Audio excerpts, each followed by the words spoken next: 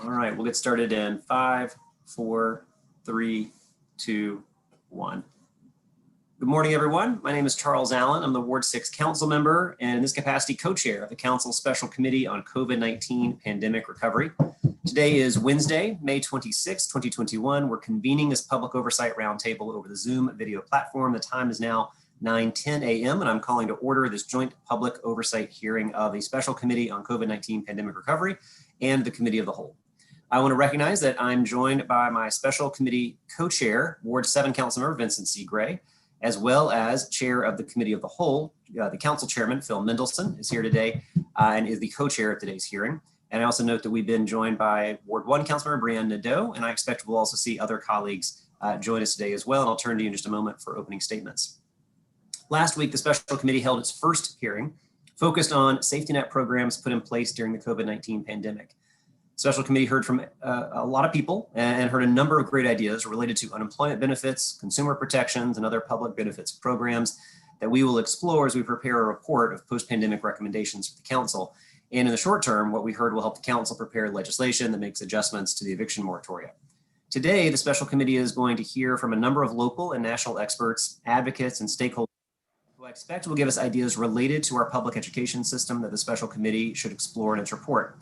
I know that I can speak for Councilmember Gray when I say we're very glad that Chairman Mendelson, in his role as chair of the Committee with Oversight of Education, has joined us in co-chairing this hearing today.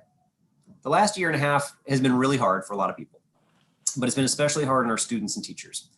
Last March, we had no idea how long students would be out of school. As it became clear that students were going to be out for a long time, it also became clear that nobody was really prepared to get through this pandemic. We learned lessons, and we need to think about how to implement those lessons going forward. I want to highlight a few of those lessons that, for me at least, are top of mind. We knew that all kids would need to have a good internet connection and a way to access distance learning. The rollout of internet access was uneven, to say the least, leaving many students who were already at risk of falling behind without a way to even connect to their school. And it wasn't just the connection, but it was the speed and capacity of those connections that determined whether a student had the access that they needed. This, like all other disparate impacts of the pandemic, only highlighted disparities that have already been existing for a long time in the district. No matter how we come back to school in the fall, we need to make sure that all of our students, all families really, have the access to reliable, high-speed internet and devices that will allow them to connect. We've also known for a long time there are large gaps in our test scores, which result in white students being much more likely to graduate from high school and be admitted to and graduate from college than our Black and Latinx students. In the fall, when we're able to measure learning gaps caused by the pandemic, we'll certainly see that Black and Latinx and white students were not served equally during the pandemic. We need to give teachers and principals the tools to diagnose their students' needs and the resources and freedom to address those needs. Today, I hope that we can hear more about how we do that. This spring, we've also heard a great deal about high dosage tutoring and addressing learning loss. But what I have not heard a great deal about is how our schools plan to address the accumulation of underlying trauma that our students have experienced over this last year and a half. All the tutoring in the world won't make a difference if a child is in crisis, if their family's in crisis, and if we don't meet the student where they are and address them as a complete person with complex needs. I hope that we're going to hear today about how our mental and behavioral health supports need to change and be improved to meet this challenge. In talking with survivors and victims' rights groups, we know there is a significant amount of unreported violence and trauma that's taking place, especially with our young people. And as students return to the classroom, how are our mandatory reporters, our referrals, our supports ready to distinguish and meet the needs of our students? We also need to think about how our students get to and from school safely. First, there may be students and parents who won't be comfortable with public transportation in the fall. And second, safe passage to and from school has never been a luxury that Black students can count on. I think we're going to hear about some best practices on safe passage, and I'm looking forward to the work there. Getting students back in school is important for a lot of reasons. And we have to do it in a way that will ensure equitable outcomes for all students across the district. And I'm grateful for everyone who's taken the time out today to share with us their thoughts and their recommendations as we work ahead. We have a long witness list today, so I'm going to end my remarks here and turn to my co-chair, Councilmember Vincent Gray, for his opening remarks, and then we'll turn to Council Chairman and Chair of the Committee of the Whole, Mr. Mendelson, and then we'll turn to Councilmember Nadeau. Thank you very much, Mr. Chairman. It's good to see you this morning. I want to say good morning to everybody. I'm Vincent C. Gray, Ward 7 Council Member and co-chair of the Special Committee on COVID-19 Pandemic Recovery. It is indeed a pleasure to be able to co-chair today's hearing with my Ward 6 colleague, Councilmember Charles Allen, and also with the chairman of the council, Phil Mendelson, who oversees education issues in the committee of the whole. As my co-chairs have noted already, in one way or the other, this is the second hearing of the special committee for COVID-19 pandemic recovery. This special committee provides us with the very important opportunity and duty, I think, to be able to provide recommendations in its final report that will allow the district to not just recover to the same place that we were before the pandemic, but hopefully instead to an even better place. Today's hearing will be on education recovery, as was alluded to by my co-chair. As I said at our last hearing, last Friday, even before the pandemic, the district was in a housing crisis, a health crisis, a jobs crisis, and educational crisis, more acutely felt by African American and Latino residents. There already were significant achievement gaps between African American and white students. Despite some of the best efforts, the gap has been persistent and has likely grown, in our opinion, due to the changes that we had to make up because of the COVID, which took students away from the classroom for remote learning over a year. We understand that was necessary, of course, but we cannot ignore that we've caused trauma for lots of students, parents, teachers, and school leaders. Some students flourished during remote learning. Other students, especially those who were already behind, which are a higher percentage of our African American students, fell even further behind. The good news is that more students have gotten vaccinated. The district can continue its efforts to reopen. That's true for movie theaters, restaurants, sporting events, businesses, and schools. But this committee will focus on more than simply just returning students back to class, but how can we make educational offerings better for all students, and most importantly, those for whom we need to close the achievement gap between white students and those and students of color. Well, I would like to believe that every family will send their students to class this fall when the doors open. I know that without a lot of work this summer, that will just not happen. It is great seeing the vaccination rate for district residents go up. However, when you look closer at those numbers and into those numbers, it matters where you live. Ward 7 and 8 only have 21 and 17%. That's 21 and 17% of their residents fully vaccinated. There is also a significant gap in the number of students sending their children to school. The gap we see for ward vaccinations are also where we see the gaps in families willing to return to school as well.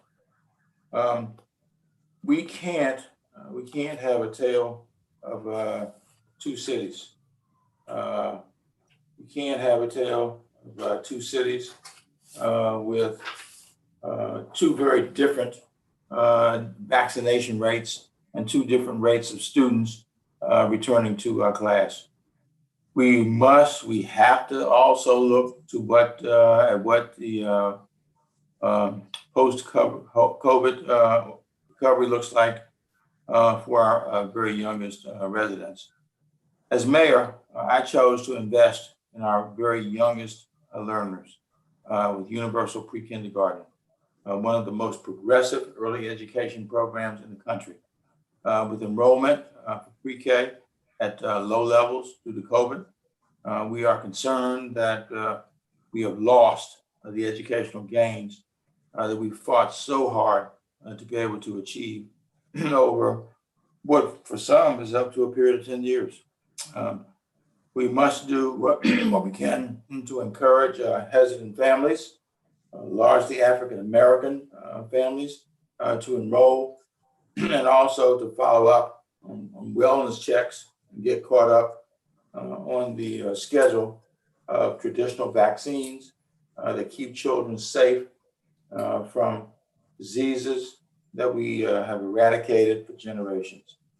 I'm also looking forward to testimony about how we can use this educational reset to fully implement key components of Birth to Three to build upon the achievements of universal pre-kindergarten. Without enough slots for families at high quality early learning centers, it will be difficult for parents, especially mothers, to return to work.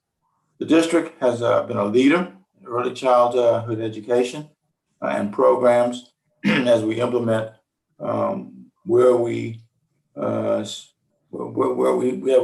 have models for the rest of the country that can be demonstrated and emulated by others.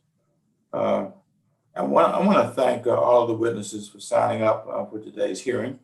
So I want to conclude my comments by thanking everyone, especially my co-chairs and my colleagues in advance for their time today.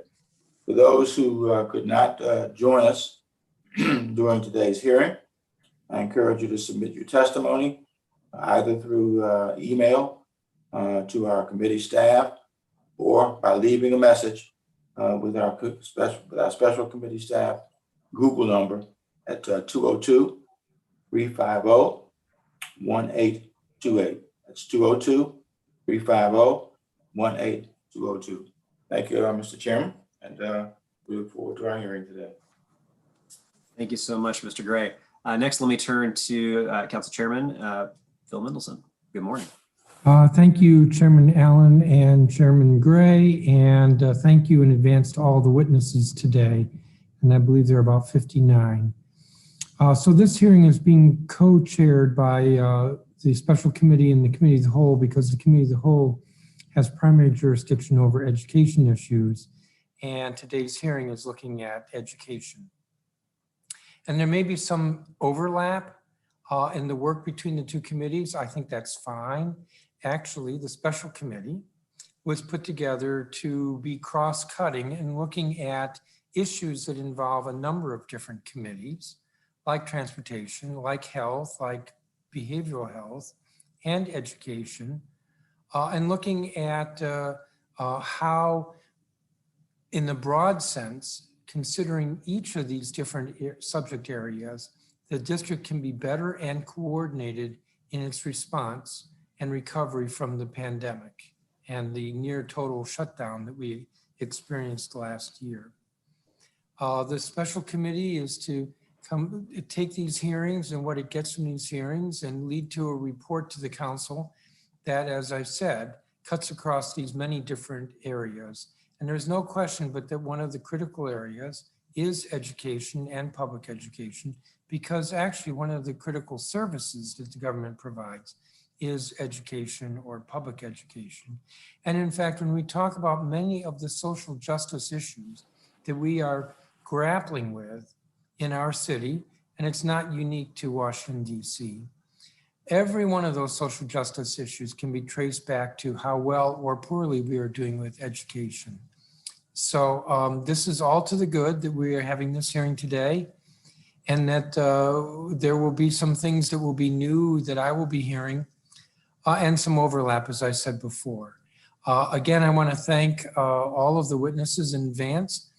I'm here until roughly 6 o'clock tonight, and I want to thank the co-chairs, Vince Gray and Charles Allen.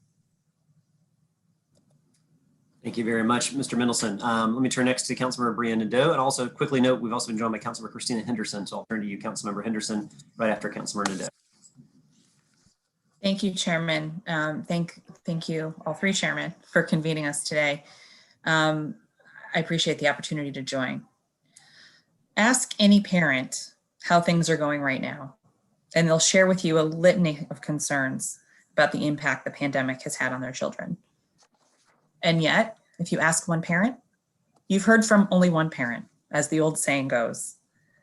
Everybody has different concerns for their child. Some are desperate to get their kids back in the classroom. Others are worried about doing so until the young learners can be vaccinated. And all of them just want to know, what is the plan? What is the plan for keeping kids safe once they return? What is the plan for testing? What is the plan for dealing with folks who aren't vaccinated? What is the plan for teachers if they get sick? What's the plan for an outbreak? How do we return to virtual learning if needed? And what do we do for families who are not yet ready to return? I want to know, how do we take this moment and use it to leave our students and school communities better off, more prepared, and more supported than they were before the pandemic? We're going to hear throughout the day from people who will highlight the challenges that the pandemic have brought forward and also their solutions. And I look forward to hearing from everybody today about how we can move our community forward more equitably and to support our most vulnerable students. We're only just beginning to recover from this pandemic. As others have mentioned, it has really underlined the gaps that already existed, the inequity that already existed. For me, I want to hear how we can ensure staff and students are adequately supported and funded. I want us to focus on providing the additional $6.4 million to fully fund the expansion of the DC Department of Behavioral Health school-based mental health program, fully funding birth to 3, securing the appropriate school security staff that mirrors the student body's ethnic background, language, race, and gender, that must be trained in communication approaches with students to understand, comprehend, and de-escalate situations. I look forward to hearing from everybody today. We have a lot of work to do. Thank you for convening this hearing. Thanks so much, Councilmember Nadeau. And next, let me turn to Councilmember Henderson. Good morning. Good morning, Co-Chairperson Alan. I don't know how I'm supposed to, that works. Good morning to everyone. Well, first, good morning to all of my colleagues and to all of the staff and everyone who is signed up to testify or who are watching today. I appreciate you all holding this hearing on the district's public education system after COVID-19 pandemic, and sincerely appreciate the committee's attention and commitment to ensuring that we are working towards providing a just and equitable recovery for our students, teachers, school personnel, and families. I'm hopeful that today we'll talk about what can be learned from the past year, lessons from other jurisdictions, and hope that we can incorporate some of these testimonies received from witnesses and experts about solutions about how we best support our students as we recover from the COVID-19 pandemic. As we prepare to return to in-person learning in the fall, I think we have a lot of work to do to prepare families for that transition. I'm not sure how many of you saw the Washington Post story yesterday that right now upwards of 80%, actually over 80% of the cases, COVID cases that we've had in the last couple of weeks are from Black and Brown residents. And in comparison to less than 10% of the cases are coming from white residents across the district. I think Councilmember Gray spoke a little bit about the vaccine numbers, particularly in Ward 7 and 8. And so, you know, as we're having this conversation on the academic side, I hope that some of our witnesses will talk about how we take care of the whole child, including health, not just COVID vaccines, but also immunization rates writ large, as well as mental health concerns, et cetera. And so I want to thank you all for being here today, and I look forward to the discussion and the conversation thereafter. Thank you. Thank you very much. Excuse me. Thank you very much, Councilmember. All right, we are going to move to our public witnesses. First, let me run through a couple of quick housekeeping items before we call the first panel. We do a few of our first panels include some invited expert witnesses. So they will have 5 minutes to be able to make their statements. When we turn to our other public panels, we're going to ask everyone to limit theirs to 3 minutes. We do have a lot of witnesses, as you heard, I think about 60. So we're going to try to ask folks to keep their testimony brisk. So we make sure that we listen and be able to hear from all of our witnesses today. After each panel, we'll have a round of questions for council members. If we are joined by any council members throughout the day, I'll certainly invite them to make any opening statement during their time with round of questions. For witnesses, staff will be moving you from attendees to panelists when we reach your spot on the agenda. If you have any questions, please feel free to use the chat feature or the Q&A function, and we'll try to do our best to make sure we get you an answer. And with that, we are now going to move to our first panel of witnesses. So let me go ahead and call their names as we move them in. We have Dr. Betsy Wolf, DCPS parent and education researcher. We have Dr. Jack Buckley, Institute Fellow with the American Institute for Research. We may have Dr. Chris Curran. I believe Dr. Curran may have to move later in the panel because I think he has something come up this morning. And we also have Maria Blauer, Director of Programs and Outreach Advocates for Justice and Education. So we'll probably, just as a quick programming note, we'll probably move Dr. Curran to a later panel when they get here a little bit later. But with that, let me turn to, I believe we have our witnesses. Let me check and see. I see Dr. Wolf. I see Maria Blauer and Jack Buckley. All right, Dr. Wolf, we'll start with you when you're ready. Good morning. Good morning, council members, and thank you for the opportunity to testify. My name is Betsy Wolf, and I'm testifying as both a DCPS parent and as well as an education researcher. First, I want to talk briefly about what we know about the impact of COVID-19 on student learning. Across the country, we have generally seen decreases in learning according to multiple progress monitoring assessments, but this impact has not been experienced equally. Students appear to be more impacted in math than in reading. We have also observed a disproportionate impact of COVID-19 on student learning. In DC, for example, Empower K-12 found large reductions in test scores for students classified as at risk relative to pre-COVID norms. On the other hand, researchers have found less severe or even minimal effects of COVID-19 on learning for more affluent students. Some research have even estimated that some students have gained during COVID-19 relative to prior historical trends, possibly due to increased parental support, time, or a homeschooling effect. However, we likely have no idea what the real impact is due to the most vulnerable students missing from the data. Because the impacts of COVID-19 have been disproportionate, the solutions must also be targeted to the student populations who need them the most, which brings me to high-dose tutoring, the intervention that everyone is talking about. Tutoring is one of the most promising educational interventions because it has consistently shown large and positive effects on student achievement, particularly for elementary school students and students struggling academically. Interventions that have the greatest impact are typically those offered directly to students, such as tutoring.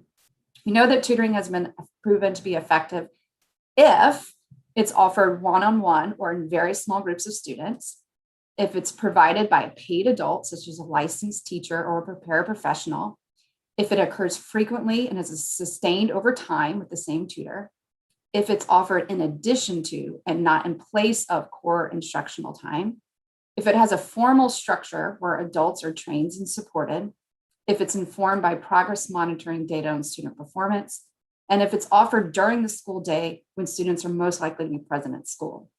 But let me offer a slightly different perspective.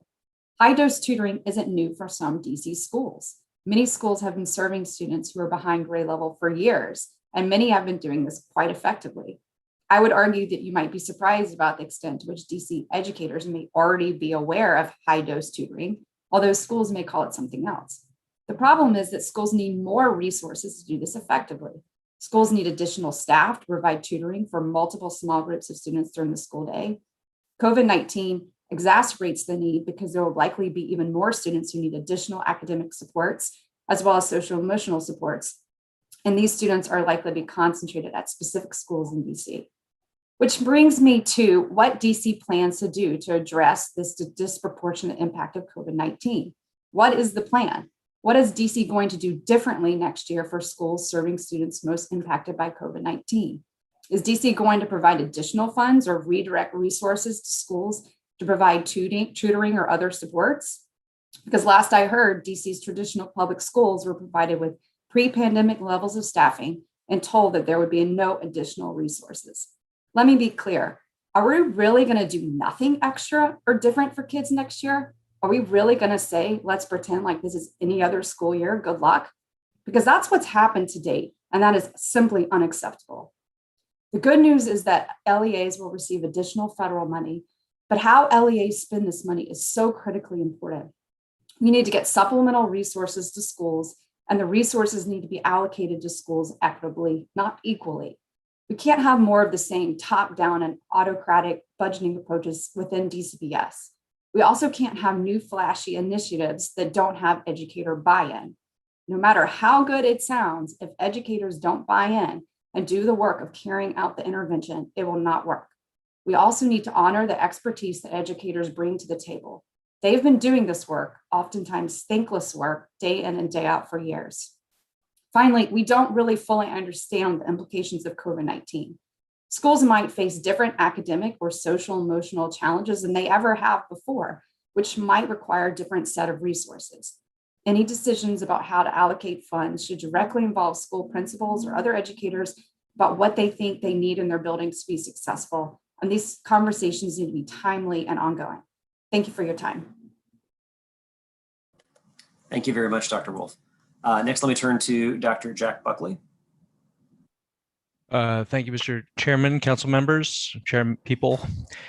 I'm Jack Buckley, currently Institute Fellow at the American Institutes for Research, where I had formerly led all of their research and evaluation in education, healthcare, workforce, international development.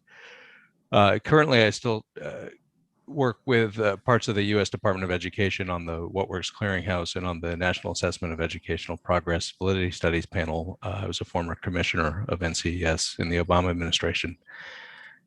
I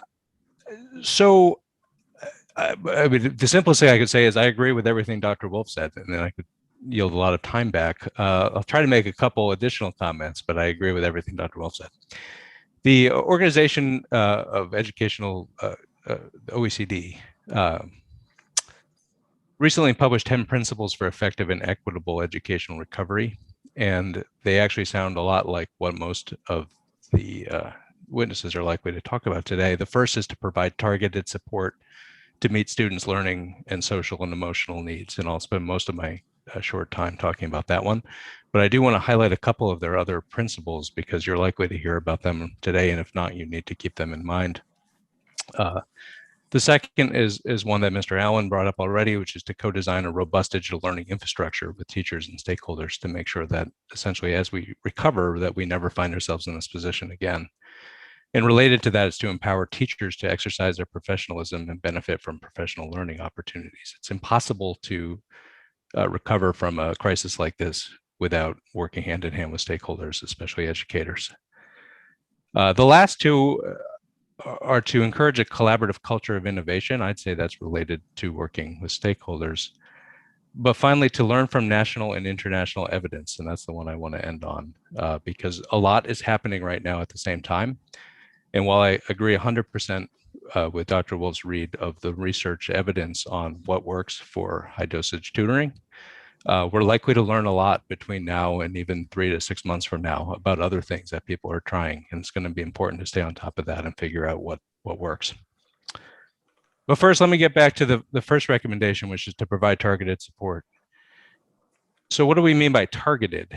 The pandemic has affected students in different ways. Obviously, as Dr. Wolf highlighted, we hear a lot about COVID learning loss from policymakers, from pundits, from education technology vendors. And there are certainly opportunists looking to build a name or a business out of this crisis. It's incontrovertible that both NAEP evidence and evidence from other high quality testing programs does confirm what educators already know. The pandemic has had a profound impact on the pace of students' learning this year. And that impact is highly heterogeneous and inequitable, right? It is not hit all students and families the same way. So what most school systems are realizing is to make up for this lost time, it's necessary to identify where each student is on key academic dimensions, and social and emotional skills, in order to deliver effective evidence-based intervention that's tailored at the student level. So break that into two parts. The first is valid, reliable, fair, an effective, efficient diagnosis through some sort of assessment. And the second then is assignment of students to interventions that work for their needs after they've been diagnosed. Neither of those steps is easy, but there is enormous energy and effort being expended at the federal level, at the Institute of Education Sciences, among academics, philanthropy, nonprofit education, assessment and curriculum instruction, and even some ed tech and for-profit organizations, both in the US and internationally. And I would say, although recovery won't be easy, either on the diagnosis or the intervention side, it doesn't have to be prohibitively expensive. So for example, to take one example on the testing diagnosis side, in Texas, the Texas Education Agency last year took their existing state testing program and built, using released items in the item pool, built diagnostic tests into a free optional end of year test that was either given through LEAs or school districts in ELA and math, or even available to parents online who just chose to enroll in this testing program, not designed for accountability, not to punish people or hold them responsible for this, but simply to find out where their students were. And again, that was done using existing resources at extremely low cost compared to what a state testing vendor would normally charge. On the intervention side, again, there's a preponderance of evidence supporting well-designed and well-administered tutoring, and not all of those programs are expensive, although nothing is free. And as Dr. Wolf said, some of the characteristics of high dosage tutoring that works do require an investment in professional delivery and in dedicated time. There's going to be, I guess I'd conclude by saying, back to the learning from national and international evidence recommendation, there will be a ton of noise in this coming year, right? Testing vendors are already out there selling new diagnostics. I get a call a week from an education technology vendor with a promising new AI tutoring solution that's, cheap and easy and cuts through some of these barriers. There's curriculum providers slapping, new stickers on old textbooks. Some of these interventions, some of these diagnostic strategies will work, most will not. And I would advise the council and also, of course, city agencies to lean on the advice of experts like those at the Institute of Education Sciences in the U.S. Department, which is the lead federal agency tasked with helping to pull together the diverse strategies that educators and administrators are using to recover, to synthesize the evidence, and to tell us all what's working, how, and for whom. Thank you very much. Next, we're going to Maria Blauer. I want to note Dr. Curran actually has been able to join us now. So Dr. Curran will turn to you right after Maria Blauer. Okay. Thank you very much, Chairman. And again, thank you very much for having me here today. My name is Maria Bloyer. I'm Director of Programs and Outreach at Advocates for Justice and Education. AJE is the District of Columbia's federally designated Parent Training and Information Center.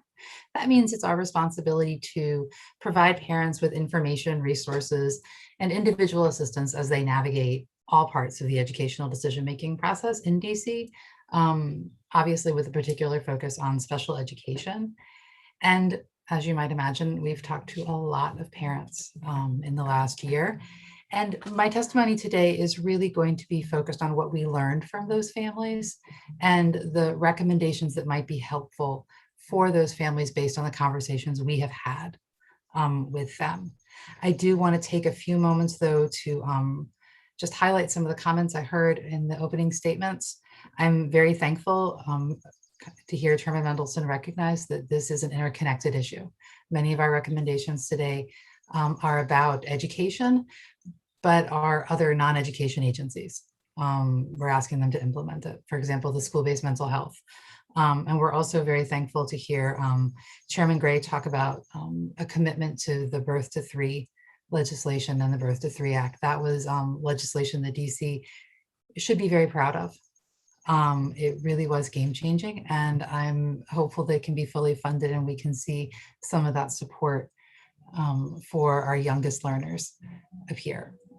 So shifting back to what I came to talk about, most of my testimony today is really going to focus on state level actions, those things that the Office of the State Superintendent of Education and other agencies can do to support students and families as we move forward. I do want to highlight something that Dr. Wolf said about high dose tutoring. For many people who are listening today, they may recognize high dose tutoring in the context of special education as a form of compensatory education. So I think oftentimes for families, as they're listening to this testimony and conversation today, when you hear people talk about high dose tutoring, many families have experienced that as a form of compensatory education following a denial of FAPE. And I think that's important context because many families have no context for understanding what high dose tutoring might look like or sound like. So I think that's very important context for understanding the policy conversation that we're having today. So first, again, AJE has said this many, many times, the support of a robust school-based mental health system is fundamental and key to recovery. And that includes supporting our community-based organizations that have been hit hard during the pandemic. My written testimony has many, many more comments about this, including more footnotes than you probably want. But I do just want to reiterate that we have to look at the whole child, and that includes their family. So it's not just school-based mental health, although that's vital and important. It's also supporting the community-based organizations that are supporting students and their entire family. Again, you've heard us talk several times about the need to support childcare as we return to school. This is, again, incredibly important. And I would ask that you, again, keep that in mind. Also, data systems and transparency of that data have to be part of this recovery. And that's not an academic point. That's something that impacts real people's lives and families. I'm sure all of you are familiar with the coverage that came out yesterday about a student who lived my worst nightmare, which is she thought she was graduating from high school and then found out she wasn't. I'll tell you the truth, when Aaliyah called me, I told her that was my nightmare, and I'm sure that couldn't possibly have happened. And it did. And that's because of a data problem, because we don't have good data systems. That's something that we can, to borrow Joe Biden's phrase, build back better. As we come back to the recovery, we can create a meaningful data system that helps us make intelligent plans and support students. Another place where we see this lack of a data system being a real problem for families is in something as basic as transportation. I'm sure all of you are aware that Aussie recently called the police because of a young man who struggled to wear a mask on the bus. Now, there was also a customer service, the appropriateness of engaging with MPD problem there, but that was also a data problem. In order for a bus driver to know that a student needs to wear a mask or has some accommodation around their mask, it has to go through 3 data systems. And it's like a telephone tree. The parent gives it to their non-public, who then gives it to the LEA, who then has to go to a special database and give it to Aussie. That's a system that's going to fail almost by design. So as we come back, I really encourage you to look at creating a better system for managing student data.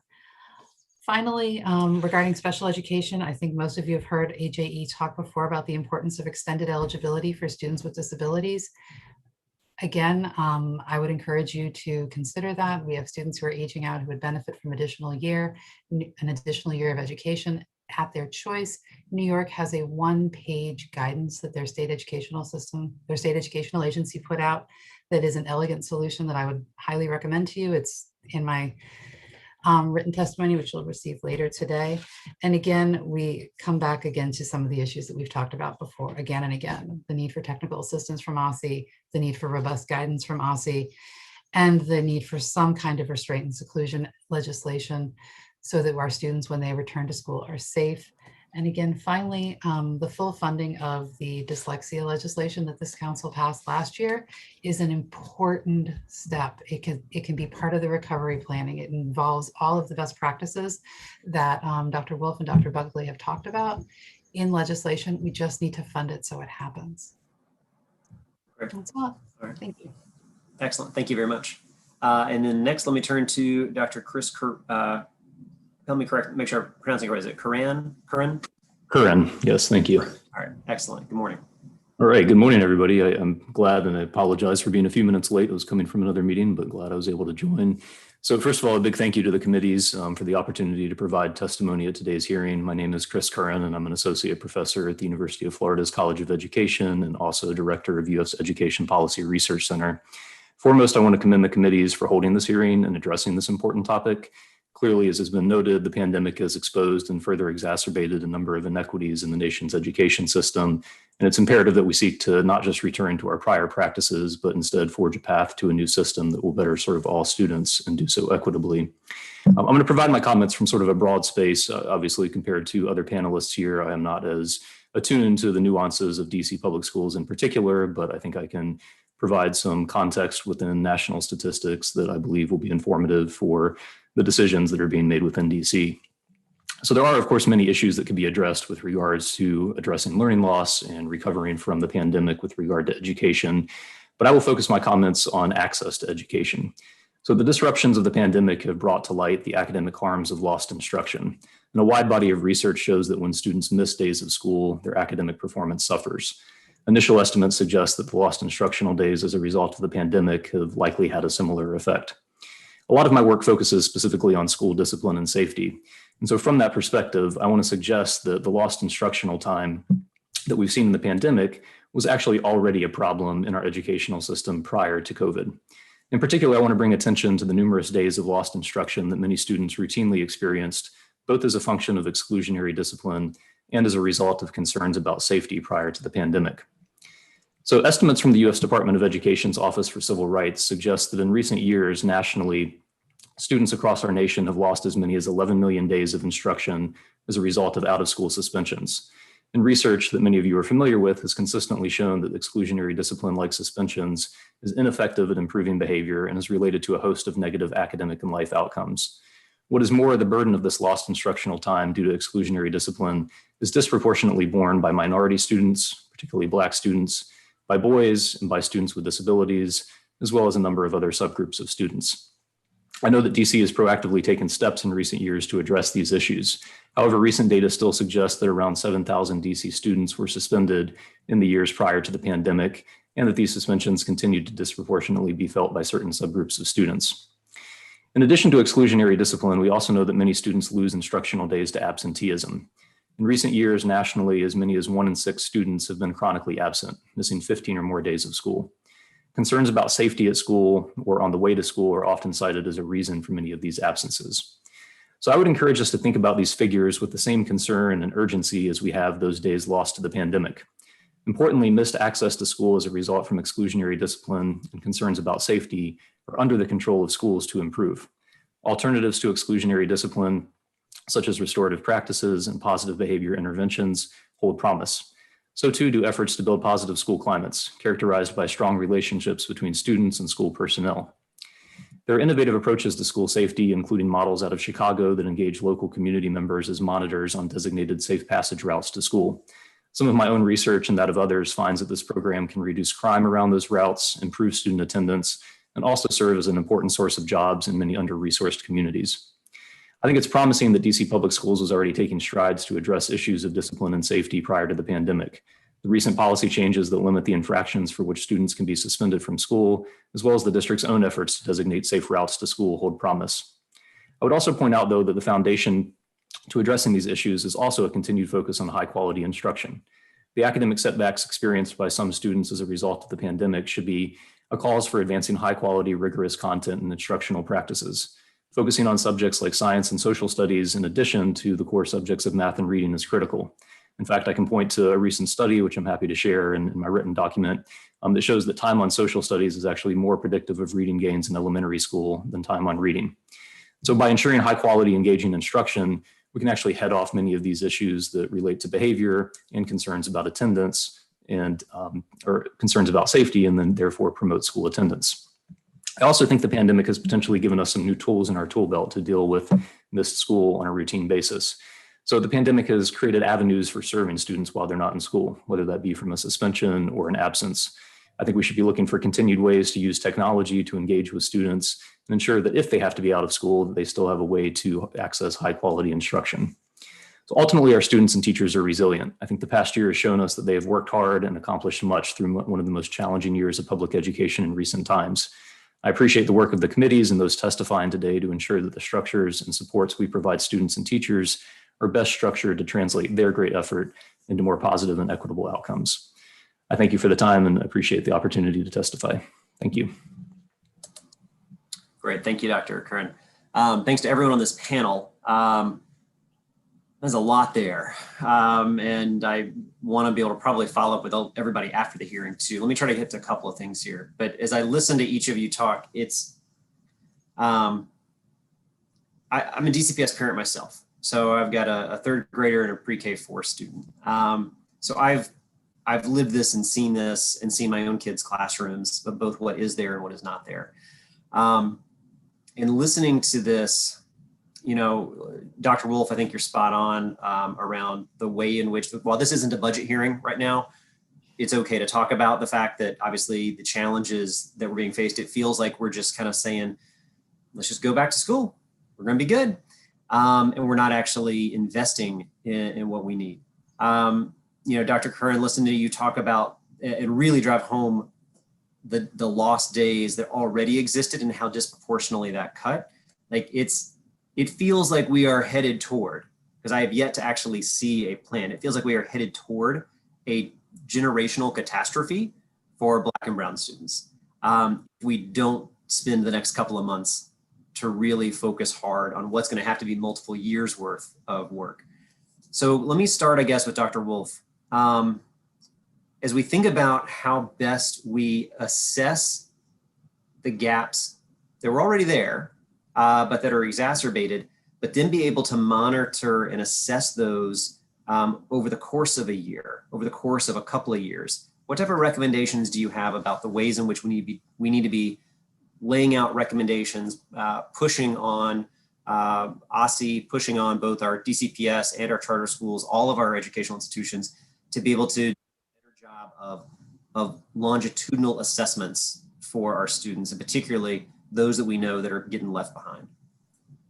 Well, that's actually Dr. Buckley's specialty, so I'll yield some time to him. But I will say that, there's a lot of good progress monitoring assessments out there, and that's probably the best way that schools can figure out what's going on. The problem with something like PARC is that it, assesses where kids are at that particular point in time. But if this, if it's a different content between grades, you're not necessarily going to be able to see the improvement.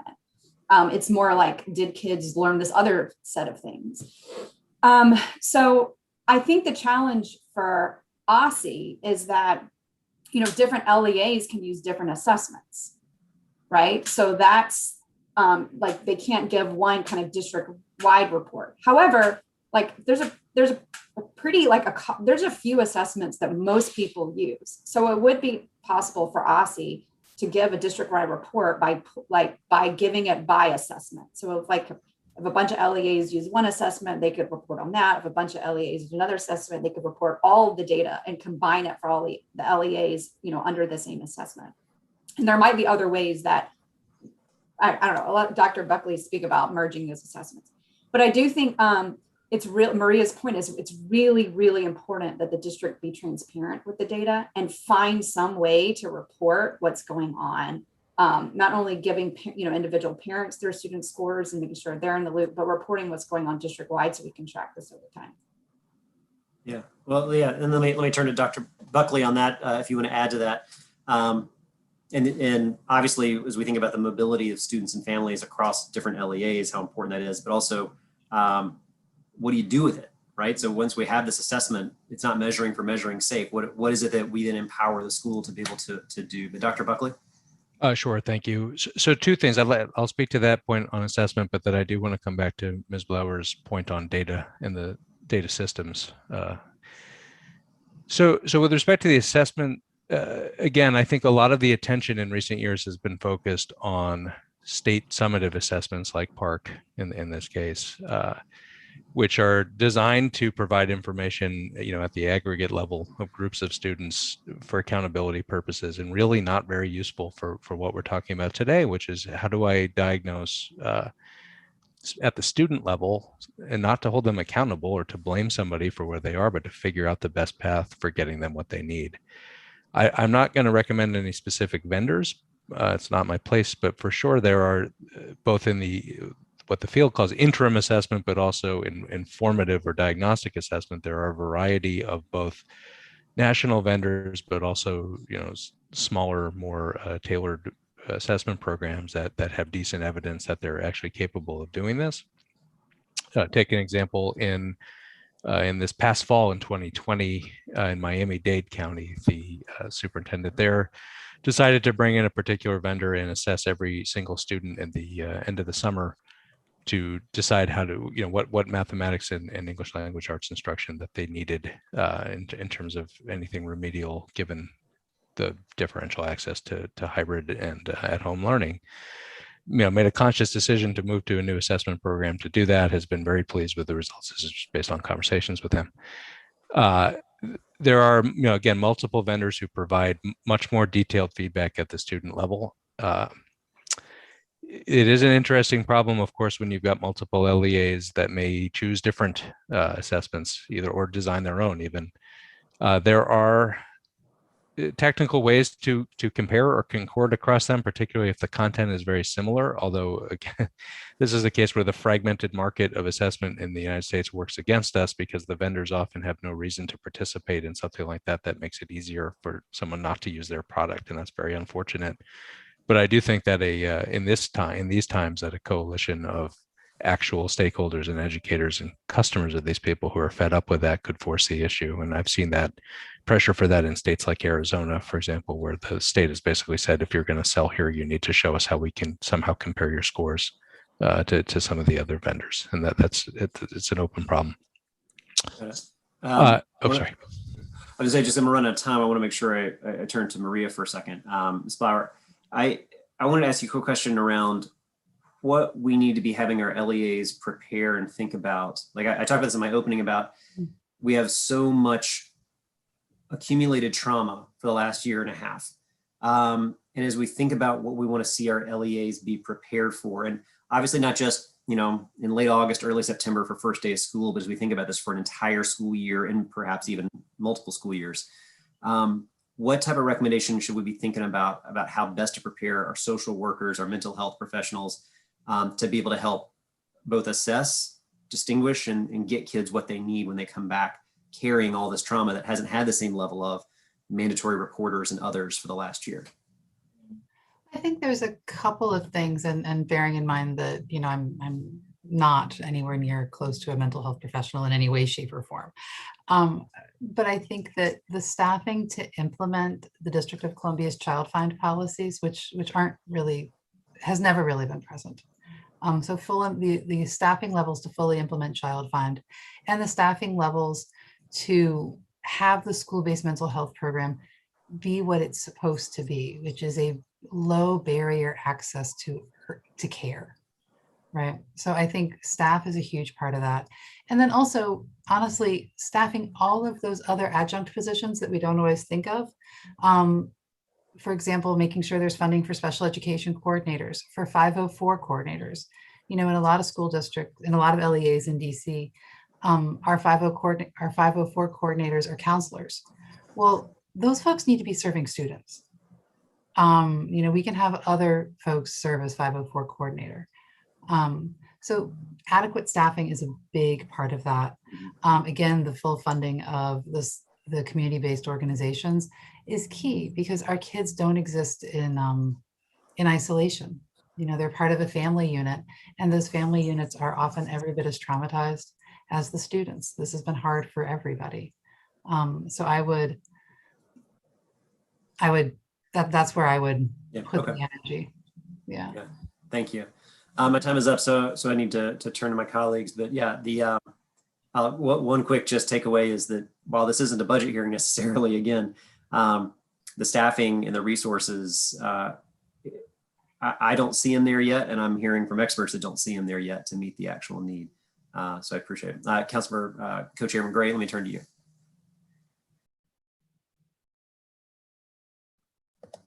Mr. Gray, I think you're muted.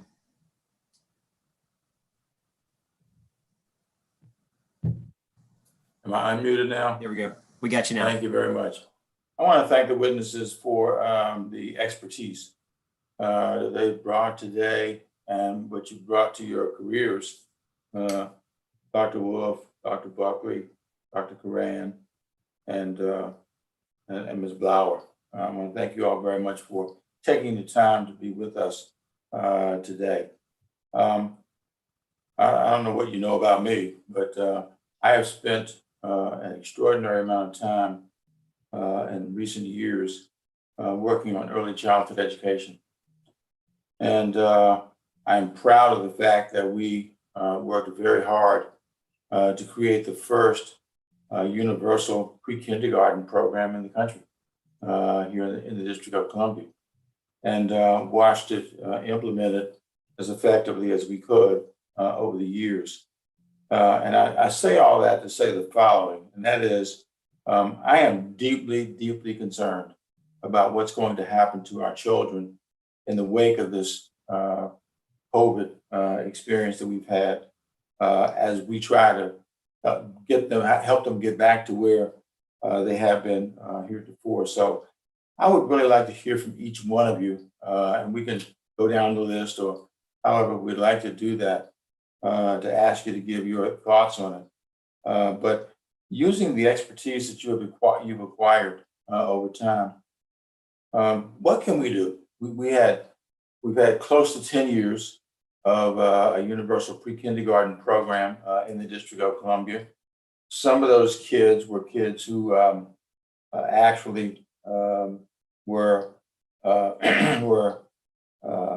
behind, one of a better way of putting it, in their learning levels, even when we got to this pandemic. So I want to understand what we can do. Some of these kids were already behind in the first place, and were playing catch up, even being in a universal pre-kindergarten program.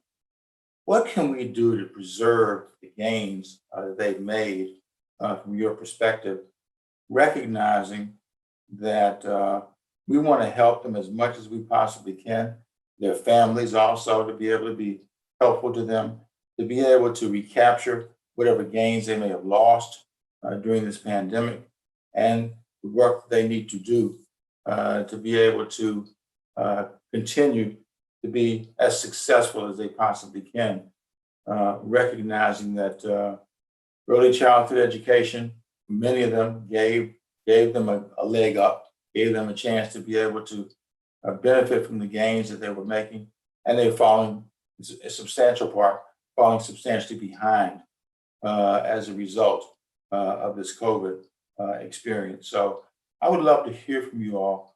What from your experience can we can we take advantage of in reaching to these young people, to these children, reaching to their families, to give them a chance to be able to recapture whatever gains they may have lost, and frankly, to be able to catch up as much as they possibly can as we go forward.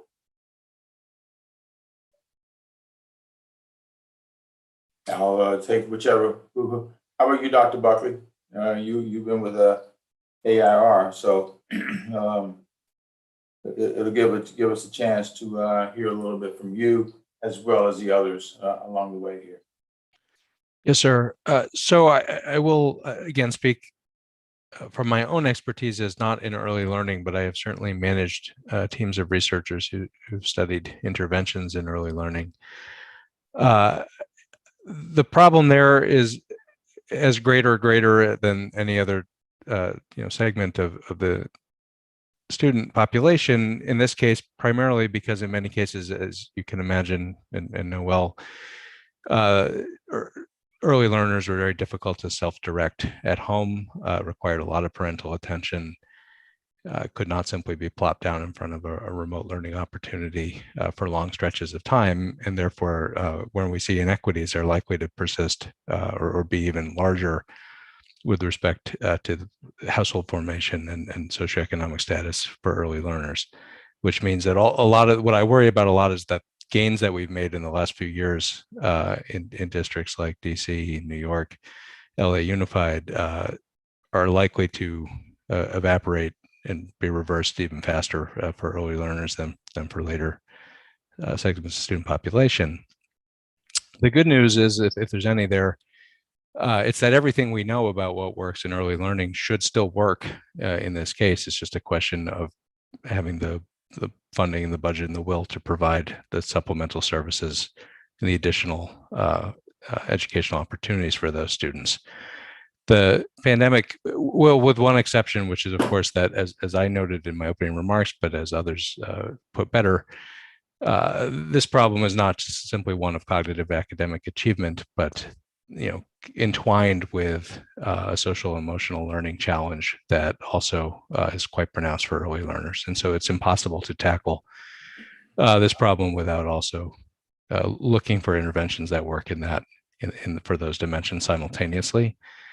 Again, I fall on the fact that there are not hundreds, but dozens of interventions that actually do have evidence that are likely to be effective for helping to close these gaps and make sure that these students have the ability to build the foundations they need for future educational opportunity. Thank you. How about you, Dr. Blauer? Then we'll do Dr. Coran and come back to you, Dr. Wolf. So I really want to hear from each of you from the perspective of what we can do to try to recapture the gains that may have been lost, which I think they've been substantially lost to so many of our very young children. And what can we do to recapture those gains?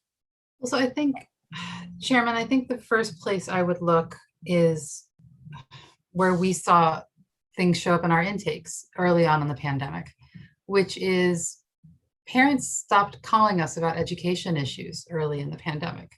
They called about housing, food, shelter, access to healthcare, stress, being on the edge of a mental health crisis because they felt scared and alone and, resource limited. So I think addressing all of those things has to be part of this conversation. Kids can't learn if they're not safe at home, if they're not, healthy. So I think that's got to be part of how we think about education. But also coming over to the education side, I think implementation of the policies and the plans we have in place would be huge. If the District of Columbia would really invest in their Child Find Plan, that would make a huge difference because that's going to get services to kids quickly. And IDEA mandates that we identify, locate, and evaluate kids who may have a disability. We need to do that because there are going to be many more kids presenting as having a disability as the result of the pandemic. So we need to implement that. We need to fund the dyslexia legislation because that's going to change the quality of instruction kids get for all kids. And that's going to make a huge difference. If we have teachers who are capable of providing excellent instruction early, that's just going to make a big difference for all of our kids. And I'm conscious of the time, so I'm going to stop talking now.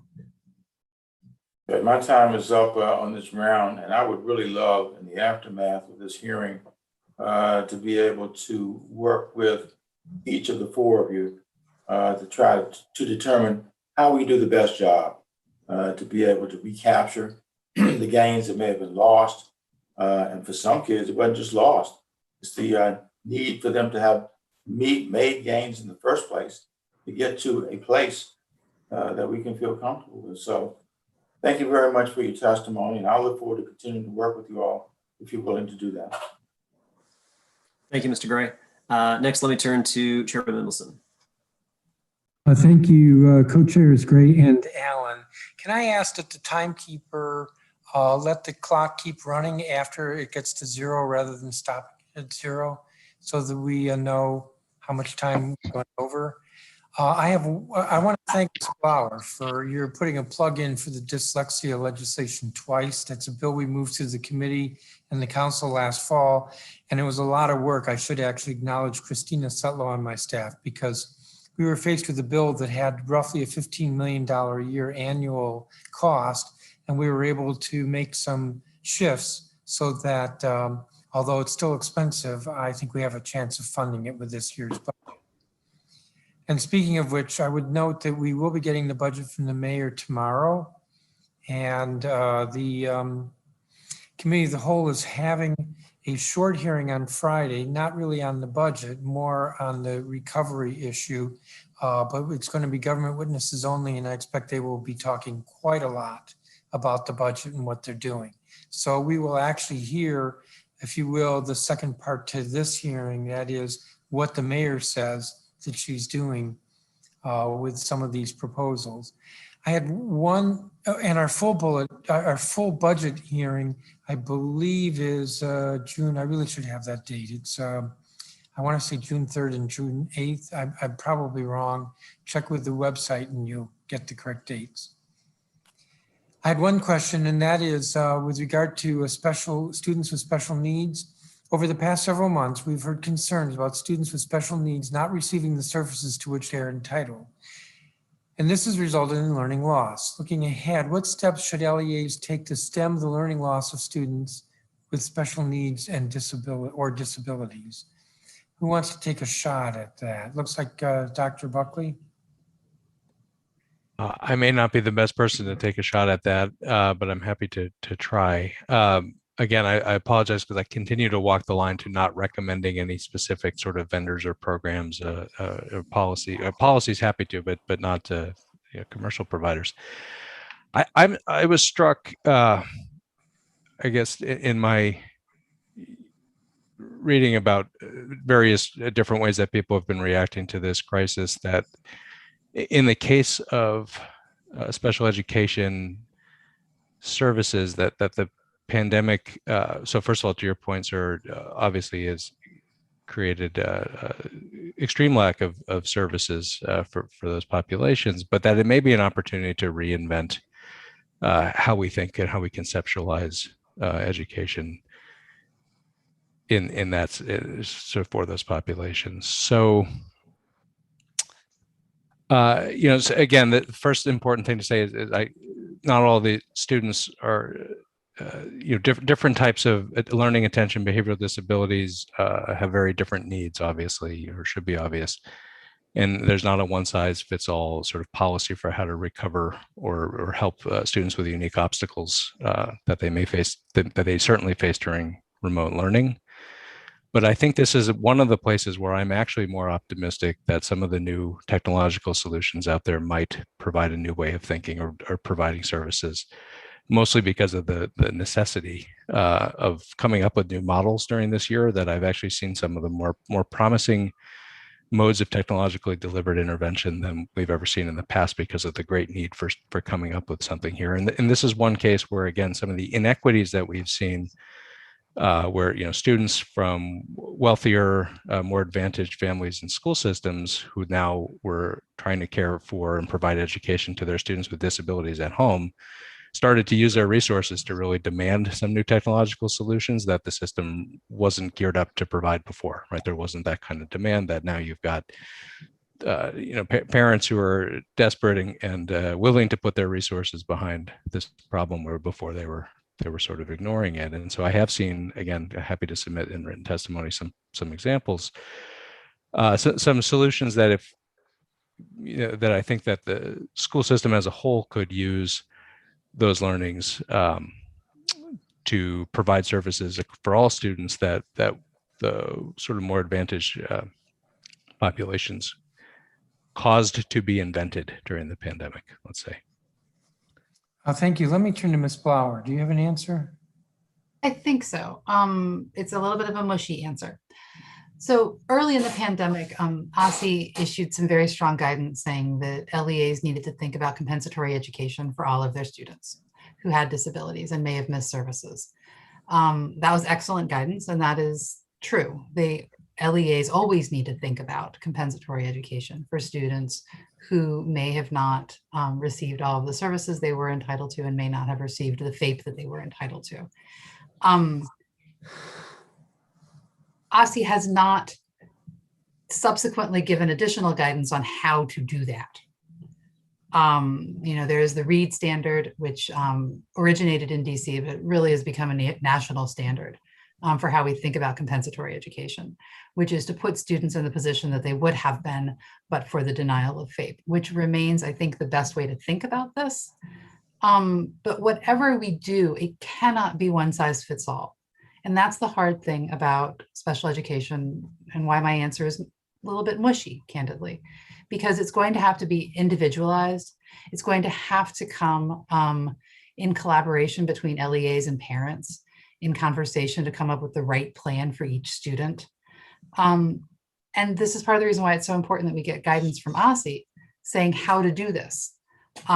Because honestly, the best comp ed plans are creative and individualized, and LEAs need permission and help to do that. So the short answer is individualized creative comp ed. The long answer is guidance and support for creating those individualized comp ed plans. Thank you. I think I'll leave it at that and turn back to Mr. Allen, Mr. Gray. Thank you very much, Mr. Chairman. Let me turn next to Councilmember Nadeau. Thank you so much to this panel. I guess I just want to ask really anyone who would like to chime in how the things that we've been talking about impact our English language learners, anything that we've learned about them through the pandemic, and anything that we need to be thinking about to support them as they come back. We've seen a huge impact on our English language learners and their ability to support learning at home. LEAs really struggled, especially early in the pandemic, to communicate with non-English speaking families, because for the first time, teachers were directly communicating with families more consistently instead of having it come through LEAs, the central office of whatever the LEA was. So that's one place where we see a huge disconnect. And honestly, there's been a shortage of outreach in a lot of ways to some of the Spanish-speaking, particularly the Spanish-speaking families that AJE supports. And they've experienced a lot more barriers in terms of accessing things like, getting tech support for the computer, that kind of thing. One thing that we've talked a great deal about in a variety of settings is the importance of parent training and counseling on IEPs for students with disabilities as a way for parents to support at-home instruction. This is a really underused related service that the federal law has created and provides for, that I think is particularly important for some of our non-English speaking families, because they're just less familiar with the framework more generally. So, that parent training and counseling can be really, really impactful for them. So that's where we've seen a lot of the impact, but I'll let others answer. One minor point that I would add, the Council of the Great City Schools put out a report in the last quarter or so on this issue. And I'll focus just one piece of it, recommendations for assessment, because again, that is the area that I know the most about.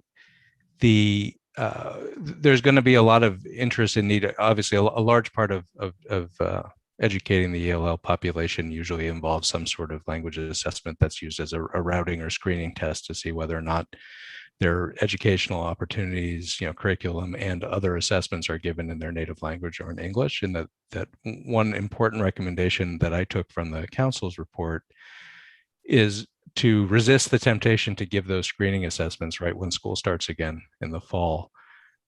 Because ELL learners, particularly if they've now been back home in a non-English environment, are going to need more time than usual to reacclimate to school.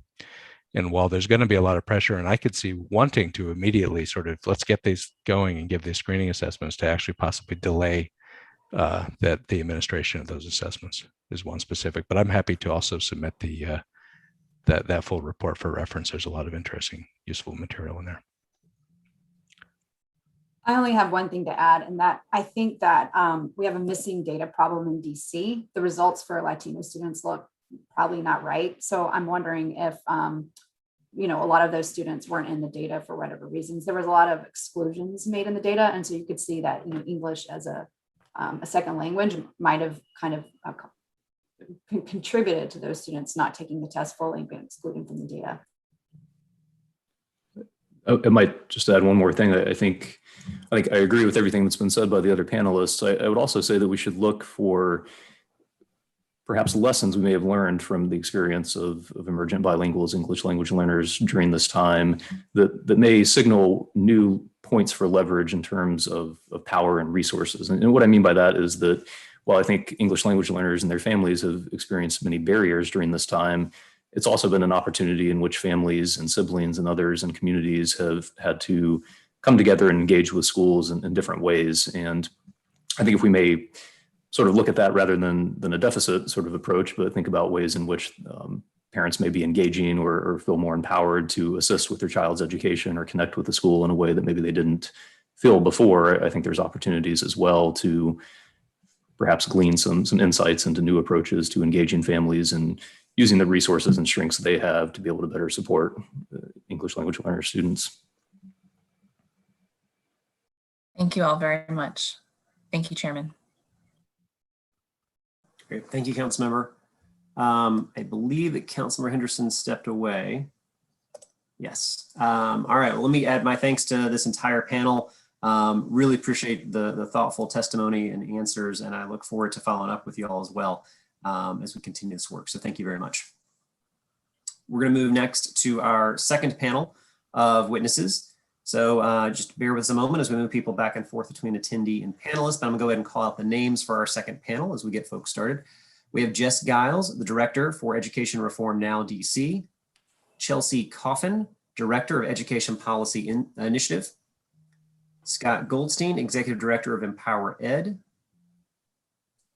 Jacqueline Pogue Lyons, President of the Washington Teachers Union, Quabila Huddleston, Education Policy Analyst with the DC Fiscal Policy Institute, and Shannon Hodge, the Executive Director of the DC Charter School Alliance. So again, bear with us just a moment as we move people into the panel. And I do see Ms. Giles is here, and she was our first witness on this panel.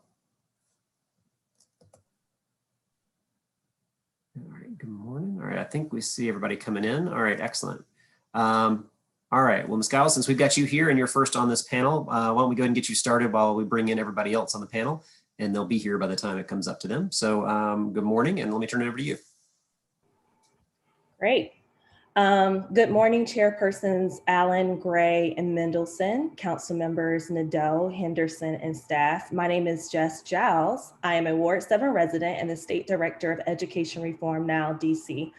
EARN DC is a nonprofit organization that fights to ensure our public education system in the district justly and equitably serves all students. I'm pleased to provide testimony today. As we focus on ensuring all our students have a just and equitable recovery from the COVID-19 pandemic, it is incumbent upon the Mayor and the DC Council to meet students and families where they are. This means equitably meeting students' physical and mental health needs, and we can do this in 3 ways. One is to address COVID-19 vaccine access and hesitancy. As was mentioned earlier today, Ward 7 and 8 have the largest share of DC's total child population, but the lowest percentage of fully vaccinated individuals at 22% and 17% respectively. Black residents make up over 80% of coronavirus cases, as we just learned. And we recommend at minimum establishing school buildings and other community cornerstones as safe public vaccination sites and partnering with trusted community leaders to increase support for vaccines. We can do more. Secondly, we can improve student routine vaccination rates by expanding access to healthcare. We recommend we pull out all the stops, ensuring that OSSI, DC Health, local hospitals, community health organizations expand access to health clinics for students to help boost immunizations and ensure the medical exemption process for virtual by need policy is easily accessible. Third, we need to meet the behavioral health needs of all of our students and families. Last July, OSSI released analysis from the 2019 Youth Risk Behavior Survey, which found a third of high school students surveyed felt sad or hopeless almost every day for at least 2 weeks in a year. And recently, Children's National has seen an uptick of children with self-harm related injuries, even with fewer emergency psychiatry visits this year. So we recommend that the Mayor and DC Council invest $6.4 million to expand the school-based mental health program to remaining schools and restore budget cuts to the community behavioral health services. Secondly, we need to accelerate learning, and there are 4 opportunities to do so. We strongly believe bold investments are essential for moving forward, but what we do with those bold investments matter just as much. So we need to provide more opportunities for students to learn. Extended school days and years with highly effective teachers can make a huge difference in student outcomes. It also provides students with more social emotional support. There was a 2018 Florida study found additional 2 to 4 months of learning and reading, and effects were particularly strong for students from low-income families. Secondly, in addition to raising the at-risk weight of the per student funding formula to 0.37, DC should use American Rescue Act funding to establish a program for LEAs to apply for additional funding for students designated as at risk to support programs and interventions demonstrated as either promising or proven to support the learning and well-being of our students. At a minimum, this program could help teachers and administrators apply improvement science to implement research effectively, require financial reporting to ensure dollars supplement rather than supplant existing spending, and provide ongoing research and evaluation for student level data tracking. And thirdly, we can implement a large-scale tutoring corps for students who have fallen behind academically during the pandemic. Effective high-impact tutoring occurs during the school day, includes a minimum of 3 sessions per week, provides students with a consistent tutor supported by ongoing oversight and coaching, uses data to inform tutoring sessions, and uses materials aligned with research and state standards. It shows clear positive results. Lots of thoughts were shared about this high impact tutoring this morning. I agree that this works and we need to do even more for our students. And then finally, we need to improve student literacy above and beyond high impact tutoring to reach even more students.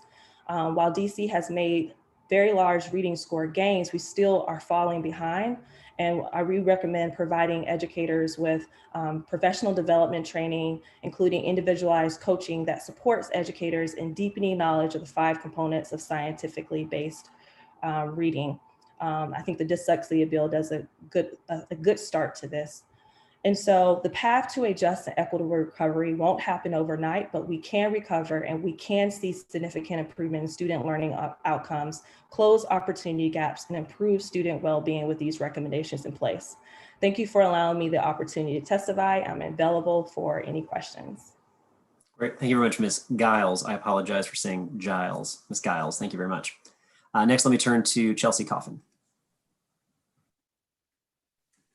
Good morning, members of the Special Committee on COVID-19 Pandemic Recovery. My name is Chelsea Coffin, and I'm the Director of the Education Policy Initiative at the DC Policy Center, where our education research focuses on how schools connect to broader dynamics in the District of Columbia.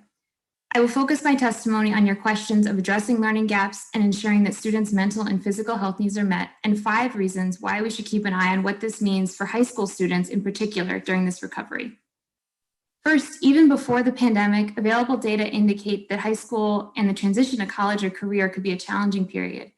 In 2019, learning outcomes on DC state assessment for high schoolers compared to students in grades 3 through 8 were 3.8 percentage points lower in English language arts and 13.6 percentage points lower in math. And most of DC's high schoolers do not complete post-secondary. Out of every 100 ninth graders, an estimated 14 will complete post-secondary within 6 years of high school graduation. We don't know the full picture of outcomes for high school alumni, but high school graduates who were born and living in DC as young adults earn $24,000 a year compared to a median family income of $126,000 for a family of 4 in DC. Second, what we know about high school students during the pandemic suggests that they have faced more extreme challenges compared to younger students in some ways this past year. Although some have thrived in a virtual environment, many of the high school students who participated in our fall 2020 focus group thought the pandemic would have a negative impact on their futures, especially as they begin transitioning to college or a job after high school. And in an Empower K-12 survey of 2,500 public charter school students, high schoolers' responses indicated that they were the least confident in their ability to succeed during distance learning compared to students in other grade bands.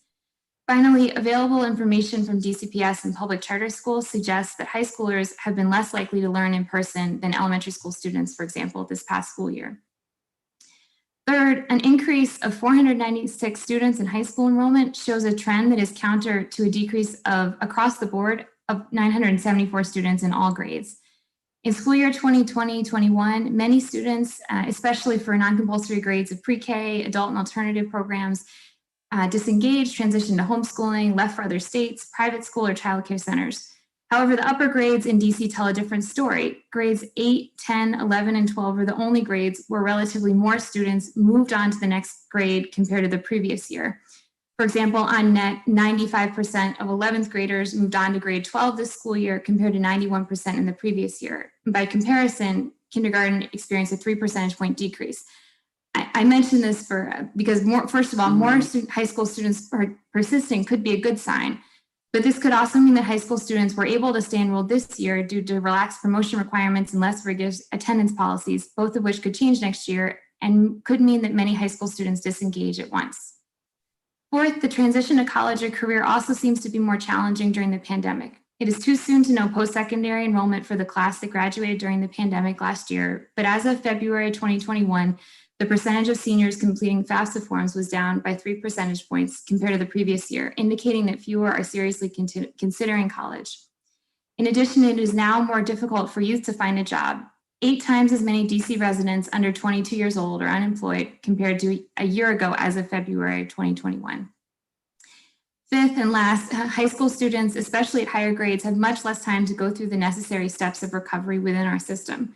The city can increase their focus on high schoolers, starting with school-based academic recovery programs and access to mental health resources over the summer and through the fall. The SYAP expansion from serving 10,000 to 13,000 14 to 24-year-olds with an earn and learn program, as well as the additional funding that was mentioned at one point in the budget to expand at-risk funding to an additional weight for overage high school students and high school students who are also English learners. It will also be crucial to assess high school students' academic and socio-emotional needs in the fall of 2021 and to monitor the long-lasting impact on the pandemic on the district's high school students. I thank you again for the opportunity to testify. I'm happy to answer any questions that you may have. Thank you very much. Next up, we have Scott Goldstein. Thank you. Good morning. Thanks for the opportunity to testify today. Our teacher leaders will soon be sharing more information about our vision for reimagining education post-pandemic, but I'll share some initial thoughts today and address 3 areas directly related to re-engagement and student mental health: holistic education, time for social connection and outdoor learning, and retaining adult mentors that are critical to student well-being and success. We've heard a lot about the need for additional student tutoring. While some approaches to individual tutoring can pay dividends, we must be cognizant of the effects on a well-rounded education. When many prescribe high-dosage tutoring, they're talking about more hours of explicit math and reading instruction for those who have fallen behind. But this could be dangerous for a couple of reasons. First, we know students don't improve their reading through direct reading instruction unless they have significant time building content knowledge in classes like science and social studies. Second, adding time to reading and math often takes away from other subjects like social studies, science, world languages, and the arts.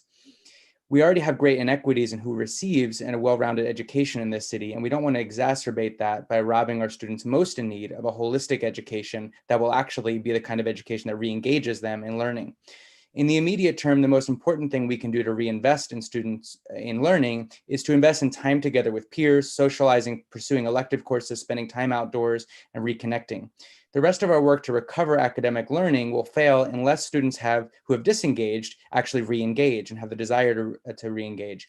But we must tackle the narrative that somehow students have all been missing learning or completely lost learning during the last year. Most students have been in class all year. Educators have worked their tails off to provide enriching learning through hybrid learning. But it's also worth examining what worked and what new approaches we should stick with.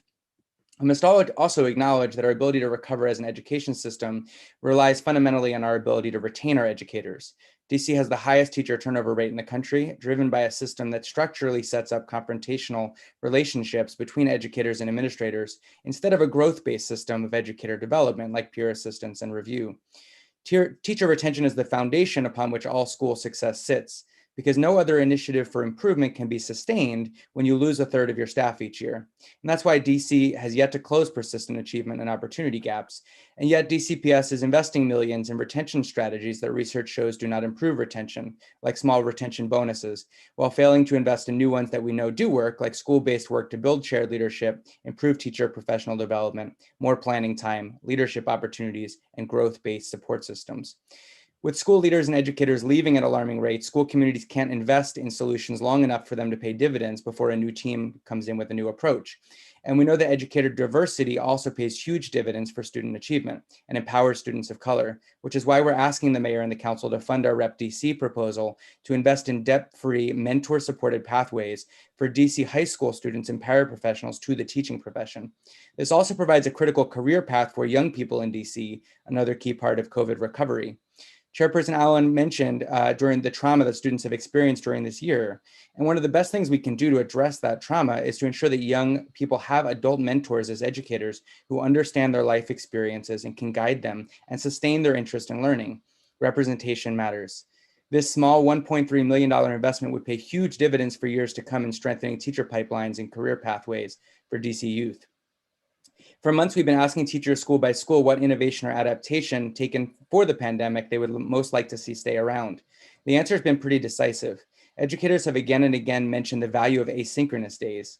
One of the ways in which education in the United States is distinct from countries with higher achievement is that we have far less teacher planning time and often less self-directed student time.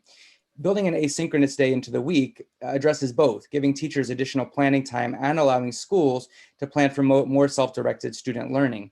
Of course, this does not imply kids being at home one day a week, but having the school day look a little bit different.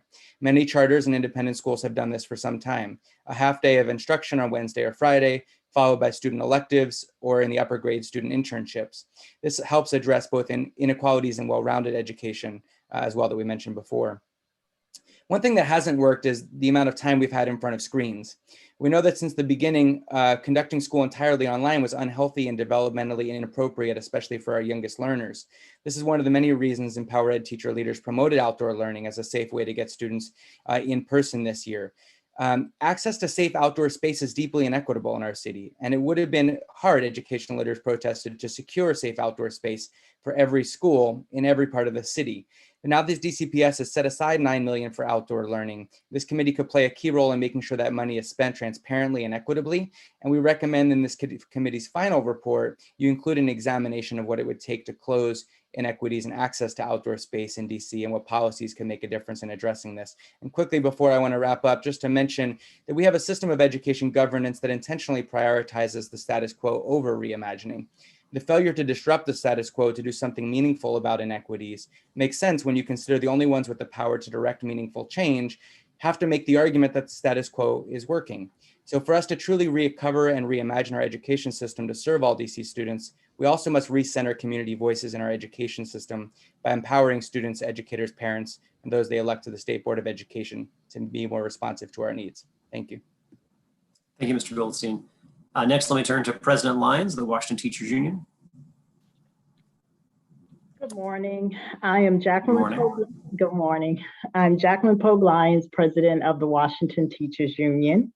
I'd like to first thank the council, educators, and the broader community for the outpouring of support that myself and the WTU received following the passing of President Elizabeth Davis 2 months ago. As you know, Liz was a tireless and passionate advocate for our city's educators and students. As I appear before you today, I want to stress that her legacy of fighting for social and educational justice for the students of the District of Columbia will continue under my leadership of the Washington Teachers Union. The last year has been very trying for us. Teachers were thrust into learning environments that required them to learn and adapt to new technologies on a dime with minimal training or preparation. COVID-19 exposed the stark digital divide that plagues our city. Even with the partial reopening of schools this spring, most of our students continued learning virtual for the past year. As a kindergarten teacher, I know firsthand the importance of face-to-face interaction with students. And I know that those experiences cannot be replicated in virtual settings. No amount of investment in our community will change the outcomes for students if we fail to recognize the injustices and gaps that plagued our city prior to the pandemic. When our nation entered the health pandemic, fewer than 40% of all DCPS students received a 4+ on the district's annual PARCC exam in English language arts. And across all grades, achievement gaps on PARCC testing for both math and ELA are growing. There are 3 needed investments in our city that our city can make that would immediately help our students regain lost learning and close the long-standing and persistent achievement gaps.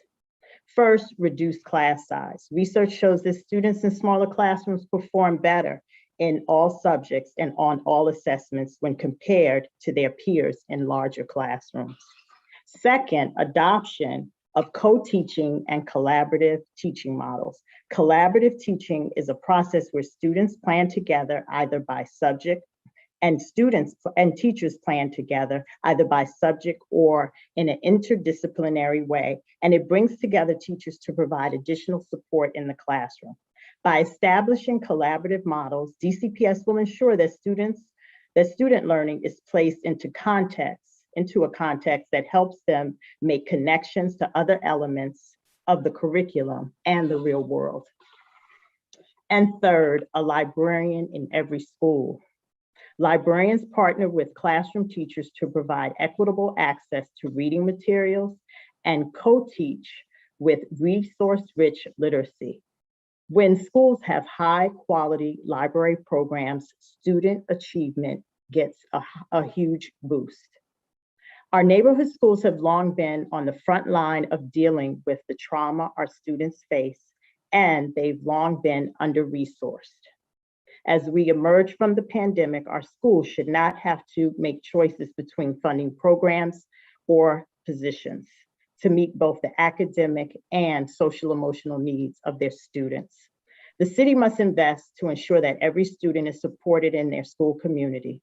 The Washington Teachers Union hopes that the city will invest in the community schools structure to help ensure needed supports are placed for our students and their families.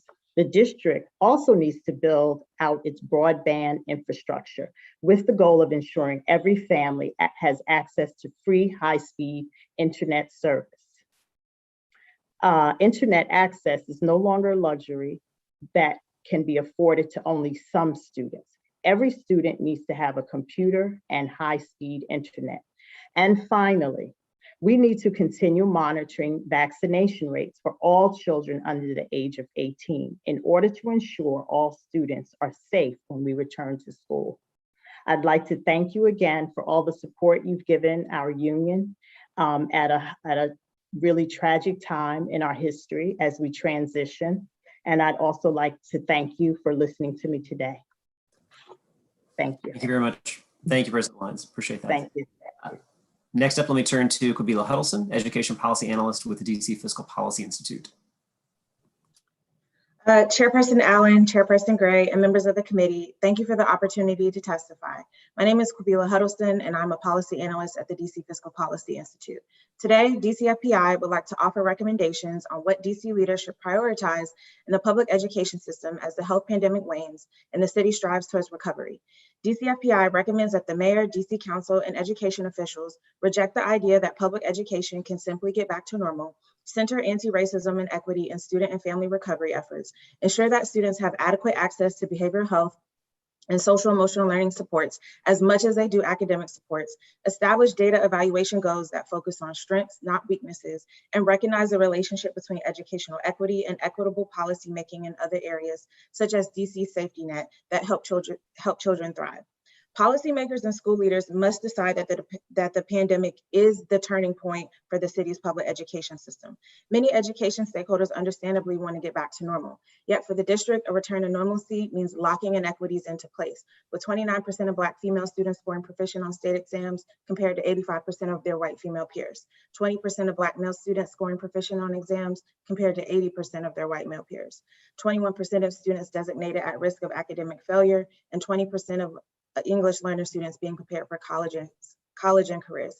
and just 8% of students with disabilities being prepared for life beyond high school. DCFPI isn't sharing these data points to critique the hardworking educators and school leaders who have worked tirelessly to help students learn, nor is DCFPI ignoring the fact that DC schools have made some progress in recent years, and that there are schools who are helping Black and Brown students thrive despite the negative public narratives that precede them. Rather, our organization shares these data points to underscore the fact that normalcy sets the bar too low and is not what students deserve or need in this moment. It will take collective reimagining to close gaps and create a more equitable future for all of DC's students. Policymakers must enter anti-racism and equity in their planning, as the pandemic has exacerbated racial and class disparities in educational opportunities. Twice as many higher income families making more than $150,000 a year annually were more likely to report that the pandemic had a positive impact on their child's learning experiences compared to lower income families making less than $35,000 annually, according to one national survey. Factors contributing to this difference are wealthier parents' greater access to alternatives or supplemental supports, including private school, learning pods, tutoring, test prep, and online learning platforms.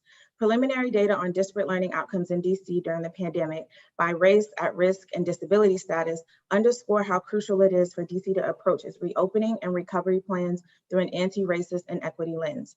DC should prioritize families of color in planning and decision-making, update policies and practices to address the unique barriers students with disabilities face during virtual learning, and make budget choices that target additional dollars where they are needed most.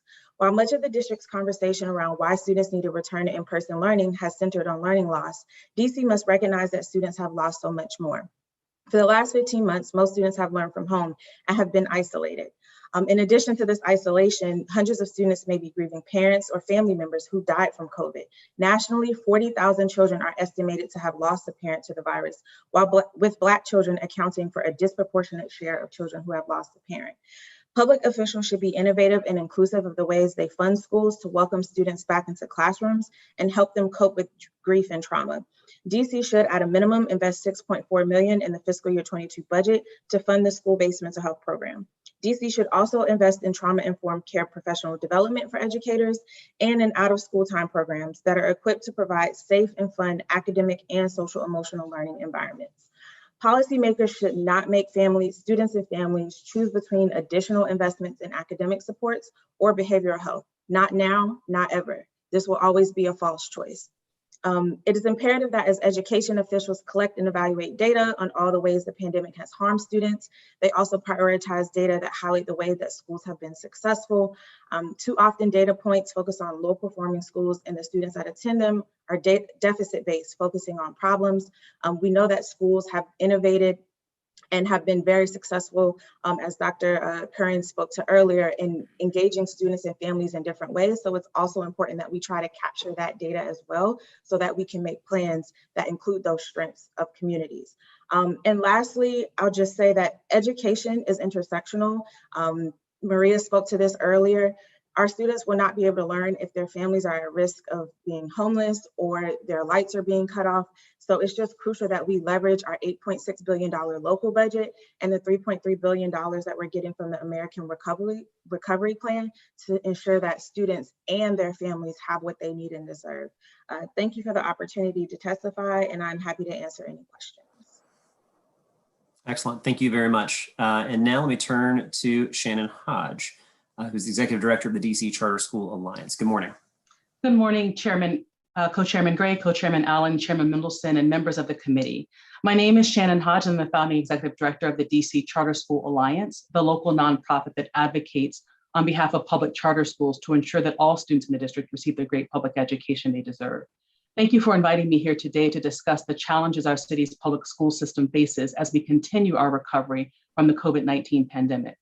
As we think about what pandemic recovery looks like for the District of Columbia students, particularly in the public charter schools that serve nearly 44,000 students and are supported by approximately 10,000 teachers, staff, and leaders, we've identified 5 areas the district should focus on. First, we must confront a deep inequity in our public education system that lurked beneath the surface before the pandemic, but that the last year brought to the forefront, the digital divide. When the pandemic hit, well-resourced students already had access to computers and quality internet access. For them, the transition to distance learning, while not necessarily seamless, was manageable. However, many students from under-resourced families lack computers, quality internet access, and the ability to transition smoothly to distance learning. Pre-pandemic, this divide was unacceptable, but when the primary method of learning shifted from the classroom to airways, the divide became a crisis. The stopgap measures we've employed over the last year haven't solved the digital divide. Not every student has been able to take advantage of the city's Internet for All program. Internet speeds and weak connections in under-resourced communities continue to be a problem. And even though we're more than a year into this public health crisis, many students are still completely without reliable Internet access. We need the city to articulate a plan for how it will continue to support Internet access next school year and beyond. We look forward to collaborating with the city to ensure that students have the Internet access they need for learning. And we applaud your leadership in introducing the Internet Equity Amendment Act to create a digital equity division to begin addressing the digital divide, and we urge its passage. Next, we must protect and rebuild the early childhood education and adult learning infrastructure that the city has invested so heavily in. We're particularly grateful for Councilmember Gray's leadership on early childhood education, and we want to ensure that we protect all the gains we've made thanks to your efforts over the years. What we're hearing from schools right now is that enrollment is down across sectors in both pre-K and adult charter schools. We need to work together as a community to encourage families to take advantage of pre-K enrollment opportunities that are essential to narrowing opportunity gaps. We also need to make sure that we have adequate funding in academic programs for adult learners through adult charter schools, which provide training and vital job connections that can lift adult students and their families out of poverty. And for both early childhood education and adult learning, we need to stabilize funding during fluctuating periods of enrollment so we don't lose the critical programming and skilled staff our schools have invested in developing over the last decade. Next, we must leave space for innovation. Our goal in recovery should not be a return to pre-pandemic ways of educating our students. We've learned a lot from school leaders, teachers, and staff who have found creative and innovative ways to continue providing support and a high-quality education for their students. And leaders and students need space to continue to apply those lessons. We've heard from many schools that some students have been more successful in a virtual learning environment than they were in a physical classroom.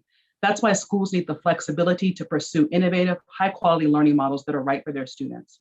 Schools, especially adult charter schools and schools serving higher grade levels, are finding that being flexible and when lessons are completed has been helpful for some students. We need policymakers to understand this and not prevent these kinds of student-centered innovations. Next, we must acknowledge that many of our teachers, staff, and leaders are exhausted and burned out. The effects of the pandemic on the wellness of the hardworking people who educate and support our students is deeply concerning. Unfortunately, even though officials and policymakers mean well, the source of burnout often comes from overburdening school personnel with external planning and reporting requirements that take their focus away from their students. Rather than losing critical personnel due to burdensome new requirements, we need to focus our energies on retaining them. And we offer some suggestions on programs that could support retaining teachers, staff, and leaders.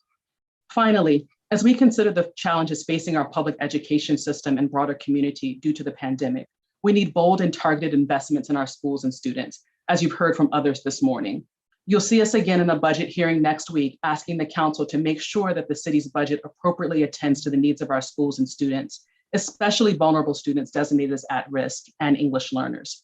Thank you for your time and attention to this matter, and I welcome your questions. Thank you very much, Ms. Hodge. Thanks to everyone on this panel. I'll try to run through a couple of questions here as quickly as I can.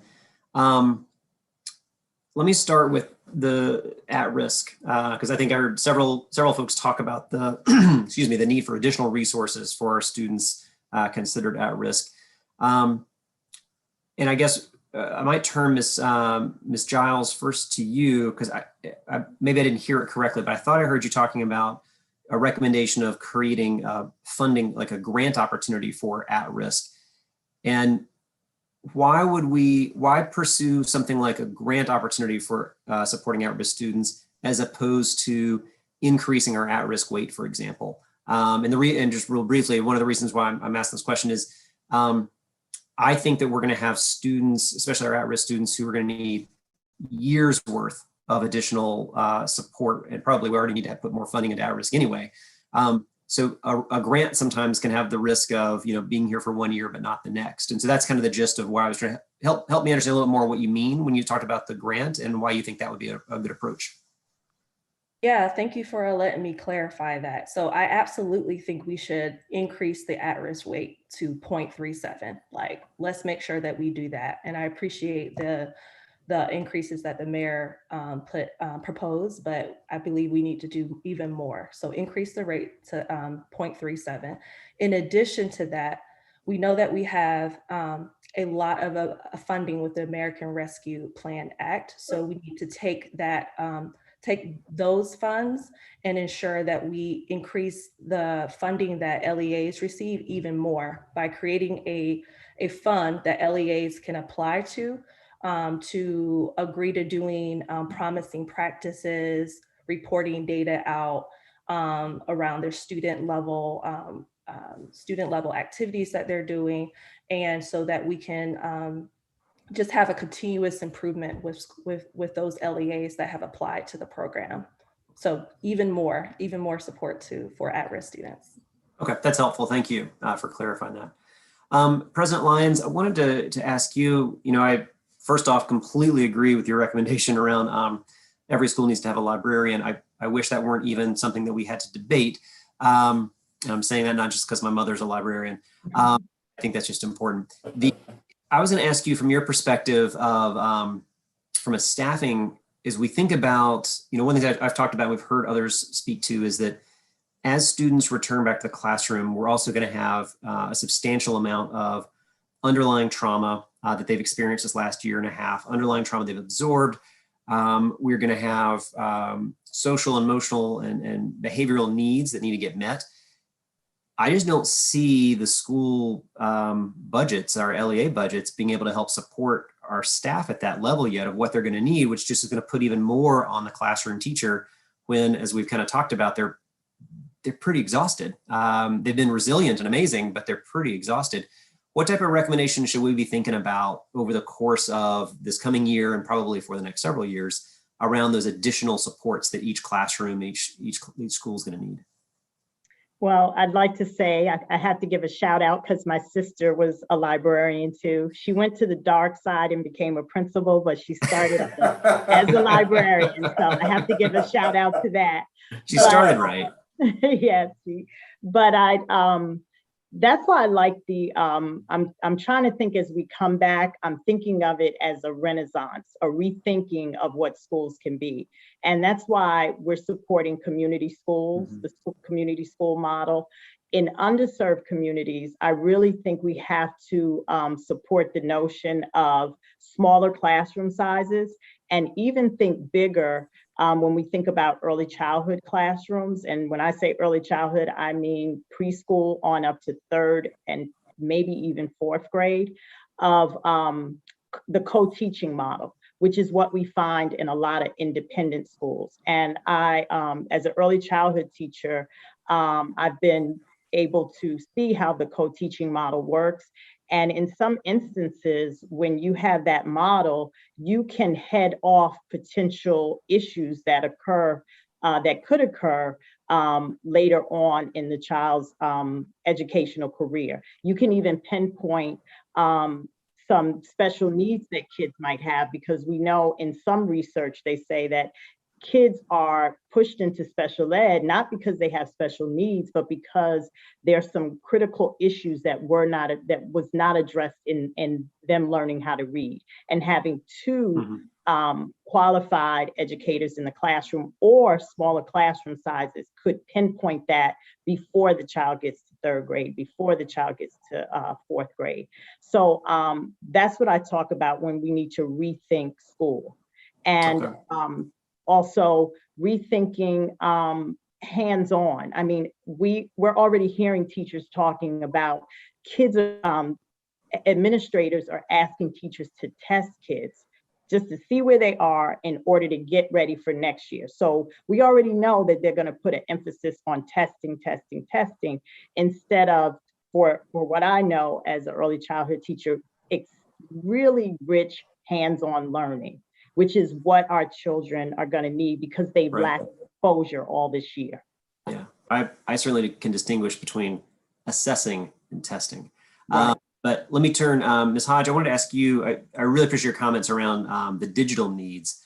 And just from the standpoint, as you help represent a lot of our charter LEAs, what are you hearing now from DME and from OSSI around how to help support our LEAs with their digital access for their students? is there a lot of communication happening right now? Is it kind of silent? I appreciate your comment about kind of the vision of what all we need, though. And I do believe there has been some communication recently to LEAs about continuation of the Internet for All program and other similar opportunities. I think the concern with that is that many of these are short-term fixes. So some of those programs, for example, have a 1-year expiration date for the time that opportunities are provided to families to participate.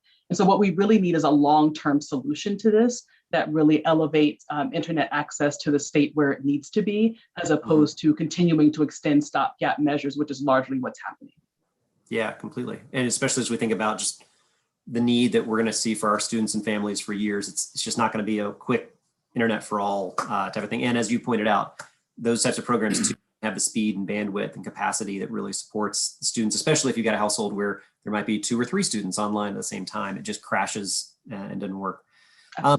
Goldstein, quickly, as my time runs out to you, there are a lot of pieces in your testimony. One of the things I wanted to ask you about, though, was around the outdoor space. You know, one of the things we've thought about, you certainly see with small businesses. You know, I think a lot of folks are going to want to continue, you know, the streeteries and the outdoor seating that helps support our businesses. For our schools, there's a lot of value in our outdoor space, but not every school has the same outdoor space. Not every school has the same access to parks or public spaces. So just real briefly, any kind of more thoughts you have around ways in which we continue to prioritize this? Yeah, I mean, one of the things that we're recommending is this committee actually do an audit of equitable access to outdoor space for all of our schools and recommend policy to follow up on that, because it was used essentially as an excuse that, you know, we can shut down streets for streeteries, but we can't shut them down for access to outdoor space, which is what we'd have to do with schools that don't have equitable access to outdoor space or use DPR partnerships. We can do all those things successfully, but we need a coordinated effort to do that. And you know, just because there's inequitable access to outdoor space in some schools doesn't mean we shouldn't have outdoor learning for those kids. It means we should address the inequity. Yeah. Okay. I appreciate that. I mean, and I think whether it's the, you know, spreading out from a risk perspective or just the fact that being outdoors is good and having an outdoor space for students is a good part of a student's experience. Is there? Well, I appreciate it. Thanks to everybody on this panel. My time's up, but let me turn to my co-chair, Mr. Gray. Thank you very much, Mr. Chairman. I'm going to make sure that I'm unmuted to start this time. Okay, so Ms. Lyons, I want to underscore, I'm really impressed with the fact that you were a kindergarten teacher before you took on this responsibility. So one, thank you for having done this, having done that, and now doing this. I am very impressed with the fact that you're bringing early childhood education experience to your role now. I wonder if you can speak to whatever extent you can, what kind of learning loss do you believe that some of our children, especially the young learners that you were teaching in the kindergarten, what kind of learning losses do you believe they have incurred as a result of the pandemic that they've experienced over the last year? Well, I'd first like to thank you because under you, I started out as a pre-kindergarten teacher, and because of you, we had universal pre-kindergarten in Washington, D.C., and that was the first. I'm originally from New York, and that didn't exist when I taught in New York in all areas of the city. So I'd like to thank you for that. But although computers have a place and technology has a place, but we know that our early childhood learners have lost a lot this year because, especially in underserved communities, most of their learning came from a laptop this year. So in rethinking going back and again, renaissance of education, I really want early childhood to be like what it was when I first started teaching, which was truly intensive hands-on learning and thematic learning and exposing early learners to the world around them. We live in a rich city with lots of excitement culturally, and there's no reason why early learners coming out of this pandemic shouldn't be exposed to that 2 and 3 times a week, what's in this city. And lessening of that need to test, which is what I'm hearing in the early childhood is, where are they? Where are they? Why don't we just take them where they are and expose them to lots of high intense hands-on learning. And that means we're gonna have to rethink our funding. And again, like I said previously, smaller classroom sizes, particularly in underserved communities. Well, thank you so much for the work that you've done. And I'm delighted that we've been able to be as influential as we might have been in having people come from New York and bring universal pre-kindergarten, continue it here and in the District of Columbia. What is it going to take to make sure that we open the door and continue to open the door to our very youngest learners, those who are in kindergarten, those who are coming along at this point now, who obviously have been exposed to universal pre-kindergarten based on the instruction that they've received? I want to make sure, how do we, from your perspective, how do we continue to make sure that we underscore the importance of that climate, that environment being continued in the District of Columbia? I like the community school model because we know before the pandemic, our parents and families in underserved communities were not always receiving the services that they needed. But with the community schools model, we can have wraparound services, because we can't, as the previous speakers have said, we can't just think that it's enough to expose the child. We have to expose the family and the parents, especially in certain communities where we don't even know how hard they've been hit by this pandemic.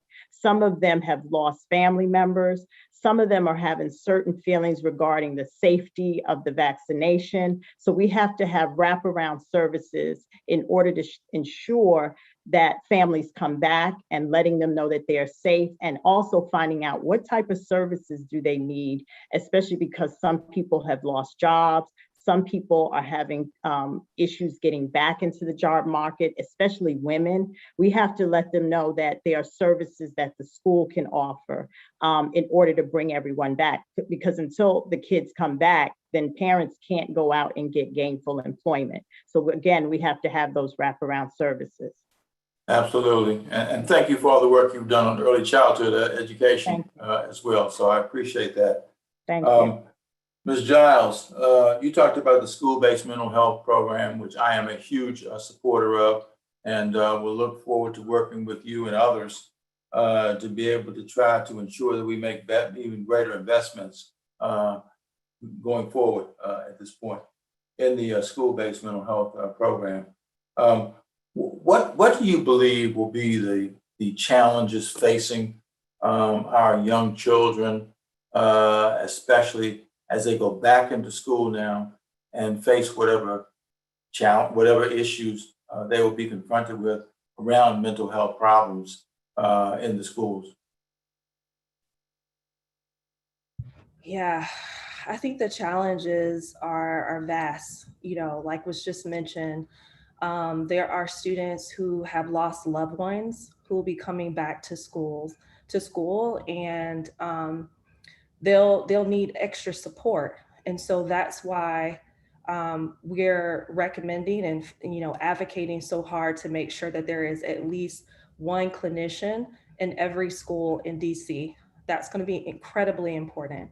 And not only making sure that students have additional school mental health supports, but also making sure that our families that their behavioral health needs are met as well. So that's why we're advocating for the community behavioral health service providers, that they also get funding restored back to them, so that our city can continue to heal from the past over a year of just immense trauma and adversity. Okay. And Ms. Hodge, thank you so much for your testimony, especially the emphasis you placed on early childhood education. I think that is just a hugely important issue for me. What challenges do you think are facing our charter movement in the city to be able to ensure that we don't lose a lot of ground with our children as they come back to school, and in fact, can continue to build on the investments that we've made in early childhood education in the charter movement.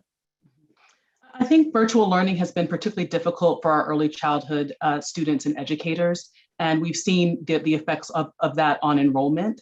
And one concern that we have is that if enrollment does not kind of recuperate, that we will lose some of the infrastructure that we had in place that allowed us to make such tremendous gains in early childhood education. And so that's why we're asking the council to make sure to invest in that early childhood infrastructure so that we don't lose the programs, the schools, the trained staff who've been doing this work for years and are really well situated to continue that progress and accelerate that progress post-COVID. Thank you. Well, I tell you, I'm excited about the fact that the president is proposing, making huge investments in early childhood education and of course in universal pre-kindergarten. So I'm hopeful that we can see even further expansion. So I hope you'll continue to be an advocate as well. Absolutely. Okay. Thank you, Mr. Chairman. Gray. Thank you, Mr. Gray. Let me turn next to Chairman Mendelson. Thank you, each of you, and thank you to the witnesses for taking the time today. I had a couple of questions. I'm not sure who to ask these first two questions. The first one is concerning virtual learning. We know that there are families across the district who are not comfortable and do not want to send their students back to school in person.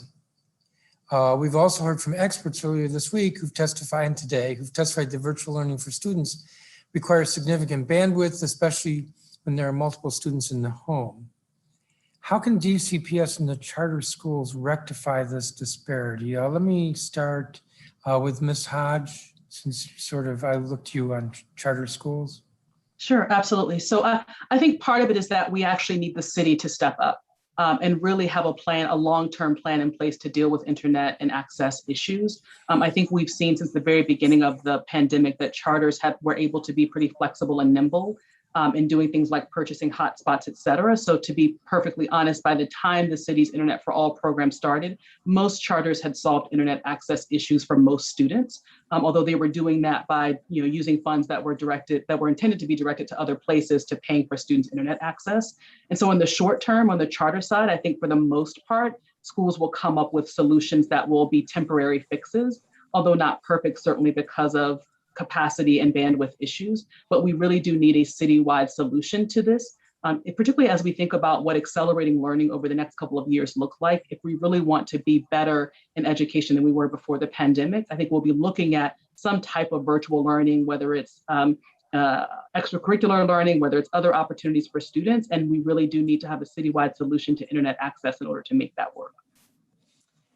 But my question really got at more the technical side, which has to do with the bandwidth and the fact that if multiple kids in a household, I think even for the better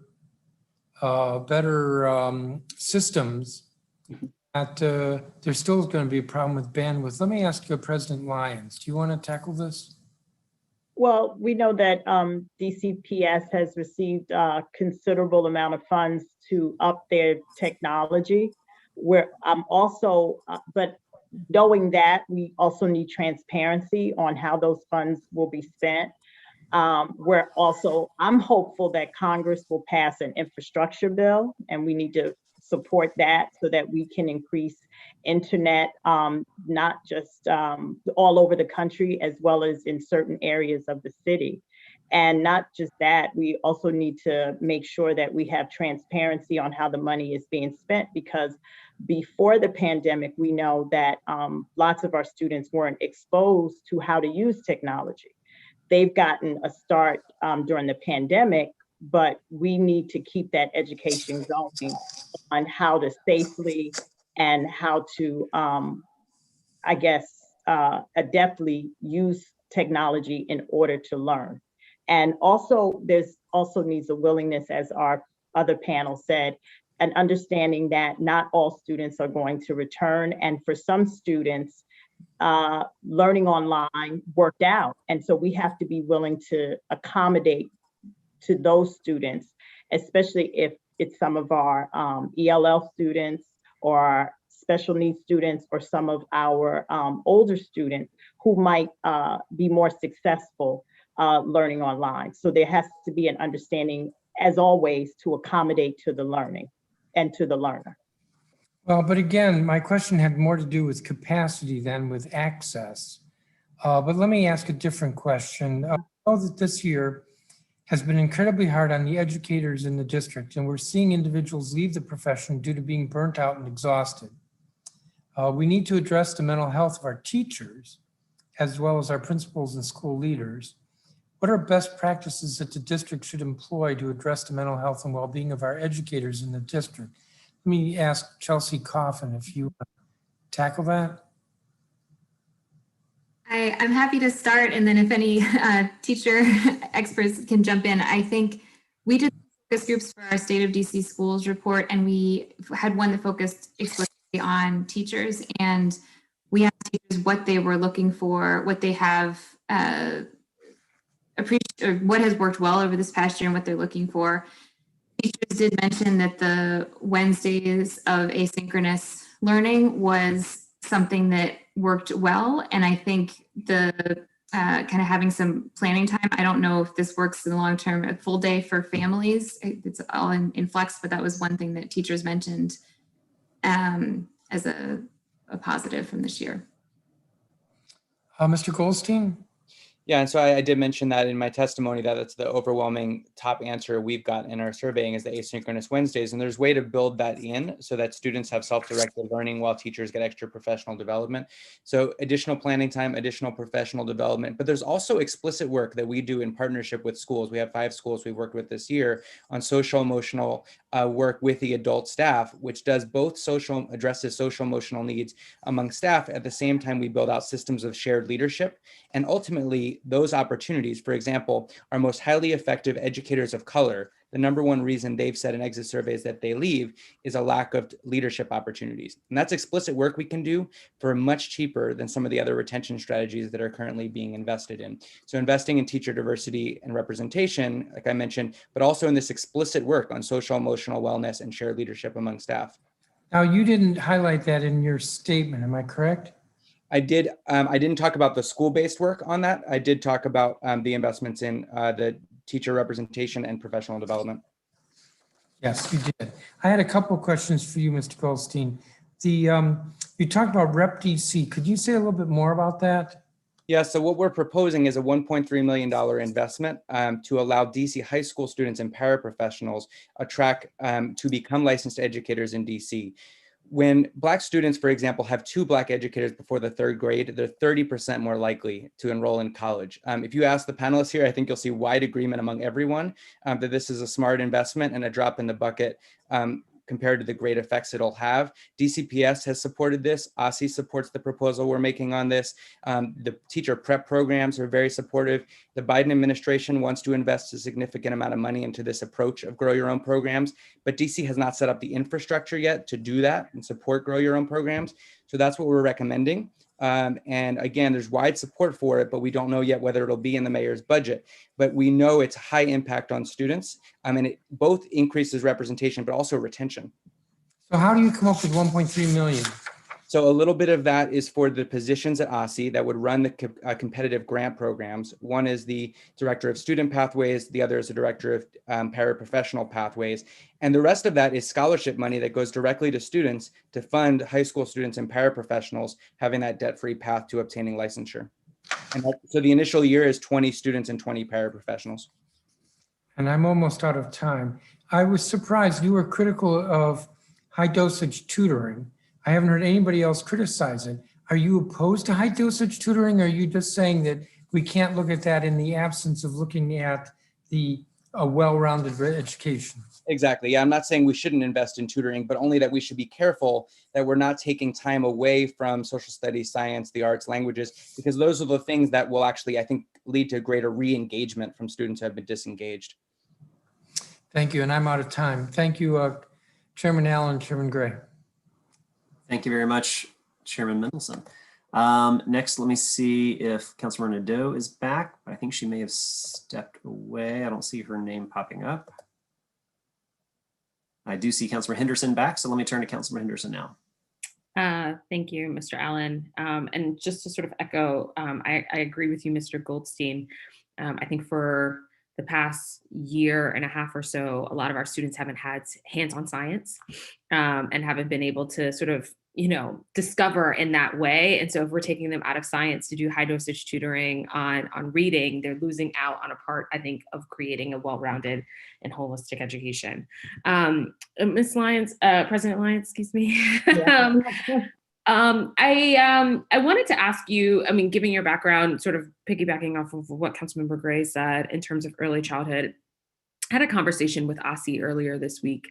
And one of the things that I was asking them about was around early childhood and potential developmental delays in terms of kids who are coming into pre-K3 and pre-K4, who might have spent the last year at home with family member, not necessarily attached or associated to a childcare center, et cetera, and whether or not both OSSI, DCPS, and all of our LEAs are making enough investments in terms of early intervention.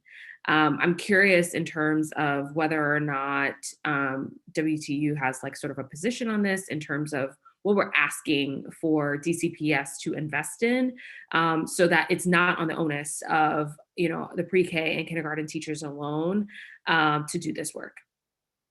Well, definitely, I believe as an early childhood teacher, I believe in early intervention. I believe in that from the cradle. It doesn't happen when you first come in pre-K or when you first come in kindergarten. It pretty much happens at birth.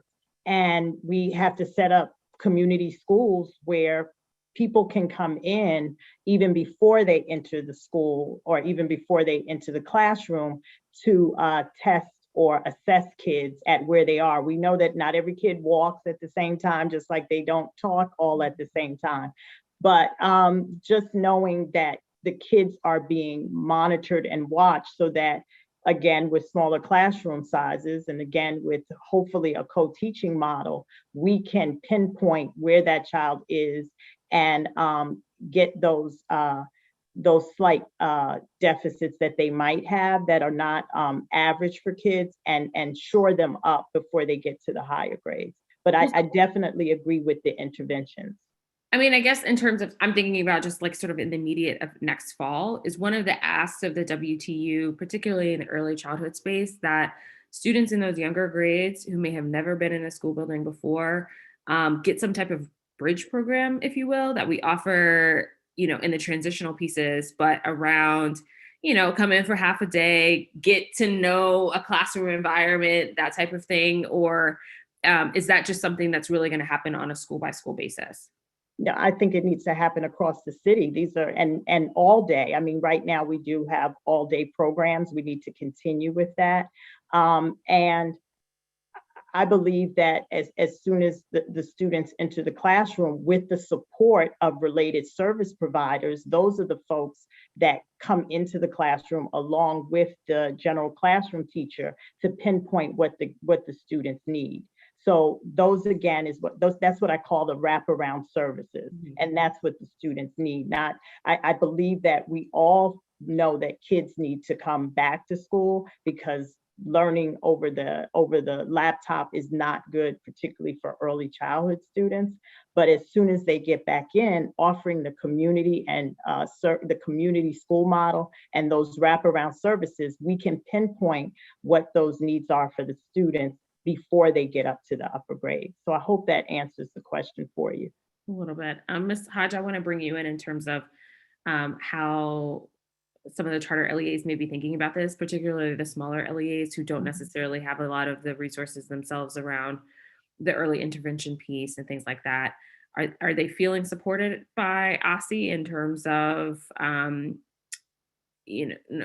OSSI and I guess, early stages, well, no, that's DCPS, but you know what I'm saying, in terms of being able to, if they have to make a referral, feeling like those resources are out there and they know how to do that. I honestly do not know. That's something we can certainly talk to our members about. I would say that particularly our early childhood schools are most of them really well experienced and have kind of deep knowledge of the work and doing that work in the city. And so we can certainly check with them to make sure that their needs are getting met during this time. But we have not heard any concerns from them along those lines. Okay. And speaking of needs being met, were there the charter grants that came from the DME's office, were those finally distributed? They have the award amounts have been posted. I do not know if they have actually been deposited. We have heard some schools that have questions about how the amounts were determined. And so we believe there's some follow-up work happening with OSSI because not every LEA that was operating in-person programming received the grants. And so we're trying to figure out some of the back end on what happened with that. Okay. I want to, I guess, bring in both Scott and Chelsea and sort of into this conversation. So we didn't do park this year, or we're not doing park this year. Obviously, I know that the LEAs have their individual kind of assessments, if you will, but how should we determine success? How should we determine whether or not these interventions that LEAs are planning, and I'm not even saying over the next year, but really frankly, like in that first semester of school, how should we say, okay, I acknowledge you're starting from a different place than where you would have been, but what is the best way for us to assess whether or not what we're doing is working? Any thoughts on that? I think for me, we have to realize that the first hurdle we have is just getting people back. So I think if students are showing up, if teachers and staff are showing up and engaged, I think that is our first success.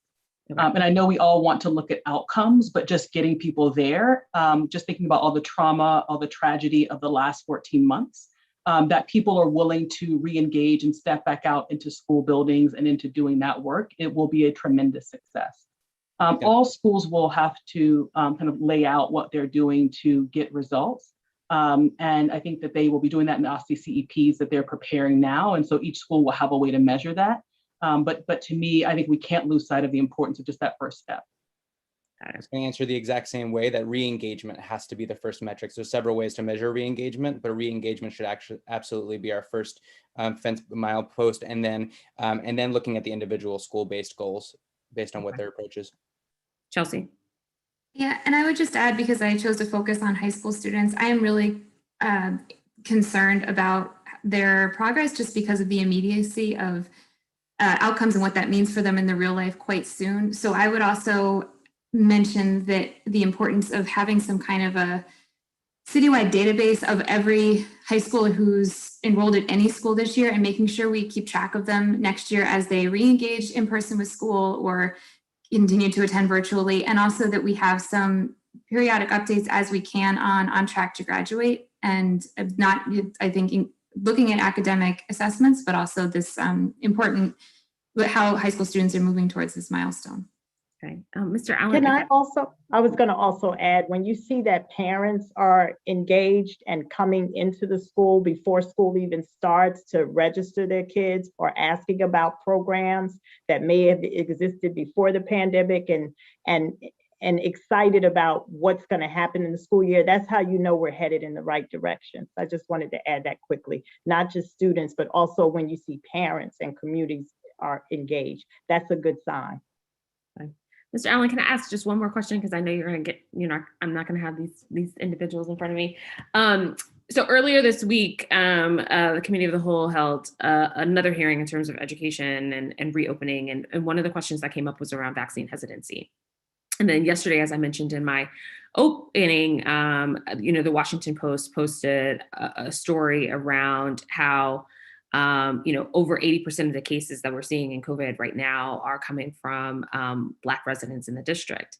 And it made me think in terms of like, we're about to hit this tension point in terms of reopening, to the very point of what Shannon, you said, getting people back in the door, and Scott, you saying sort of re-engaging. And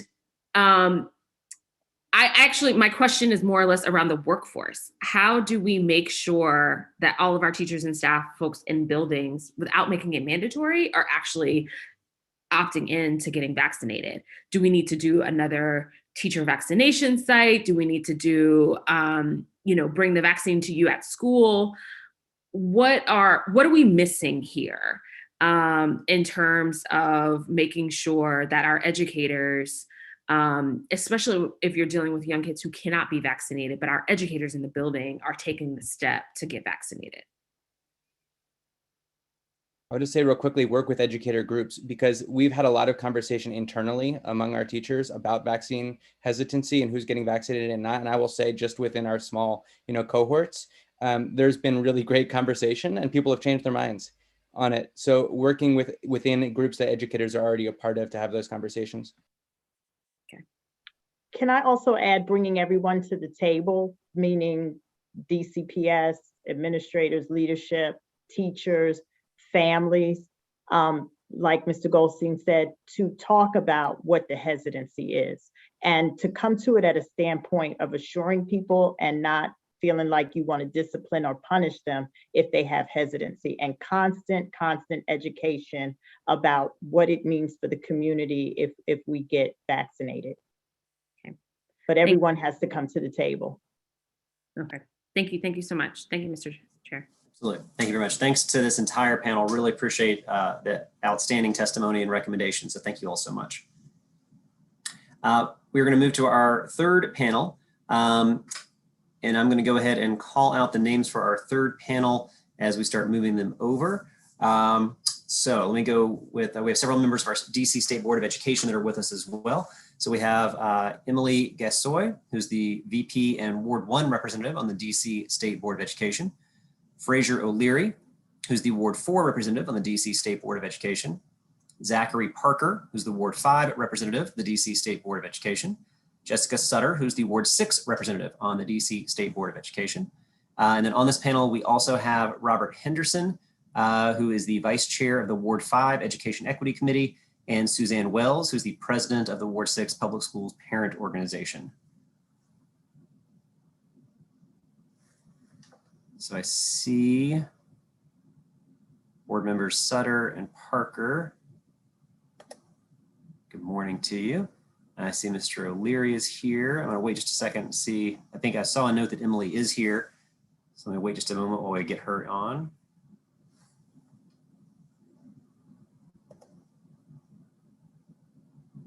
There's Emily. All right, excellent. Okay, good morning, everybody. Ms. Gassoy, we'll begin with you when you're ready, and then we'll go through our state board first. So I'll go through Ms. Gassoy, Mr. O'Leary, Mr. Parker, Ms. Sutter. So Ms. Gassoy, whenever you're ready. Great, and thank you to the members of the committee, the chairman and council members for providing this opportunity to testify today on this very important topic. And I'm going to begin by responding to the question, how can the district ensure that students' mental and physical health needs are adequately met, in particular for students who experience severe trauma and delayed necessary health visits? And I will start by saying that a full recovery really requires an all hands on deck approach, and that school partner organizations are an essential part of the recovery puzzle, and we should therefore invest more robustly in their work. So, we know that engagement with the full range of school stakeholders is really important, and that's something that has been lacking or an issue that has been raised. But I'm going to focus on the fact that LEAs should really include school partner and OST organizations in recovery planning. And that is because partner organizations have strong relationships with students and their families that can inform planning and priorities. And they provide crucial SEL and mental health supports and safe spaces, along with academic support, all of which help to ease the transition to in-person learning and help students recover from the traumas of this past year. While they provide essential services, these partners are generally not included in the planning for recovery. And there's more in my written testimony, but for time's sake, I'm going to move on to a second point, which is that funding for school partner organizations should be restored to pre-pandemic levels and even expanded to ensure that school communities have access to the wide range of essential services that they offer. Many school partner organizations have come to me and told me that they have existing school partnerships, but that their funding has been significantly cut during the pandemic. They've been able to maintain some level of service by reducing staff and moving to remote programming. And recently, many school leaders have apparently inquired if their partner organizations intend to return in person in the fall. And unfortunately, it's not clear whether funding will be restored to these partner organizations. So neither schools nor the partners can really plan when they're unsure whether they will be able to hire the necessary staff, for example, to make in-person programming feasible. So I urge DCPS and the DME to restore and expand funding for school partnerships so that schools can really bring in experts who are able to adequately meet the wide range of student needs they will surely face in the fall. And related to this, taking advantage of school partnerships, I think DC should explore the likely benefits of greater investment in community and connected schools as part of the recovery process.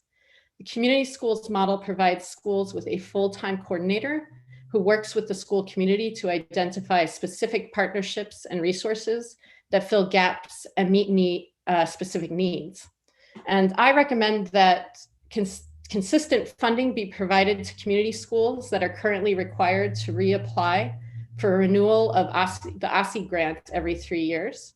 And overall, I recommend that this committee communicate with the Community Schools Advisory Committee in order to understand efforts already underway and to explore how to expand the community school model in DC.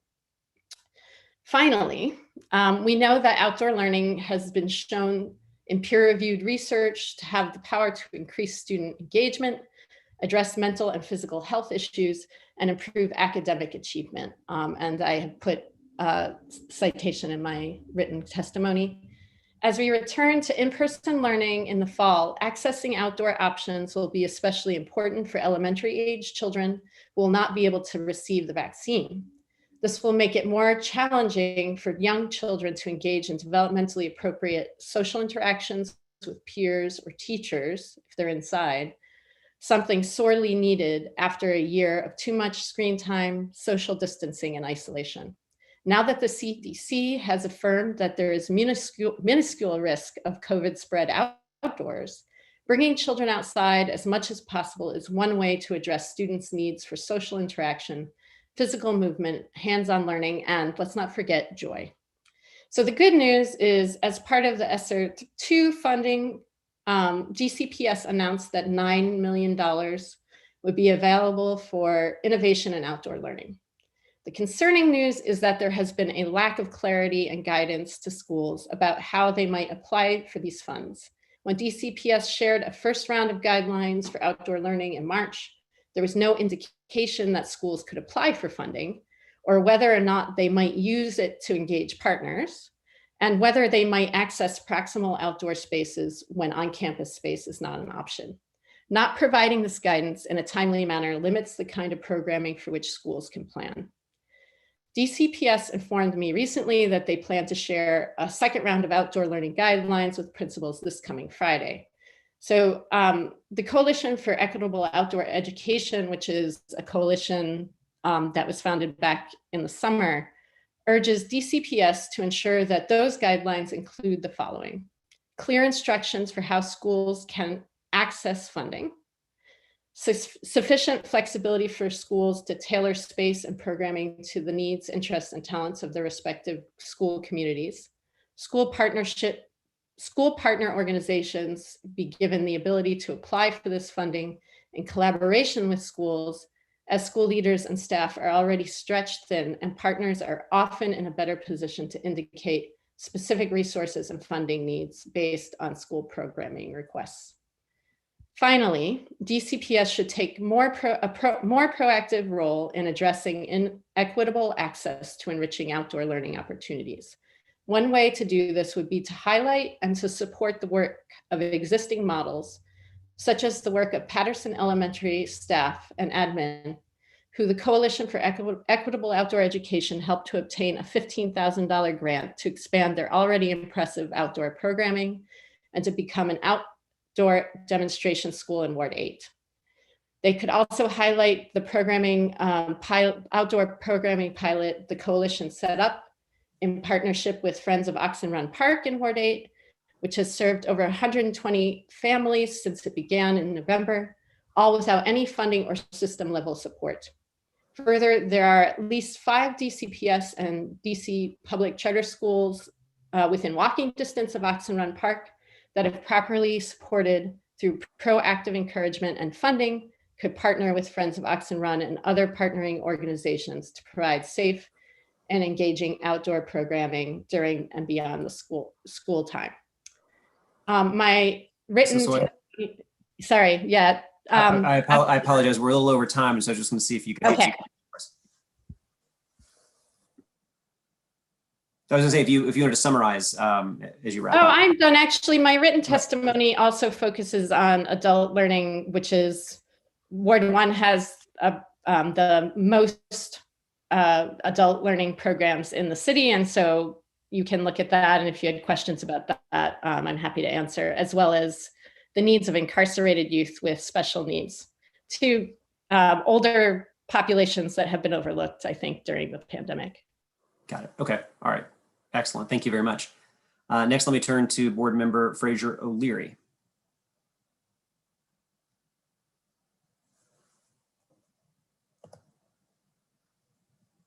I see you. Good morning. I'm Fraser O'Leary, and I'm speaking as the Ward 4 representative on the State Board of Education and not on behalf of the board. In March of 2020, our educational system was upended by the pandemic. For the past year, we as a city went through on-the-job training to assist our children, educators, and families in overcoming our unique struggles. If schools open in August and we go back to in-person learning, there are still major problems that cannot be neglected.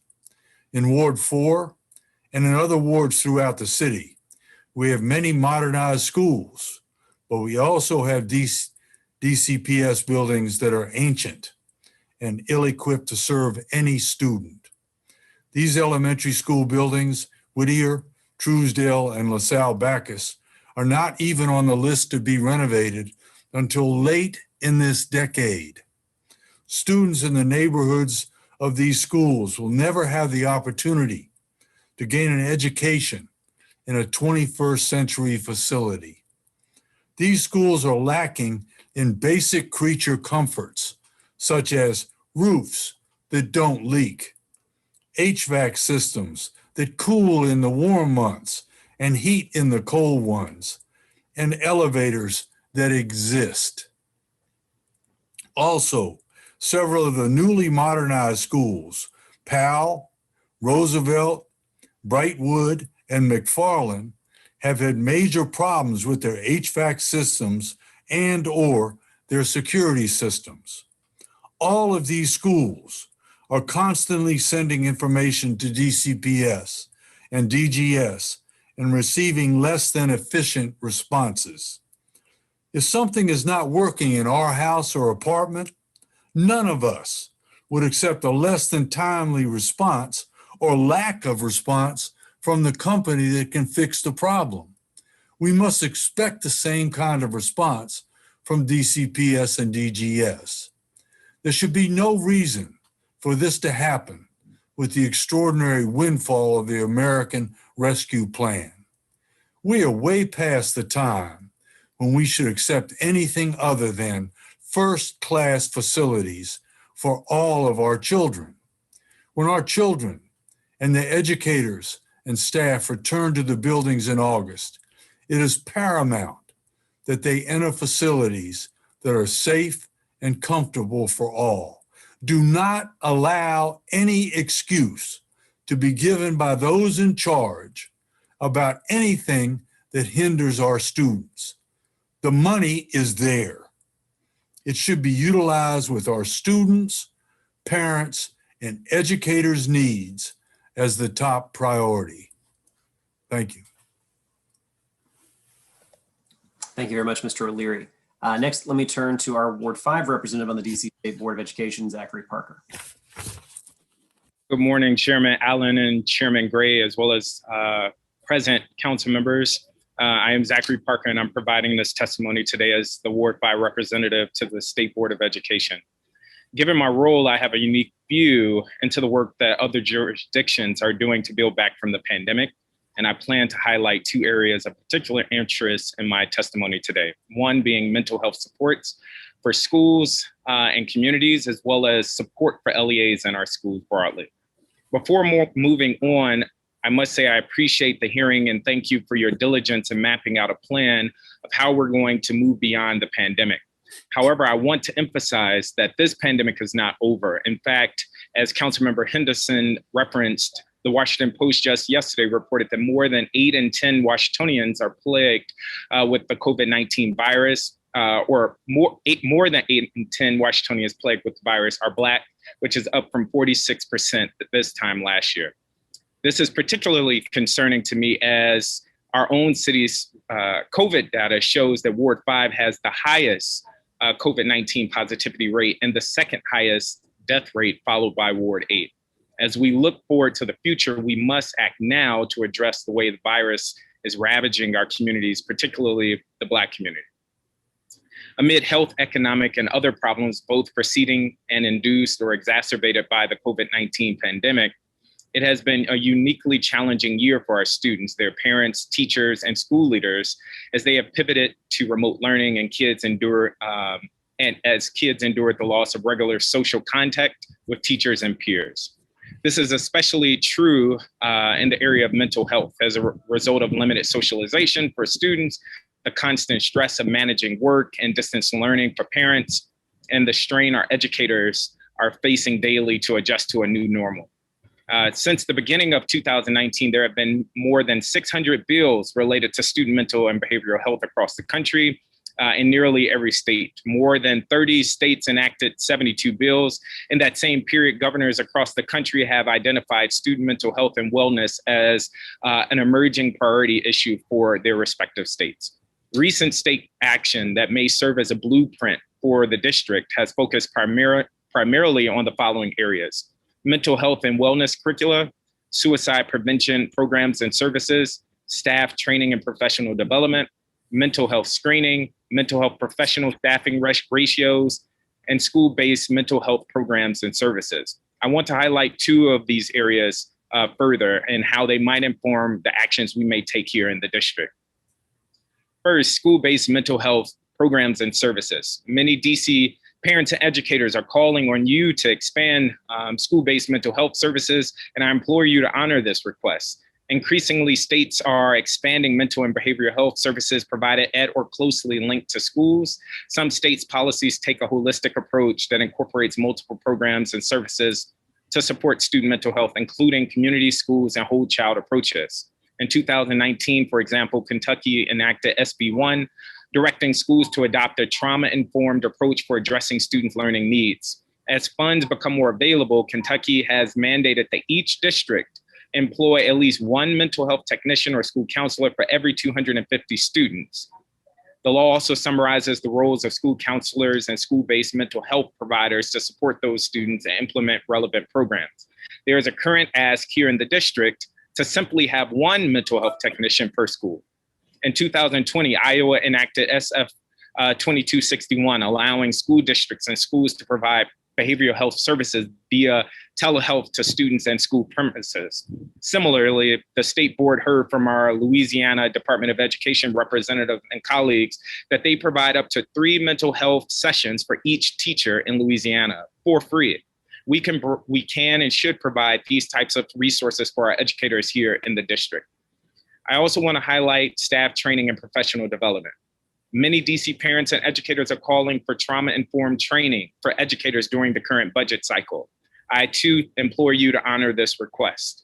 Enacting policies that require staff training and professional development is one of the most common approaches states are taking to support student mental health and have taken in recent years.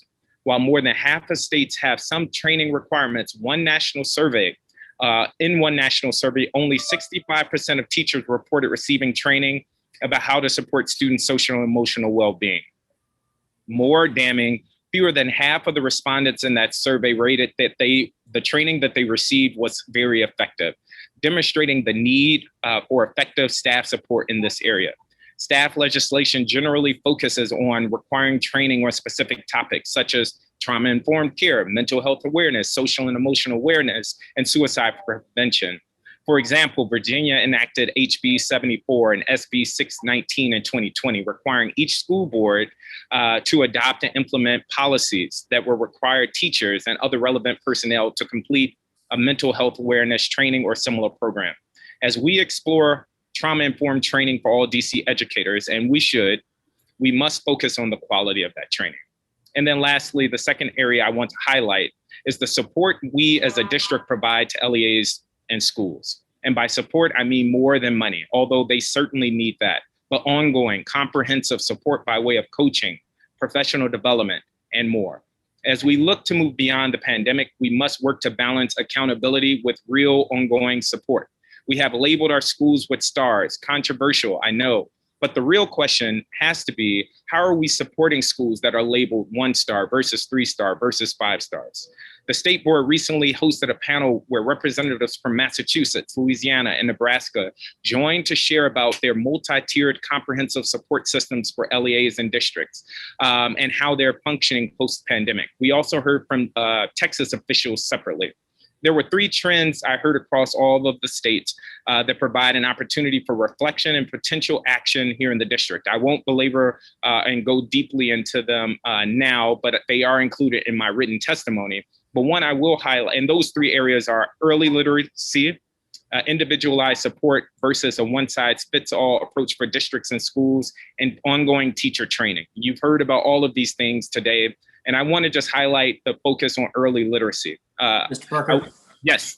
I apologize. We're pretty well over time here. So if you could help summarize that piece, and we can certainly refer to your written testimony too. Well, I would just, it is my sincere hope that as we move beyond the pandemic, that we explore how we can support LEAs and districts and to move beyond to support the needs of all of our students. But thank you for your time today. Great. Thank you very much, Mr. Parker. Next up, we're going to turn to our Ward 6 representative on the DC State Board of Education, Jessica Sutter. Thank you, Councilmember Allen, Councilmember Gray, and members of the special committee for this opportunity to provide testimony. My name is Jessica Sutter, and I'm honored to represent Ward 6 on the DC State Board of Education. The children who walk into school buildings across the district this fall will return far different than when they left in March of 2020. The past year will have affected our students in uneven ways. Some will return with trauma from losses. Some will return with newfound independence born out of either opportunity or necessity. Some will return having thrived in a virtual environment, and others will have missed months of instruction because of poor internet connectivity or device issues. It is no understatement to say that the school routines of the past will be woefully out of step with the talents, capacities, and needs of our students. Today, I offer a few critical areas I ask you to focus on as part of a COVID recovery that will meet our students where they are. Equitable and flexible funding for recovery. OSSI and LEAs are currently preparing plans for how they will spend federal ARP funding. I hope that what you hear today will also be provided as community input on those plans. The state board recently conducted a survey of school principals across the district. While survey results will be made publicly available later this week, there was a clear theme among the responses. Principals vary in how they are supporting their schools and students this summer and next fall. This makes sense. School communities vary, and principals know their communities. Ensuring that all our recovery funding is adequate, equitable, and flexible will be essential to help meet the specific needs of school communities. Second, health, mental health, and wellness. We need to make sure that schools have both adequate funding for school-based mental health services and clear referral pathways to community-based clinicians who can serve students and families close to home. We should also provide opportunities for DC Health and local community health providers to collaborate with schools to help address lagging childhood immunization rates and other well child screenings. However, we should also take a more holistic approach to student health and well-being. We should have plenty of time in each school day for students to play, to spend time outdoors, to have time for movement and mindfulness. This should be a part of every school day, but especially as we return from the pandemic. Third, expanding safe passage to address traffic violence. Various agencies, including the Office of the Student Advocate, have been dedicated to the work of safe passage, helping ensure that all of our children both feel and are safe as they travel to and from school each day. Much of this work is focused on travel on bus and metro and safety from bullying, harassment, and physical violence. I ask that you and others who work on Safe Passage add a focus on keeping students safe from traffic violence. There has been a recent uptick in car crashes with devastating consequences for people walking and biking across the district. As our children begin to physically return to schools, we need the roads they commute on and cross to be safe for them however they travel. We need DDOT to work with DCPS and charter schools to ensure that the roads around our schools are safe for all users, especially children and families arriving at and leaving from school each day. And finally, 4, a focus on childcare and early childhood education. DC has been lauded for its decade-long universal free pre-K programming for 3 and 4-year-olds and for our strong childcare infrastructure. The pandemic disrupted this essential work. It will take city leadership, clear and open communications, and a focus on joy to shore up confidence and enrollment in our public early childhood education programs going forward. Many parents will enter DC public schools for the first time when they send their children to school in the fall, and they need to see a focus on building trust today. Schools should walk families through what to expect, how they will ensure that school is safe for students and teachers alike, and why preschool is so critical. Schools must show families that they can trust them with their 3 and 4-year-olds this fall. Similarly, we must ensure that our childcare providers have resources and supports they need to reopen their doors at full capacity and welcome families to return. Childcare providers are an essential part of the broader education system in DC, and we need to include them in all discussions of recovery for this fall. As a basic premise, every child should experience the coming years of school feeling safe and welcome, and we should be prepared to make student-centered changes to serve all our children in the ways that are best for them. Thank you. Thank you very much. Next, let me turn to Robert Henderson, who's the Vice Chair of the Ward 5 Education Equity Committee. Thank you and good morning. I am a resident of the Fort Lincoln neighborhood in Ward 5, a parent and Vice Chair of the Ward 5 Education Equity Committee. My testimony reflects my own views, but is also informed by conversations with Ward 5 parents, teachers, and students, as well as guest speakers at our Ward 5 Education Equity Committee meetings. I thank you for holding these hearings to allow us to reflect on the impact of the COVID-19 pandemic on education and together chart a course for our future. Above all else, it is incumbent on us to insist on something better than a return to a pre-COVID status quo that was characterized by deep and entrenched inequities across the city, many of which have likely worsened during the pandemic. I know that this special committee is taking on a host of issues, and I ask you to bear in mind that some of the most powerful levers that this council can pull to affect education have been or will be discussed in other hearings.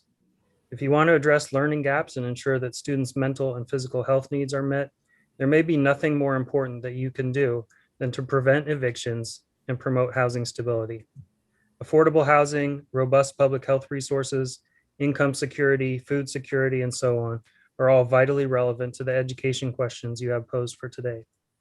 To speak more narrowly to some of those questions, I would like to elevate what I and other Ward 5 neighbors heard and enthusiastically agreed with from Georgetown University Professor Sabrina Wesley Nero at one of our committee meetings in April. And I'll paraphrase her, but this is a close paraphrase. We need to step away from an intensive didactic approach motivated by fear of what learning students may have missed out on, and instead prioritize the joy of learning in community through, for example, project-based and inquiry-based learning. And again, I think that's an indication of priority, not that we shouldn't do intensive tutoring, but that we need to prioritize student joy.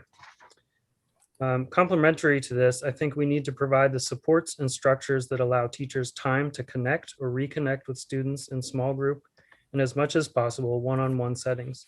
We need to trust them to assess and evaluate their students' academic, mental health, and social strengths as well as needs. We should use whatever resources we have to foster smaller class and group sizes. I think the emphasis on joy and relational connection are important aspects of creating a positive mental health environment for returning students. Many parents I have talked to are concerned about the mental health toll of the last year and also the mental health challenges posed by returning to a school setting, especially in large groups or under intensive academic drilling. Every school needs to be well-staffed with mental health professionals to support students as well as adults in the building. In sum, my recommendations are for the executive and the council to do everything possible to promote housing, income, and food security during the recovery and beyond, for our LEAs to prioritize joy of learning and to hire and deploy staff to that end, and for the city to budget sufficiently to employ the personnel needed for adequate mental health supports for students, teachers, and staff at every school.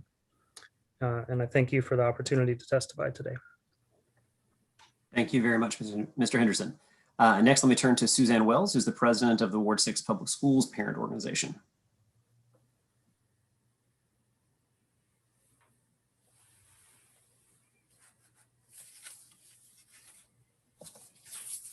Ms. Wells, are you there? I see your name, but can't hear or see you. I am here. All right, now it's coming through. Thanks. Thank you, Councilmember Allen. The inequities of the COVID-19 pandemic tells us we must focus our education recovery efforts on the students who lost the most, whether it was learning, emotional, or other losses. Our city funds, along with the American Rescue Plan Act relief dollars, provide us unprecedented opportunities to close achievement gaps. We must use these funds responsibly and wisely. In my written testimony, I've included a link to 5 questions to ask school districts about how they will use the new federal funds to support students developed by the Education Trust. These questions seek to understand what meaningful efforts are used to gather data on student needs, what data will be used to identify individual student needs, and how will their progress be monitored, how we will ensure funds are targeted to the students with the most needs, how safe and equitable learning environments for the most vulnerable students will be created, and how will evidence-based strategies such as those described by Dr. Betsy Wolfe earlier to address unfinished instruction, accelerate learning, and respond to students' academic, social, and emotional needs be used. I encourage our city's education leaders to be guided by these 5 questions as plans to put the relief funds are put in place. At the heart of all the efforts, it will take trained, qualified staff to use the supports and instruction students need. The initial budget allocations resulted in too many schools losing critical staff. The mayor, council, and DCPS must ensure no school loses staff this coming year and that many schools increase their staff so they will be able to provide the tutoring and other support students will need. We continue to hear reports that schools, particularly in Ward 7 and 8, are not able to retain their school librarians. That is not how we achieve equity in education. It is imperative we adequately staff our schools with a well-prepared and diverse workforce. If this past year taught us anything, it is that technology plays a critical role in education. This means ensuring all schools have devices for students and teachers and families receive appropriate training on the technology. We encourage the council to pass the DCPS Technology Equity Act and the Internet Equity Amendment Act. Our federal relief dollars should not be used to do more of the same, and our goals should not be to get back to where we were pre-COVID. We must use this opportunity to bring about significant changes and improvements in our education efforts so we can best support all students and their families. Thank you. Great. Thank you very much. Appreciate that, Ms. Wells. Thanks to everybody on this panel. I had a couple of questions that I wanted to follow up on, and there was definitely a lot of constant themes that I heard throughout everybody, so I appreciate that. One of the questions, I guess, I'll focus on, Ms. Kasoy, you brought this up, but frankly, I heard many of your colleagues kind of also talk about this, so I'll open this up to the other members certainly as well. And that was the importance of making sure that not just are we funding our schools adequately, but how we think about funding and supporting the types of partnerships. So beyond just a community school model, thinking about the ability for schools to be able to fund, whether it's using OST funds for out of school time, whether it's other partnerships that support students and families. How should we think about how we make sure that each of our schools has the flexibility / autonomy / resources to be able to make the decision that's best for them? And I'll kind of kick that to you first, but then I welcome any of the board members as well to add to that. Yeah, so thank you for that, by the way. In my testimony, I mentioned the $9 million in innovation and outdoor learning funds that DCPS is making available, and that those guidelines will come out on Friday. I also specifically asked if partner organizations would be able to apply for that funding as well, and I was told no.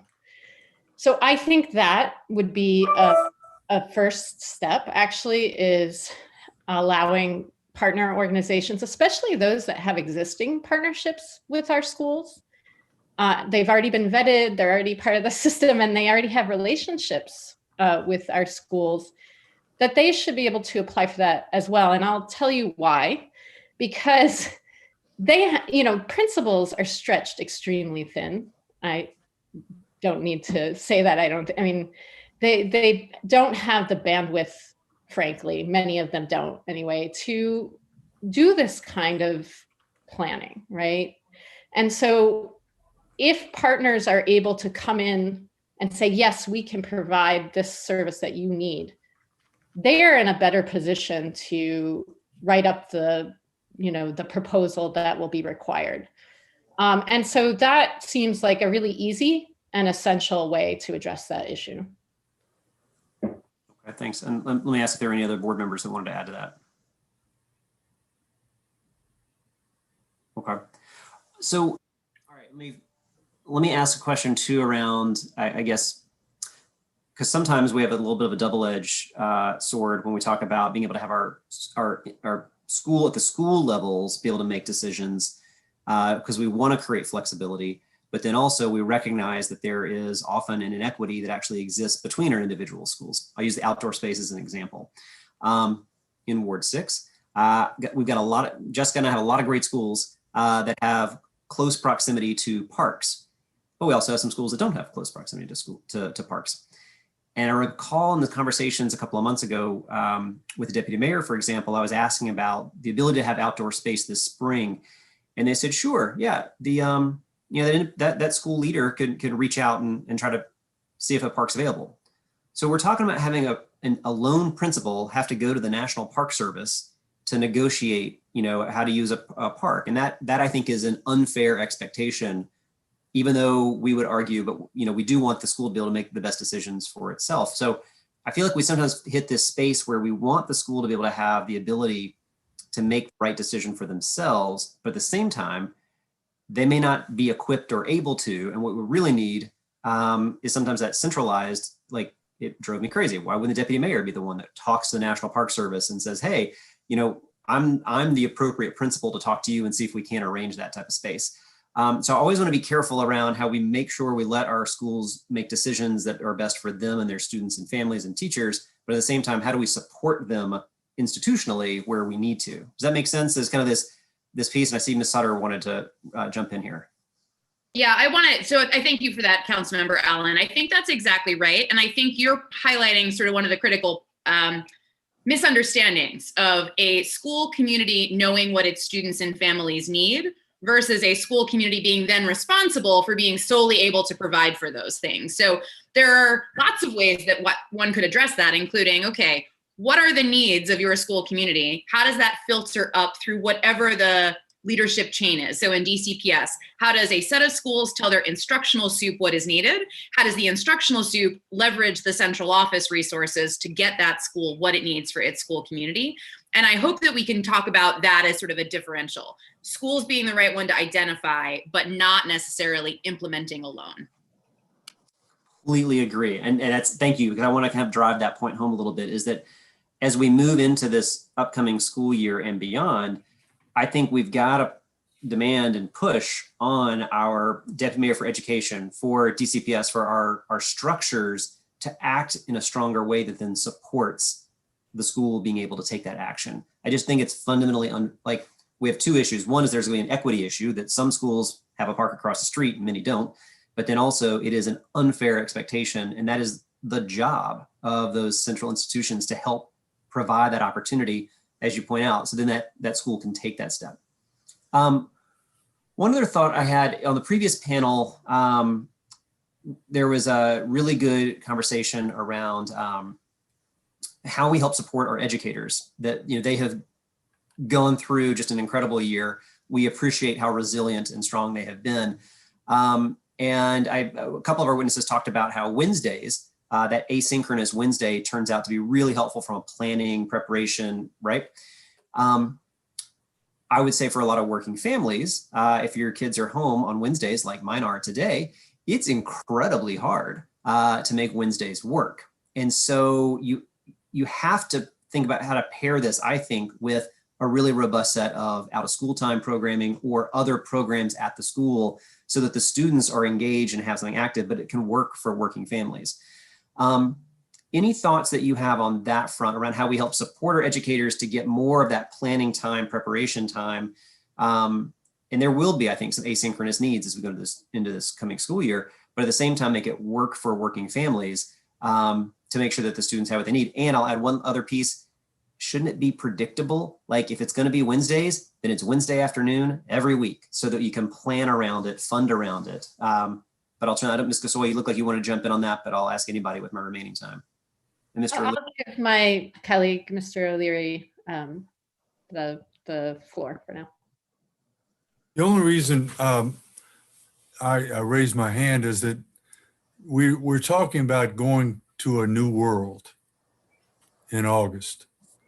And the system needs to understand that the needs of the local schools need to be satisfied in order for the entire system to work. And that schools are all unique. I mean, there are schools in Ward 4 that didn't have any problems transferring into online learning. And there are schools in Ward 4 that had huge problems transferring to online learning. They're all different, but they have to listen downtown to the people that are calling them. And the communication has been horrendous for the whole year of our pandemic. So it has to be rethought. It's not going to be those of you that know me, when we talk about a new normal, the old normal wasn't working. Throw that thing out the window. And we've got all these educators that are ready to go back in the building and ready to work, but there has to be support. That's the biggest problem. That's why I brought up the thing about the buildings. I worked in a building that was 100 years old and was always pushed back to be remodeled. And now is the most beautiful building in the city, and you can argue that in your different wards. All right, and I'm not even Well, I in think that ward. Ms. Sutter and I can find some Ward 6 schools we're pretty proud of too. I'm in Ward 4. Yeah. But the problem is that everybody ignored it. Yeah. And those schools in my ward that are ancient buildings have been ignored. They put a new roof on Whittier this summer, and it started leaking in September. Well, that doesn't work. Well, I will, my time is up, so I do need to turn to my colleagues here, but I appreciate that, Mr. O'Leary and everybody in this panel. I've got to step into another hearing for a little bit, so I am also going to virtually pass the baton over to my co-chair, Councilmember Gray, who will, from this point forward, now start presiding. So with that, Mr. Gray, thank you very much, and let me turn to you. Am I unmuted? Good, thank you. I appreciate your testimony as always, Mr. O'Leary. And I assume that the school you were referring to was Cardozo High School. And I made sure as mayor that when Dunbar got done, Cardozo would be done at the same time. And that's exactly what we did, Fraser, as you know. So I'm delighted that we were able to do that. And I'm delighted that you're serving on our Board of Education now. And I know how much you care about kids. So thank you so much for what you do every day. So many of you in your testimony, in one way or the other, have talked about the importance of mental health services, with which I heartily agree. You've talked about expanding those services. You talked about having trauma-informed services. You've talked about expanding mental health services as we know them. So what I would like to know from each of you, if you can speak to it, if you will speak to it, is exactly what does that mean to you? I mean, it's one thing to say we want to expand, we want to add to our mental health services in our schools for our children, but given the challenges that so many of our kids are going to face coming back to school in the fall, what does that really mean to you all? What are you all going to expect of those who are leading the schools, working with you all to be able to do, to demonstrate that we have addressed the needs that you all know exist among our children coming back in the fall this year? So I'll start with you, Mr. Parker. How's that? Yeah, I'm happy to weigh in here. I think it's a multi-pronged approach. One is expanding the school-based mental health program. And so I believe the ask is somewhere between 6 and 7 million to ensure that we expand mental health clinicians at about 80 more schools. What I was highlighting in my testimony is in places like Kentucky, they are mandating that for every 250 students, there is a technician. And what we're trying to do here in the district is simply get one technician per school. And so I think that should serve as the floor. What I was also highlighting from Louisiana is that they are thinking about the mental health of not just students, but of their educators. And they're providing up to 3 or 4 free sessions for all educators. And I think that is an approach that we could adopt. And then lastly, as you are well aware, there was a cut to community-based mental health services in last year's budget. And so as we're thinking about the health of our students, we have to think about this holistically, both of about our educators, our students, our families. And so the ask there, I believe, is around $4 million to restore the cuts that were made to those community-based programs, but making sure that they're talking to each other, the community-based programs, the school-based programs, but also those that might be provided to educators. Right. In fact, I assume you're talking about the core service agencies that I think were reduced in terms of what their need was demonstrated to be. So that is right. And if I could just add one other thing, what I was highlighting or trying to underscore is the quality of said programs. So funding is one approach, but we must also look at the quality of the training that we're providing to educators, as research is showing that while training is happening, it's not always high quality, but also the quality of the services that we're providing. Right. Well, I'd be interested in knowing if you want to provide additional testimony, additional feedback in the aftermath of the hearing. I'd be happy to receive it.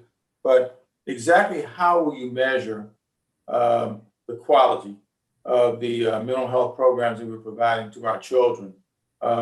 It's not an easy process at all to be able to effectuate.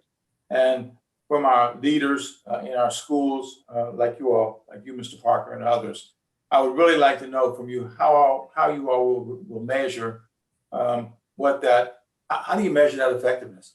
And what is it that you will be looking at to be able to know whether we're doing a good job, mediocre job, a fine job with our mental health services in our schools? I think one thing that is not happening is that no one knows what the plan is. I mean, we're only 3 months away from school opening in August, or 4 months maybe. And right. I think last year we didn't, when they finally opened the schools, I thought that schools should take the first month and everyone should get to know each other again. I think that, we're going to be, the opening of school this year is going to be unlike anything that's ever happened before.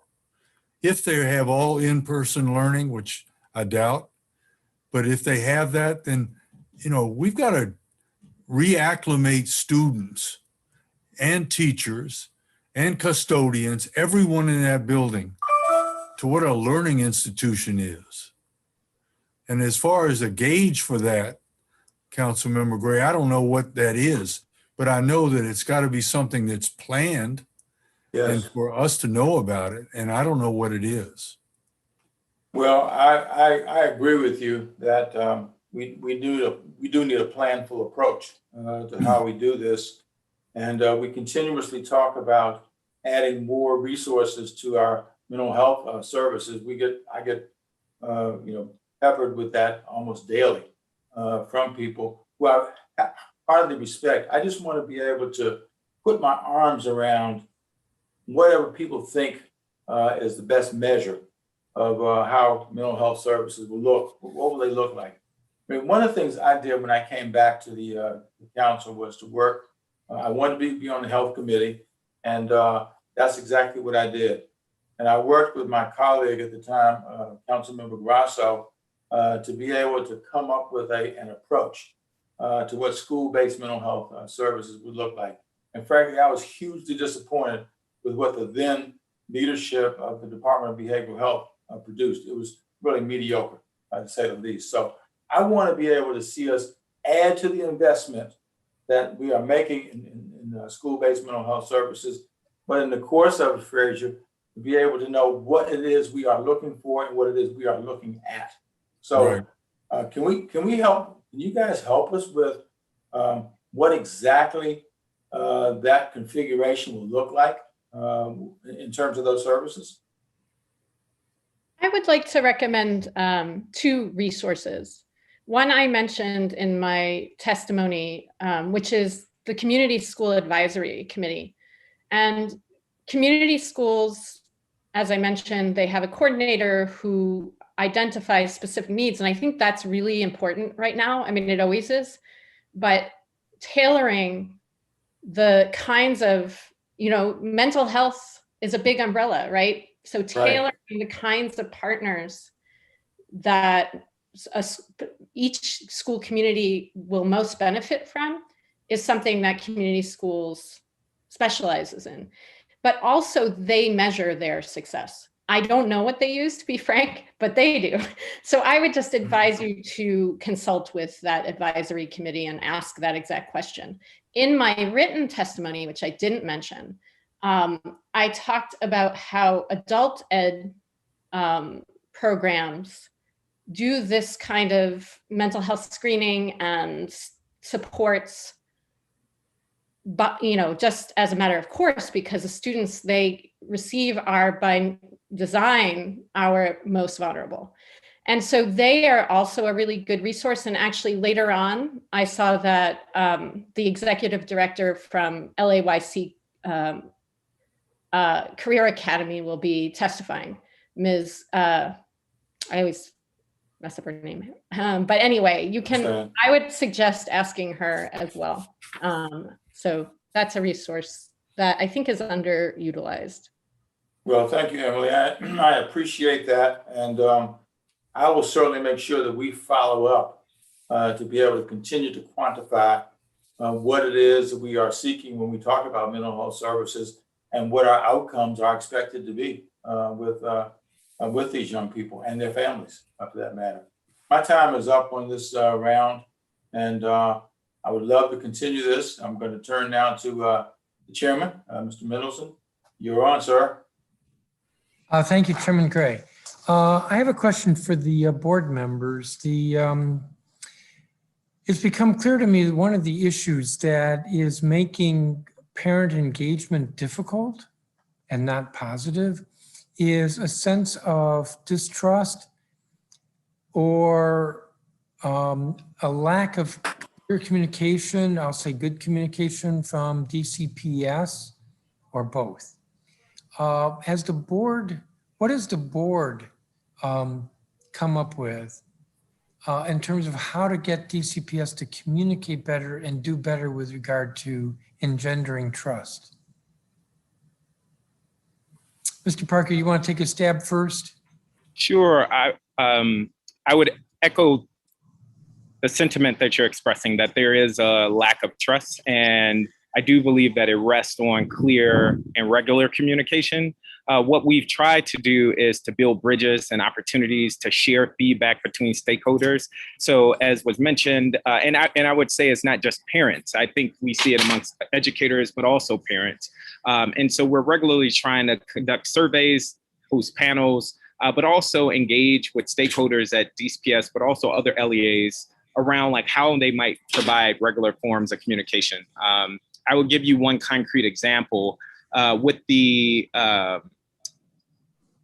updated guidance from the mayor on the removal of restrictions on group size. There were a lot of questions around, well, what does that mean in terms of my student, or for educators, I heard, like, does that mean that I'm still confined to the distance requirement? It's an advisory, but is it a requirement? And so that's just one minor example of how, like, educators are also looking for more specificity and regularity with communication.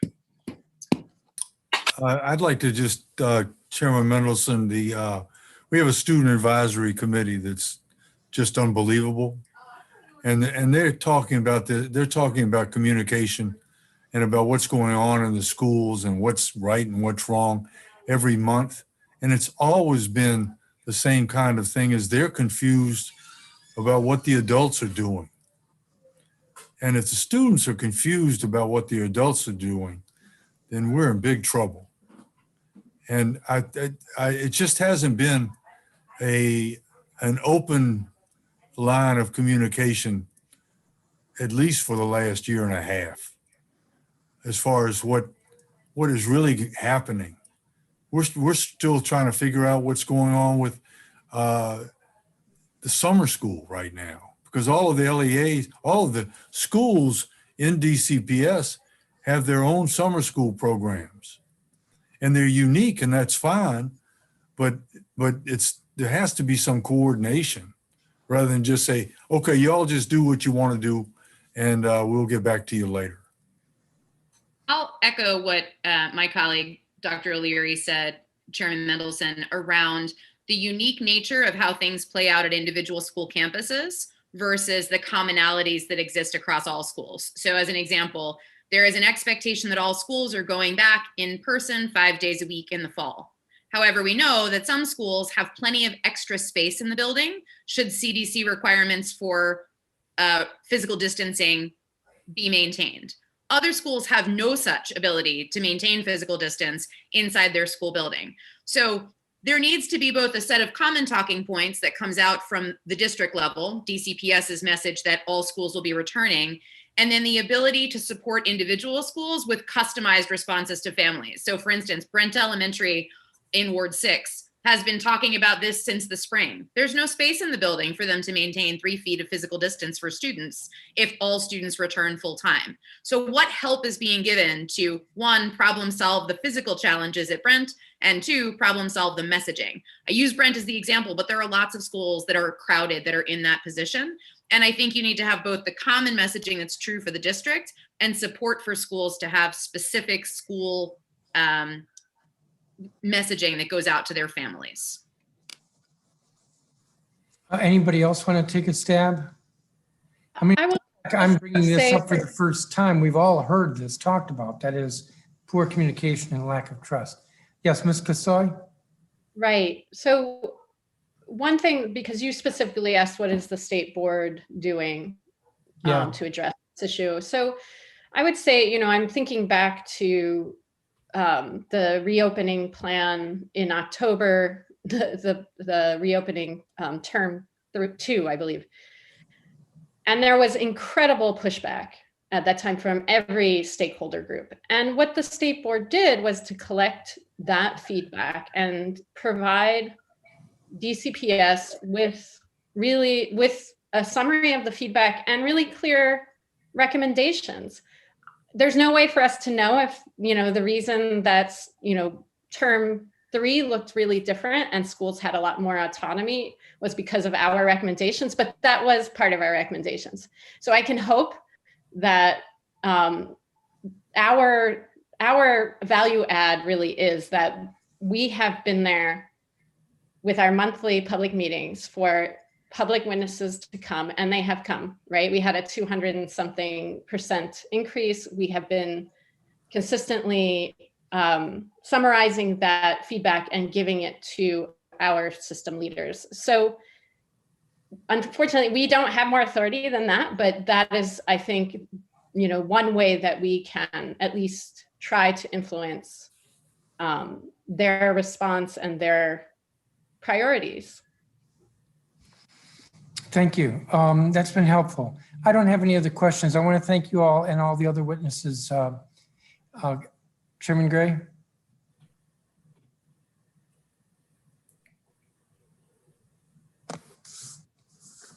Chairman Gray?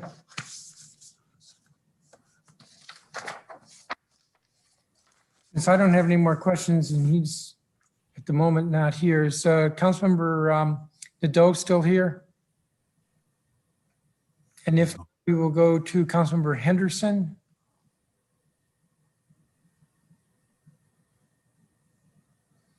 Councilmember Henderson. Councilmember Che.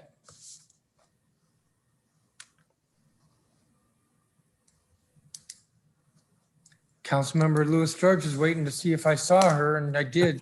Lewis George, do you have any questions? Thank you, Chairman. Yeah, I have a question. I can direct it to everyone, but I'll start with Dr. Fraser O'Leary, my Ward 4 rep for the Board of Education. Dr. Fraser O'Leary, you led the state board's educator practice committee. And so I wanted to see if you could say more about that work and what you like to see in the mayor's budget and from school leaders to support effective instruction when we start back in school buildings this fall. Well, I hope that when you're talking about school leaders, you're talking about individual school leaders. Yes. And I think that one thing that we did do with the state board, but it preceded the educator practice committee, was the state board had a survey of the principals. And we got a lot of great information from the principals. And they're the ones that know what's going on in their buildings. And what we would like is for there to be much more input from the local schools, because they are unique, about what they need, and for the system to be able to provide those needs. That the system should be providing the needs for the schools rather than the schools begging for needs from the system. It shouldn't be that top down, it should be bottom up. And I think that that's what, with the educator practice, we are working right now, waiting on a survey from Mary Levy about teacher retention.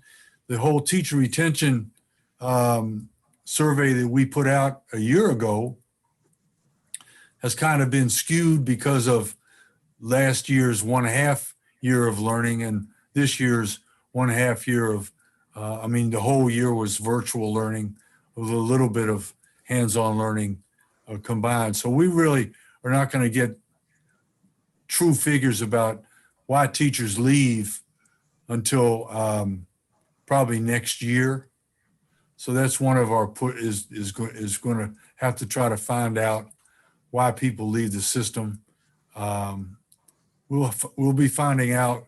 We couldn't get the information from DCPS this year about the teachers that had submitted their letters to leave the system.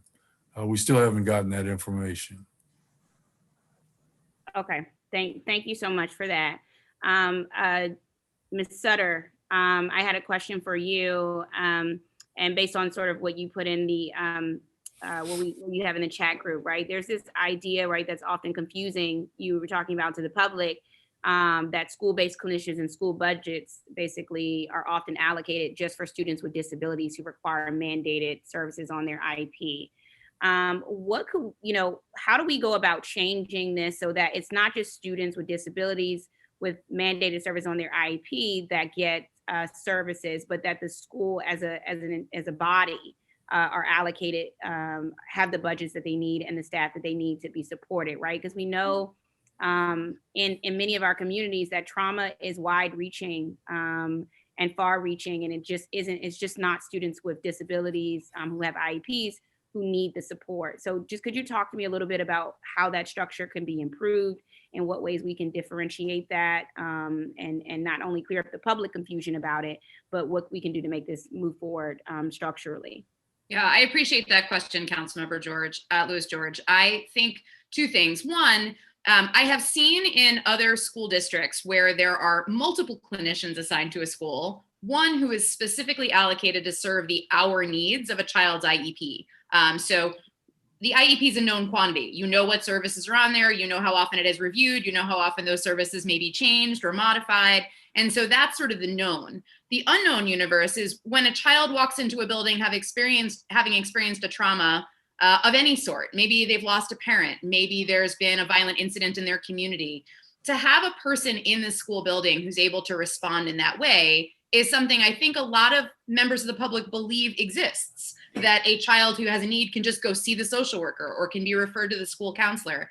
And that is not the case. So I think one thing is thinking about a dedicated clinician for students with disabilities to serve those needs, and another clinician who is sort of the generalist for the school. I think a second thought is more of a triage approach, which is there are sort of health and well-being things we should do for all children. And I mentioned that in my testimony. I apologize. I will just send along my written testimony. But the notion of sort of outdoor time and play and mindfulness, and that for all children. So thinking about it in a response to intervention framework, you have that as sort of the tier one, everyone gets it. Then you have tier two, which is training for teachers to understand and recognize the symptoms of children who may need additional supports and having a place to refer them. And then the third is students who are actually receiving those dedicated supports, whether they're a child with a disability or a 504 or just a child with some need. I think being more explicit about creating such a triage framework, multi-tiered system of supports or ways that some schools approach that, I think is really important, because having those frameworks will help everybody in a school know how to help children, but also help us think about how to staff those positions and how to fund our schools and systems for them. Absolutely. I appreciate that. I wanted to come to an issue that we've seen come up time and time again, and that's involving our librarians and our librarian technicians. So I want to pose this question and see what kind of responses we can get. Can you all talk to me about how important it is going to be for schools to have library technicians as we return to school, especially when we have stated that we need to have one-on-one tutoring and support? Where are we as a system if we don't have every school with a library technician in place as it relates to us being able to come out of this pandemic?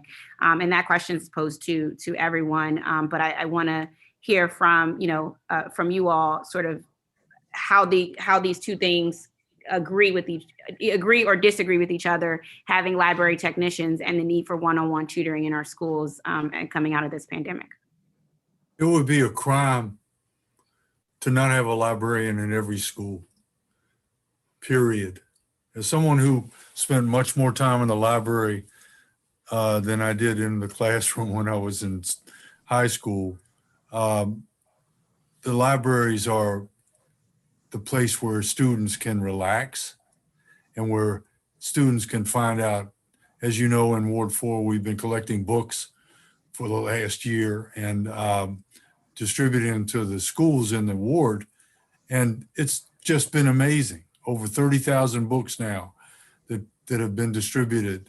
And so there's this huge need for books. And for a school not to have a library, that's just like a basketball court without rims. Pardon my metaphor. I totally agree with Fraser. Yeah. It's not worth having a library if you don't have staff to run the library. And I would just quickly say the council could potentially make it a mandate, like nurses, that every school have a librarian. I would also say that it's not just about tutoring, but a focus on literacy, and our librarians are essential. School principals have a tough decision. Do I keep this essential content teacher or librarian? And we should not put them in that position. And then lastly, I would just say about the State Board's Educator Practice Committee, we are continuing to work on teacher retention, as was highlighted. We are also hoping to reintroduce legislation and working with OSCE to make valuable teacher data available. We appreciate your support there. Thank you so much. Thank you, Chairman. Thank you, Councilman Gray. All the other members were not present, so you could call the next panel. And I want to ask again that the timekeeper allow the clock to keep running so that we see how much time has elapsed rather than stopping it at 0. Chairman Mendelson, the clock app does not allow it to go backwards. It only goes down to 0.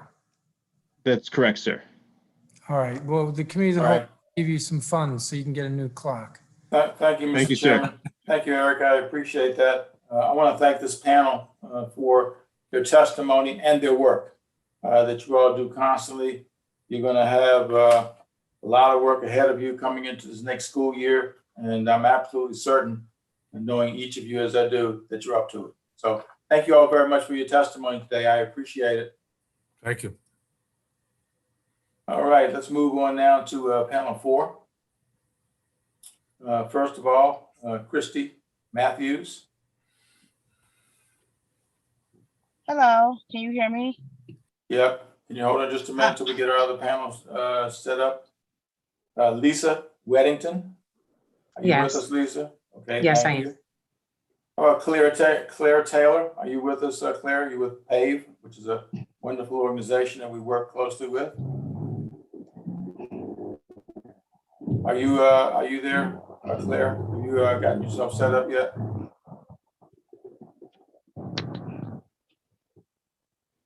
Councilmember, we do not see number 19, Claire Taylor, number 22, Melody Malinoff, or number 23, LaDon Love on the attendee list right now. All right, so let's see. Let's try, well, Kathy Riley. Are you here, Yes, Kathy? I'm here. Okay, Yes, I'm great. here. What about Grace Hugh? Are Yes, you I'm with us, here. Grace? Yes. Fantastic. And Melody, you're not with us, is that right? And Correct, she's LaDon not Love, here. not with us either, apparently. All right, let's try. Let's see who we have here from the next panel. Let's pull on some of those folks. Is Patricia Stamper? Are you here, Patricia? Ward 7 resident.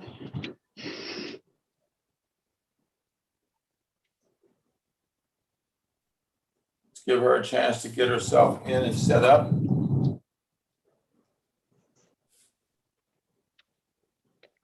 How about Jamal Jones? Are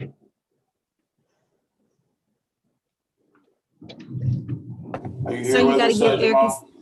sir, give Eric a second. He has to move the attendees to panelists. So if you're not hearing them say that they're here, it's because they don't have audio yet. Okay. But Patricia is here, Jamal is here. All right. Well, we'll have a couple more from this panel, and let's give everybody a chance to get set up, okay?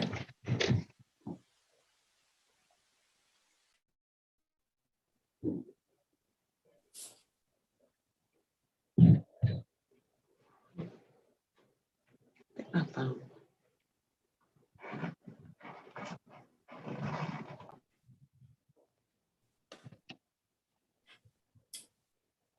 Did you arrive to get set up, Patricia Stamper? Yes, she's on, sir. Okay, great. How about Jamal Jones?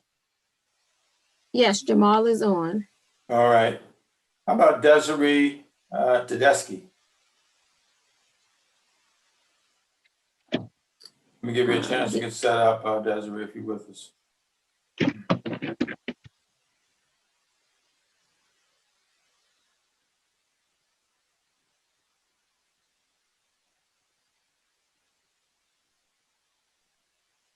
Let me just ask the question again. Desiree, are you with us? Yes, I just got in. Great. Thank you. Fantastic. How about Armand Cuevas?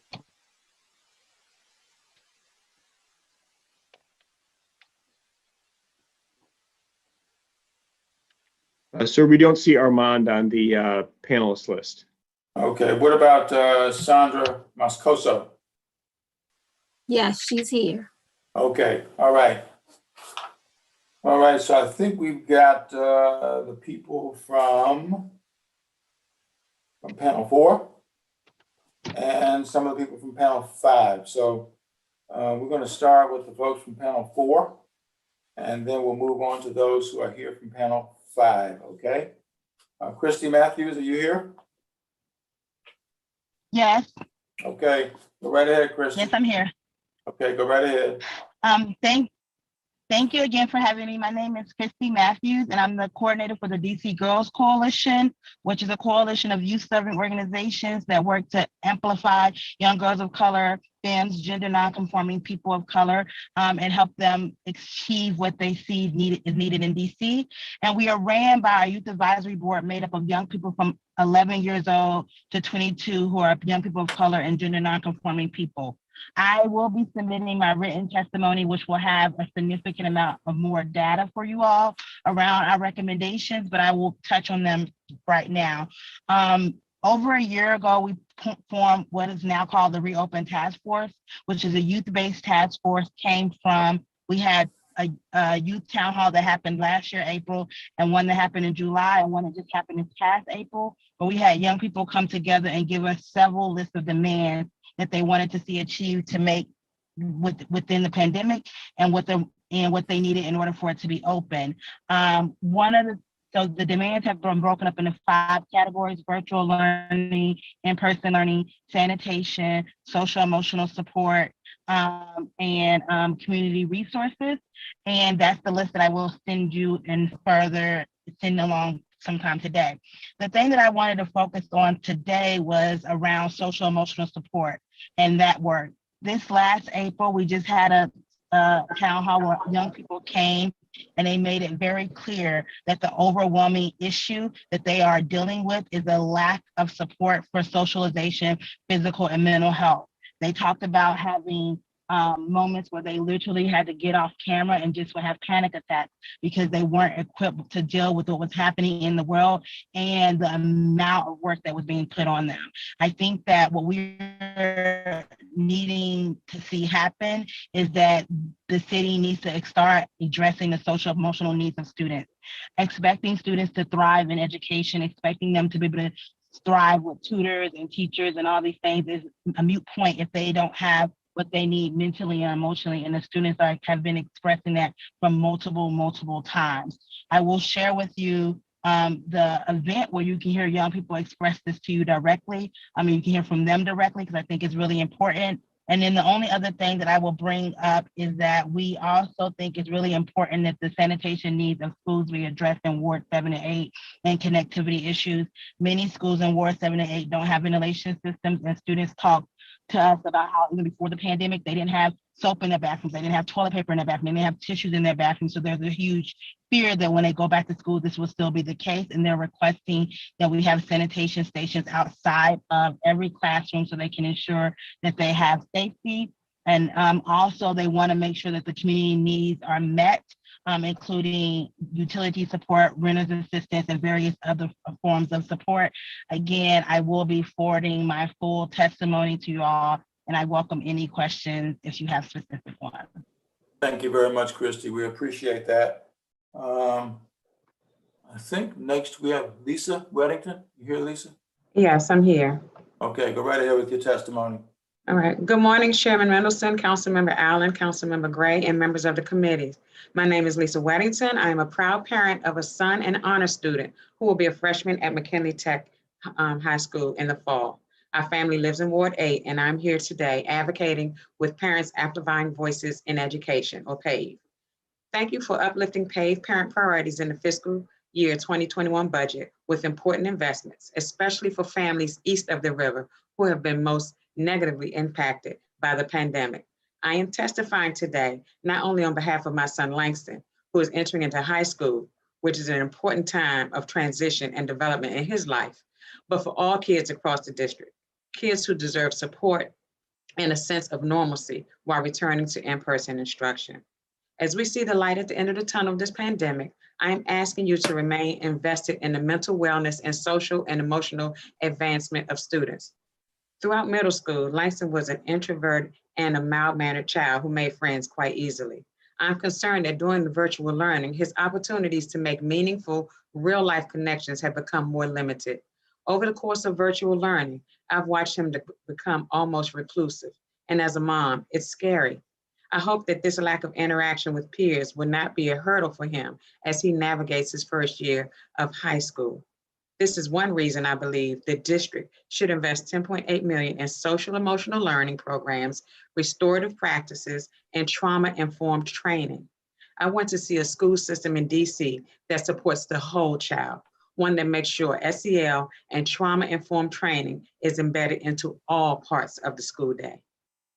We know that it's not only what happens within the school day that matters. Experts say that after school and summer programs are linked to increased engagement in class, social emotional skills, and self-esteem, all factors that drive improved academic performance. At Hart Middle School, OST opportunities were few, and the robotics program was discontinued. Langston was so disappointed, and this is part of the reason why we chose to attend McKinley Tech.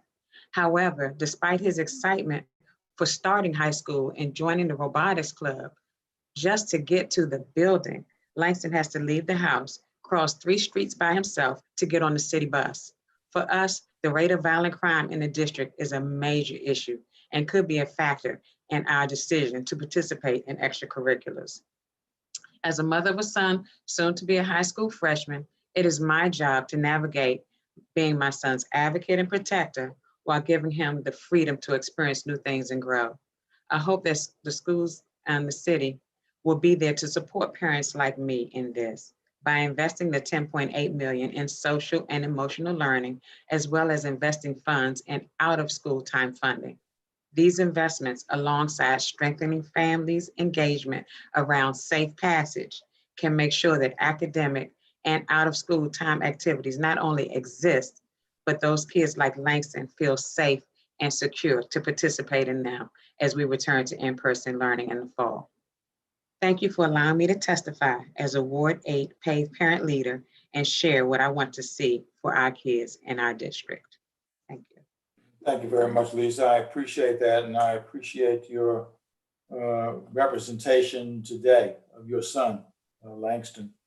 Glad to hear he's involved in, you said robotics, right? One of them? Yes, robotics. Okay, that's fantastic. That's a great endeavor, to say the least. So thank you. Please continue to encourage him, okay? Absolutely. Thank you for that. All right, absolutely. And I don't think Claire Taylor is with us. What about Kathy Riley? You're here, aren't you, Kathy? I think I saw you. Yes, I'm here. Okay, go right ahead, Kathy. Okay, great. My name is Kathy Riley. Thank you for this opportunity to testify. I'm a member of SHAPE, Ward 4, and C4DC. The most important factors in engaging our young people in their community of peers and in a life of the mind as we emerge from COVID are relationships, respect, and resources.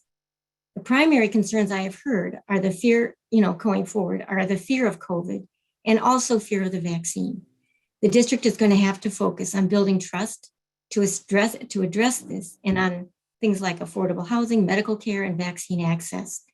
We need more attention to safe passage with efforts like a bus for the LaSalle Backus students to go safely to Ida B. Wells, and more safety for hundreds of students walking to the Petworth Metro. We're going to have to monitor the returns this summer and the continued control of the virus. Relationships, your support in maintaining the individual staff members in our DCPS schools was crucial. Funding to continue to support their stability is necessary. Throughout we will have slow and continued return to schools throughout the fall and winter. Over half of the students coming into our secondary schools will not have been in the buildings. All of this is going to make scheduling for the secondary schools challenging. An additional part of that stability is having a robust and dependable group of substitute teachers. And those substitute teachers can also be part of the tutoring and other efforts that we're trying to make happen. Students and families will need to be welcomed back with familiar faces. We'll need to have our community partners, as Emily Gasoy said, and volunteers to expand what they're able to do. I think what this also came up with the Police Reform Commission, that the way that what we have to do to be partners, we have to get the TB test and the fingerprinting. It means that some parents aren't able to even go on a field trip. So I hope that you'll be able to look at that policy and make sure that we can kind of maybe have different tiers so different people can be more involved. When we want our students to come back, we want them to be involved in sports and we want the whole child looked at. So I think we're going to have to, as has been mentioned, look much more broadly at how we do all of that. We strongly support the funding for digital equity, for dyslexia, for the sports, the DCIAA, and for the mental health supports. We already have a lot of mental health supports in the schools that supplement what the Department of Behavioral Health is going to do, but we have to look at the whole picture and at the whole student. So I welcome your questions and your continued focus on this in this area. Thank you. Thank you very much, Kathy. I appreciate it. We always appreciate your work and your testimony before us at our hearings. Well, Grace Hugh. You here, Grace? Yes. Okay. Hi, my name's Grace Hu. I'm a DCPS parent and one of the leads for digital equity in DC education. We're a group of DCPS parents who've been advocating for digital equity and tech support since 2018. Achieving digital equity for DC students is not rocket science. In fact, we've been advocating for the same three things these past few years. Number one, a 1-to-1 student device ratio coupled with digital literacy training. Number two, robust tech support and staff to manage technology at the school level. And number three, improved infrastructure to support reliable, high-quality internet in school and at home. Technology is part of a modern-day education and will remain so after the pandemic. Before the pandemic, DCPS's Office of Teaching and Learning had already been working on integrating online tools and curricula into instruction. And for years, our students have been doing online testing, using online math and reading intervention programs, and many DCPS schools, including my daughter's in Southwest DC, had implemented a blended learning model in which students rotate between online learning programs and small group teacher-led instruction. While the school system has started making investments in the short term to address the most visible technology shortcomings, DCPS still lacks a comprehensive multi-year plan, even though we know tech needs to be maintained and refreshed regularly. Two recently introduced bills, the DCPS Technology Equity Act and the Internet Equity Amendment Act, will mandate the multi-year planning needed to get DC past Band-Aid fixes and having to relitigate every year how we should support technology and related supports for students. We need you to get these two bills to a vote and passed. On council oversight, it's not enough to have hearings where you ask questions of agency leadership. Here's the kind of oversight we'd like to see. Instead of waiting for the agency to send you a written response that may or may not be useful, you say, I would like the DCPS tech leads to walk me through the timeline and every milestone between now and the first day of school to get computers, tech support, and school Wi-Fi ready for next school year. Our team, our parents, we ask really detailed questions of the government agencies, but often have to wait weeks to months for answers or just don't get an answer. Lastly, we need your engagement to make sure the discussion on digital equity doesn't simply focus on devices and the internet, but also the skills for using technology. Digital literacy is not a buzzword to us. It means students are taught to use the Microsoft Office suite to complete assignments. It means teaching students typing skills so they can complete online testing without the added barrier of limited typing proficiency. DCPS has no overall plan or standardized approach to ensure every student or even every teacher has these kind of digital literacy skills, which means students are taught these skills on an ad hoc, inconsistent manner. In closing, we need continued council engagement to ensure that tech challenges, including the lack of long-term planning and a clear path to digital literacy for all students, are addressed in a timely manner by the executive branch. Thank you for the opportunity to testify. Thank you very much, Grace. I appreciate your testimony very, very much. So thank you. And we may have some questions for you. We'll see. Melody Molinoff, is Melody here? No, sir, she had to leave. Okay, and I don't think LaDon Love is here with us today either. So, all right, Patricia Stamper, are you here, Patricia? Ward 7 resident.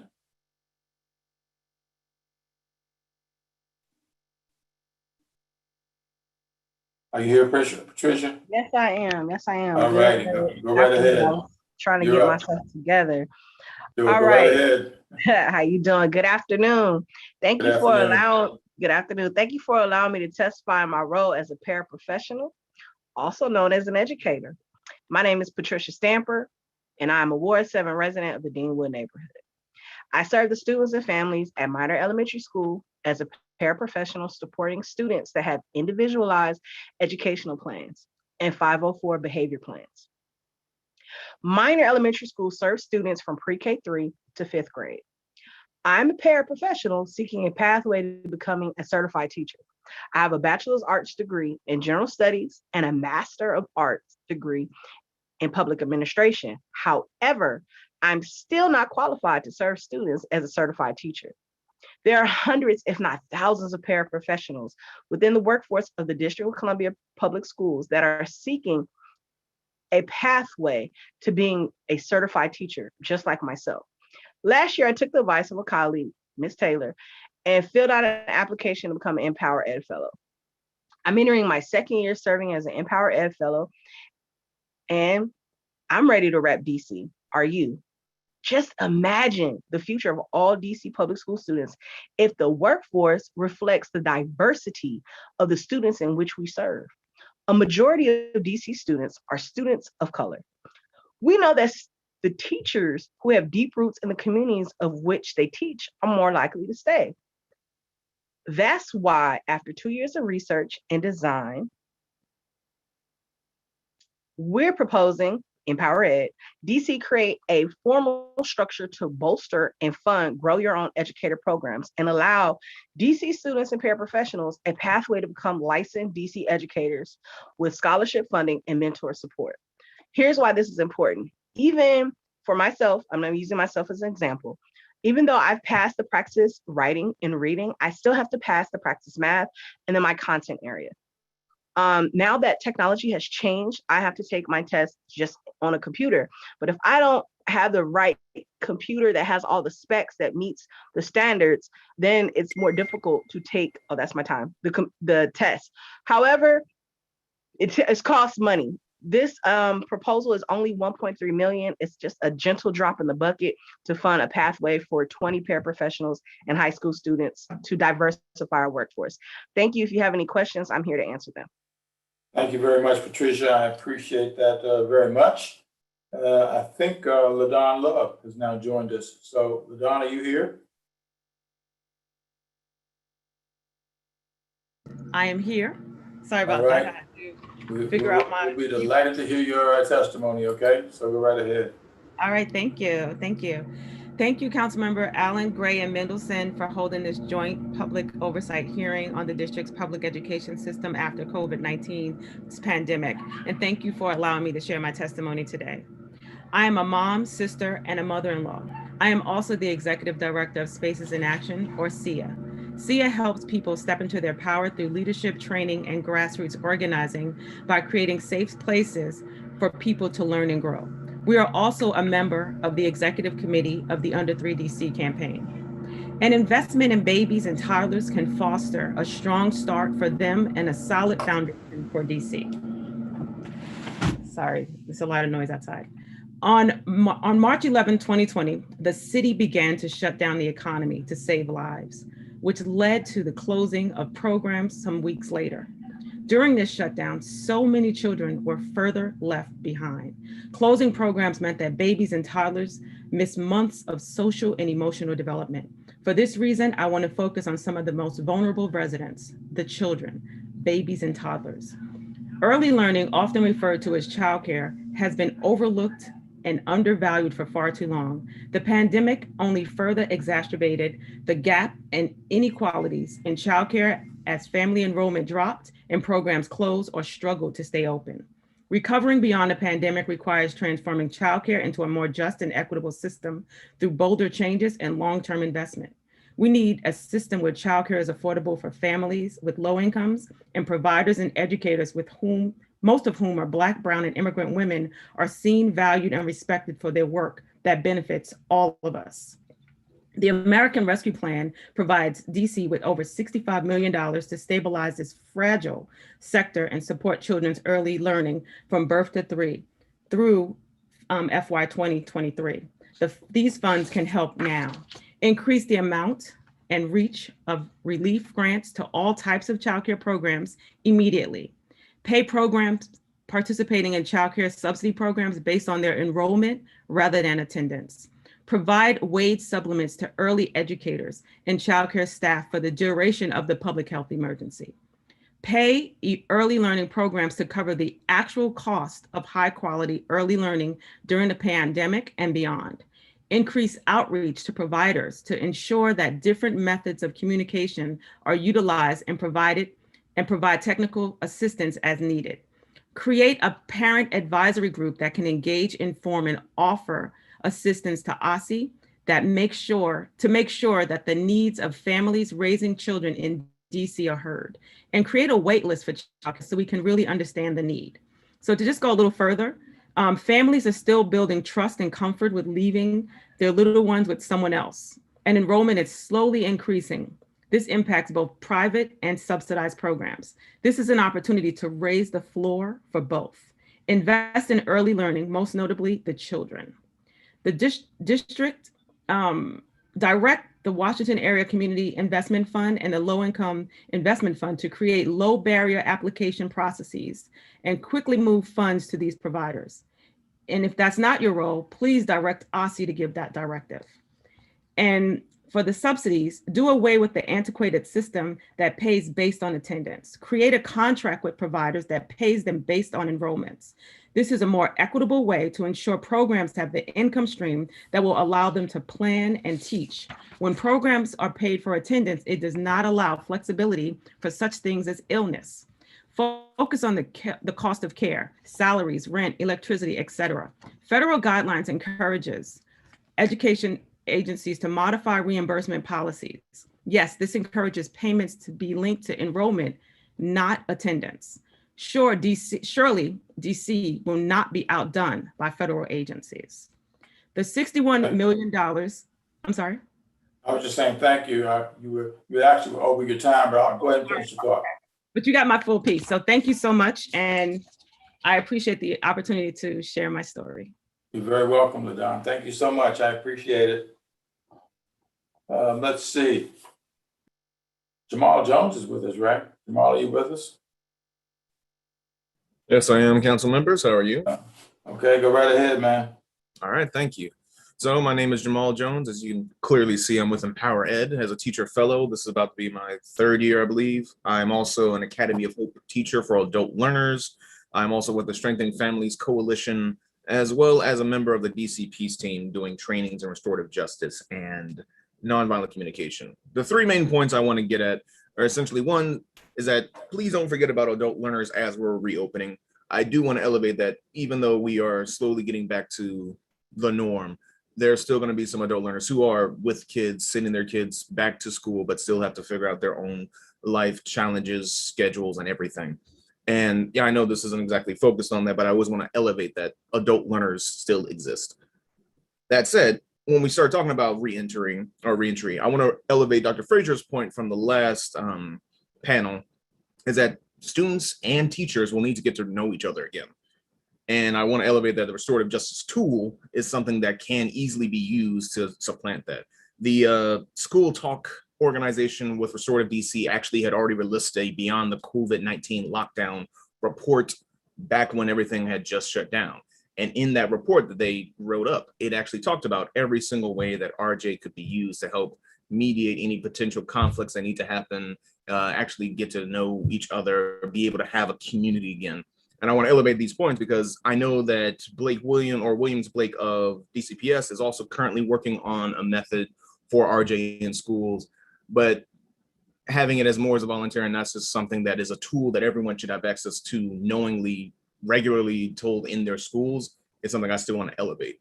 And so these tools are available, and yes, there are ways to find it, but it always seems to be like a roundabout way to get to it. And I want to elevate that these tools for RJ can be used when it comes to reentry and getting back into school. But the third point I wanted to bring up is also the notion about outdoor learning. To the source point from the last cohort is that there is a matter of school size. Each school will have a different size, a different availability, and that is still a challenge that schools will face when they do return. So outdoor learning should still be considered an option. And then lastly, that mental health supports obviously should be a part of schools, but also having a way that is actually scalable between what level of intensity each child is going through. I think we've heard multiple times that people support social emotional learning and school-based mental health professionals, but it also requires a good in-depth understanding about where students are and where the families are, because not just the students that's struggling, but also could be sister, uncle, brother, dad, grandma, as well as teachers. Because whenever teachers are getting back in school, they're going to be stressed out. I'm going to be stressed out. And I just want to make sure that that part is taken into account. So with about 5 seconds left, I'll go ahead and close my and well done, Jamal. Thank you so much. No problem. All right. I think Desiree Tedeschi, you with us, Desiree? Yes, I am. Okay. Go right ahead. Okay, thank you. Good afternoon, council members. My name is Desiree Tedeschi, and I am the special education coach at Whittier Education Campus. My focus today, like so many others, will be on the social and emotional well-being of not only our students, but all staff members. I strongly believe that DCPS needs to allow and provide appropriate timing and flexibility for a wellness plan to address the trauma and loss we have all experienced throughout this pandemic, which unfortunately is still not over. Students and staff deserve, at minimum, 2 weeks, and thank you, Mr. O'Leary, for saying a month, because that is more on target, when we return for school year 21-22 to focus solely on our social and emotional well-being prior to diving right into the academic curriculum. During that time, we can focus on relearning expectations and adjusting to new routines, as well as just learning to being together again. I know this is not what anyone wants to hear because, of course, data and learning loss, but if we don't take the time in the beginning of the school year to address and process the last year and a half with our students and colleagues, it will be a constant battle between our mental well-being and academic achievement. We need to make sure all our students are mentally available for learning and adjust appropriately to being back. Students and staff alike have experienced great loss this year. I have lost colleagues that I don't even feel I have fully processed yet because I, along with many others, have not been back in the school environment yet to see and feel that loss in person. DCPS needs to provide not just the curriculum for a wellness plan or allow us to create our own wellness plan on the school level, but also the funding to provide adequate counseling to their staff members and students.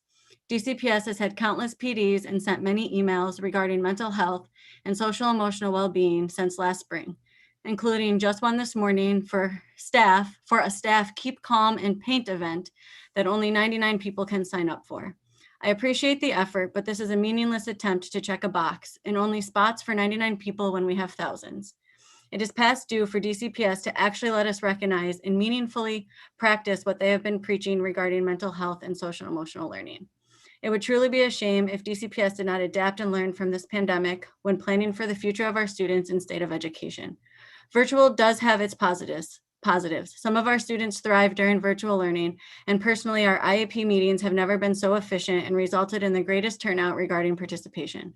I truly hope DCPS is taking the necessary steps to implement programs for the mental health and social emotional well-being for all students and staff as serious as they have been preaching it to us for this last year and a half. Thank you so much for your time. Thank you very much, Desiree. I appreciate your testimony very much. Is Armin Cuevas? Armin, are you with us? No, sir, he is not. Okay. How about Sandra Moscoso? I'm here, thank you. Okay, how about pronounce your name at least closely to correct? You did great. You did great. You can coach the chairman on it. He's doing great lately too. Thanks. Chairman and council members, I'm Sandra Moscoso, parent of 2 students at School Without Walls High School and a Ward 6 resident. Thank you for asking important questions families have been asking about the city's plans for health, education, and recovery.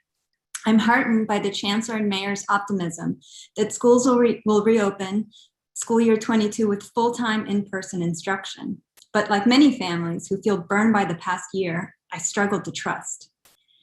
On learning recovery, I would like to understand the evidence DCPS has used to determine tutoring makes more sense than hiring more teachers and smaller classrooms. I want to reinforce Dr. Betsy Wolf's testimony and the question she asks.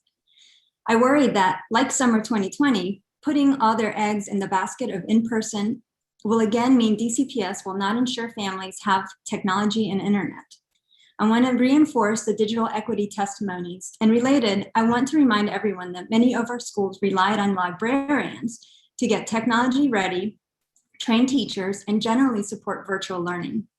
Finally, I'm really worried about physical space and whether schools will be ready to reopen at full capacity, or in the case of my daughter's school, at full overcapacity. Walls has a building capacity of 520, yet enrollment is steady at 600. As a result, most teachers share classrooms and we're packed to the gills on a good day. We have no outdoor space, and while school administrators have pursued expanding into our terrace, which we've already heard will not support us structurally, without DPS support and outside expertise to look at alternate space, we will face another chaotic reopening without a plan in place to manage unknown COVID measures. I recently asked a DCPS rep about the use of federal funds to temporarily rent nearby commercial space. The answer was that this would have to come from capital funds, which is frustrating as we all know federal funds can be used towards facilities. Individual school space assets will vary. Some schools might rely on outdoor space, others might look to nearby commercial space. In every case, schools need central support from experts who can provide recommendations based on school needs. I really, really worry DCPS will leave schools without support or funding on facilities. I feel for central office and the weight they bear under all of the moving pieces, but they have been given federal resources for this. This year is winding down, and like this time last year, there is no evidence the public can point to that DCPS is staffing up or procuring expertise to support facility readiness. It has been such a tough year of knockdown, drag out fights. I'm hoping for your help in ensuring we don't face another year of chaos. Without planning or support, we will either find ourselves unable to accommodate all students, or we will find ourselves in unsafe situations. Both scenarios are bad, and both are 100% avoidable. Thank you for this opportunity to testify. Thank you very much for your testimony, Sandra. We appreciate it very much. And let's see. There were several folks who talked about the importance of social and emotional support and those services being available to our students. I know Christy Matthews, you talked about it, and we've had others who talked about it as well. So, Christy, can you speak a little more specifically about the challenges that are facing our students that you think, and what does that really mean? Desiree, you mentioned it also, I think, in terms of the importance of social and emotional support. But go right ahead, Christy. Yes, so I can speak to this. I not only am talking about young people that I work with, but also my nephews and nieces all go to DCPS schools and from elementary school up to high school. And what I'm seeing is that there's a complete lack of emotional support. So kids are not learning how to deal with the loss of family members and friends. And many of the young people that I work with have lost family members and friends. In fact, one of the young people who was at the hearing spoke about losing four to five people in 1 week, but then having to also turn around and still do the enormous amount of work within schools. And I think the reason why it's so important is because what we then see is young people starting to act out. Young people starting to do things that may get them in trouble once we go back to in person, whether that's getting frustrated and not wanting to do their work, talking back, getting into fights, all these things. These are the physical reactions and the things you see physically to the lack of having the ability to address the social and emotional needs that young people are interacting with. And what we need to figure out to address this, especially when we go back. I think someone else mentioned on the panel that young people don't even know the trauma that they're going to experience when they go back to school, because we haven't necessarily been in that environment. There are going to be teachers who are not there anymore because they've passed. There are going to be friends and family members who are not there anymore, who they are used to being their support system. And we haven't equipped our young people with the ability to deal with this. In my work, I work with young people and I have daily virtual meetings with young people. And for the last 3 or 4 months, in every single meeting, there's been a need for me to incorporate emotional work within the meetings because the young people are not able to cope. We're actually doing a 6-series healing circle where we already have reached capacity of the number of young people who can participate because that's how many young people needed it. And we haven't even did full outreach for, and we're already at 35 plus young people signed up to participate in these healing circles to develop skills to address anxiety, depression, and loss. So when you have that many young people sign up and you haven't did any outreach, that shows you that they're applying for a need. And many of these young people have talked about how their grades have dropped. Like they went from A students to C students to D students because they just can't handle it emotionally and mentally. We've heard a lot of testimony, Christy, today and even before today about the importance of mental health services for our children. Can you explain to us exactly what that looks like from your perspective? What do those services look like? What will they need to have in the schools in order to meet that need? And Desiree, you talked about it also. So if you can speak to this, you and Christy, as we move through the finishing of my testimony, or my questions, okay?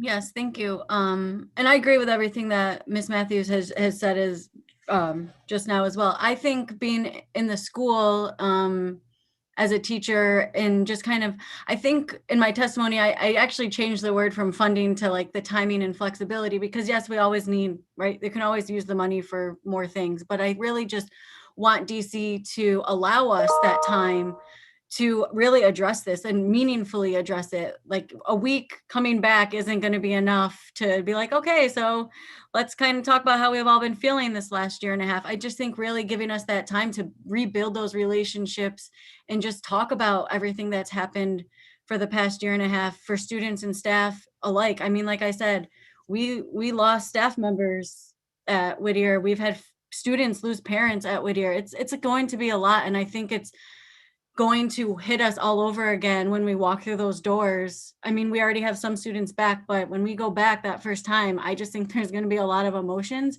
And I think there's still a fear. I mean, I can only speak for myself. I mean, I'm vaccinated. I still don't really do anything. So I am still very concerned about what it's all going to look like when we come back. And I just think we really need to be allotted that time and flexibility. So we have a social worker, we have a counselor, but are they going to be given that time to focus on all students and not just the students on their caseloads and not get dinged for not meeting their weekly minutes that week because there's other students that we have to focus on. So it's really just all like the red tape, so we can really address everyone's mental health and well-being related to, you know, staff and students, because DCPS has a lot of like the trigger words that they talk about and preach about and have PDs about, but then there's nothing to follow up with it or to implement after it.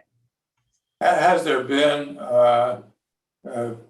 Desiree and Christy, have there been any interactions with you all, any meetings, any discussions with you all about the kinds of needs that you've identified that will need to be met? I think you're saying early in the school year, right? Or as soon as possible. Yes, so for me personally, we have met with the Deputy Mayor on Education. We've had several meetings with other council members. We've also met with DCPS specifically around these issues and other issues. And we've been meeting ongoingly for many months, because this is a need that young people told us before the pandemic, but really highlighted for us in last April. And I want to go back to you at specifics. And I think that for me, the issue with social emotional support and learning it feels like it's always an afterthought and something that comes after a crisis. But the reality is we all need to be equipped with these skills, because we don't know when crises are going to come. So I think it needs to be incorporated into the everyday curriculum that young people are going through, which means teachers and support workers. It can't just be counselors. It needs to be teachers. We need to have community healers in the space. We need to be having social emotional conferences within schools where we bring in people to do this work, because what we are experiencing is young people are literally asking us, this is what's happening, how do I deal with it? And we teach our young people at the beginning of just about every meeting a new coping strategy or skill. Because it's just that important. And so I think that's what needs to happen. And we want to continue these conversations and are willing to meet with whomever to help continue to develop it, because the need has definitely outgrown what we were originally looking at a few years ago, and we need to address it because we're going to start losing students. Yeah. That's what's going to happen.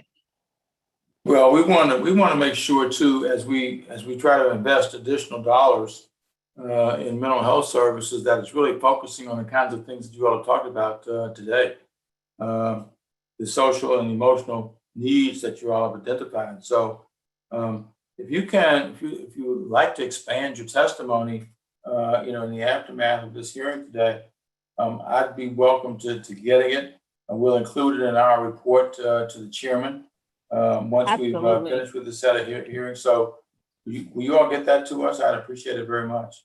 Yes, I will email it to you this afternoon. I'm actually out helping a family, and that's why I didn't get a chance to send it, because I'm trying to multitask myself. Okay, thank you so much. Let me turn now to the chairman. Chairman, you're next. Thank you, Chairman Gray. Thank you to all the witnesses. And Ms. Moscoso, I'm deeply wounded that trying to pronounce your name correctly, and then you have to call me out on it. You notice I got it straight, right, Mr. Chairman? Yeah, I wonder if you've been coaching Councilmember Gray on this, because you've been doing so great lately. Well, and I think Chairman Gray got it right because he's a Scorpio. And and you are, sir. I was leaving that out. So I wanted to ask about, I didn't have much to ask, but I did want to pursue a little bit on the issue of mental health for our educators. So there's been a lot of attention to the fact that we have to do social emotional work with students. I mean, this is something we've been talking about for years, but a heightened awareness of that with regard to students. Ms. Tedeschi, did I get that right? Did, yes. Gosh. So you spoke to it, and I want to pursue it a little bit more with you. To the extent that you know what best practices are in some other jurisdictions, but also you talked about 2 weeks, and what that sounded like to me was, all right, we'll come back to school at the very end of August, and then we're going to take 2 weeks off. I don't know if that's what you meant. So maybe you could explain that better, and also whether you know of best practices in other jurisdictions.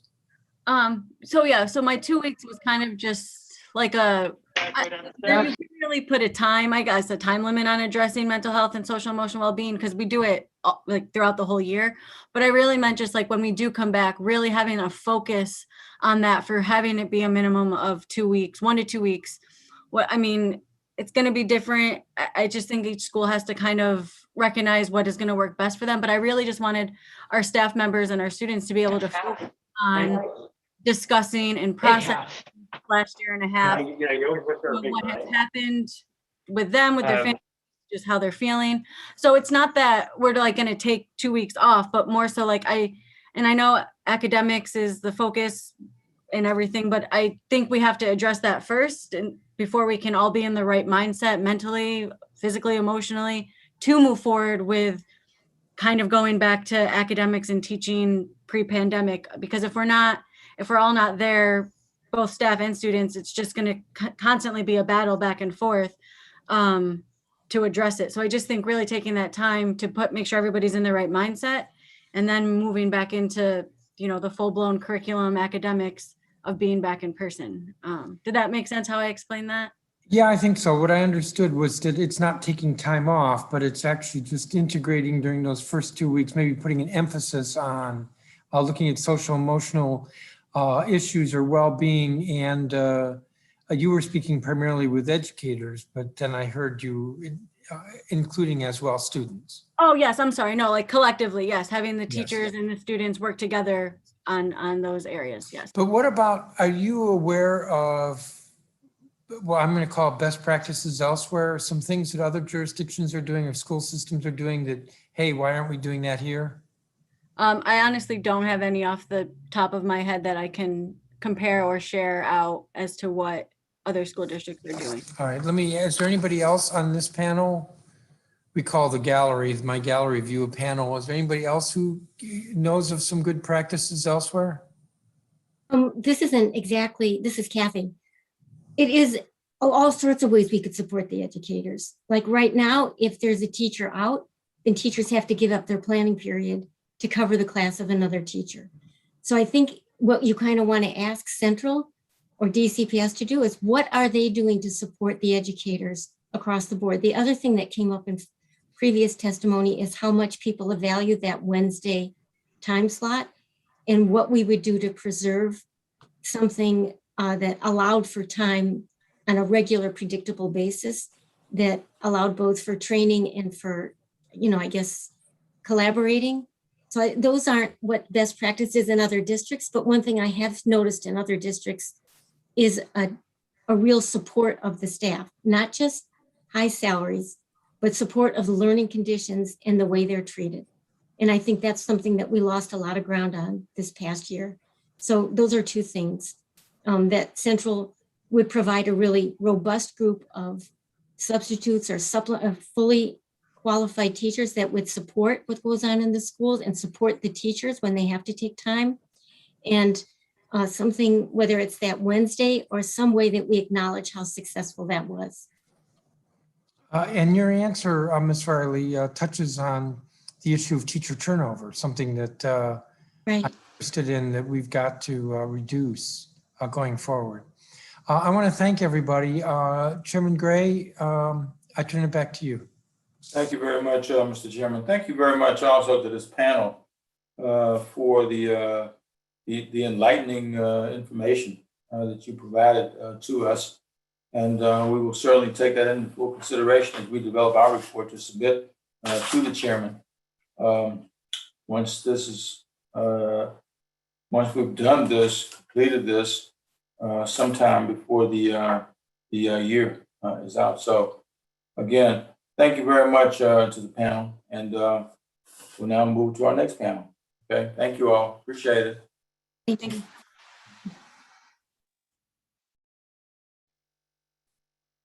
All right, we're going to start with move to panel 6 now. Nicole Hanrahan, you here, Nicole? I am here. Okay, thank you, Nicole. We'll be with you shortly. What about Dane Anderson? You here, Dane? Dane is driving. He'll be on near the end of the hearing, sir. So he won't promote him to the panel, but if you could call him at the end of this panel. Okay. How about Elizabeth Bowman? You here, Elizabeth?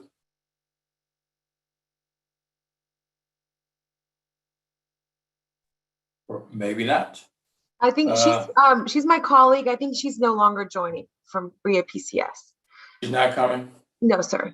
Okay, thank you. Mm-hmm. How about Lydia Mackey? That's me. Yes, I'm here. Okay, great. Thank you, Lydia. Okay. Daryl Clay. Daryl, are you with us? Yes, you are, sir. Good. Pat Brantley. Are you with us, Pat? I do not see her on the attendee list, sir. I know Pat very well, too. I'm surprised she's not here. She's the Chief Executive Officer for Friendship Public Charter School. We're sorry she's not here. How about Alan LeGrand Finch? Wow. I messed that one up. Alan is with City Year.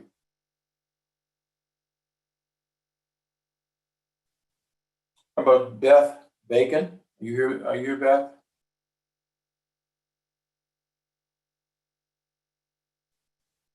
We'll give her a chance to get situated if she's here. I am here, yes. Good. Glad you're here. Okay. How about Jax Chaudhry?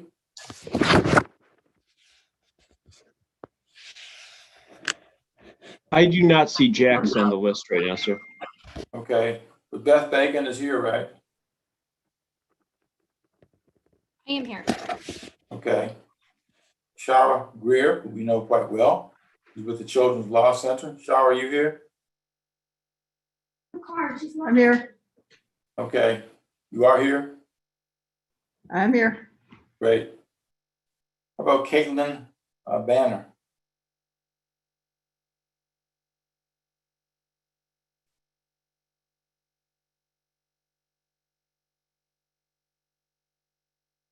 Caitlin is with the Washington Lawyers Committee for Civil Rights and Urban Affairs. And Caitlin, if you are here, we'd be delighted to have you join us.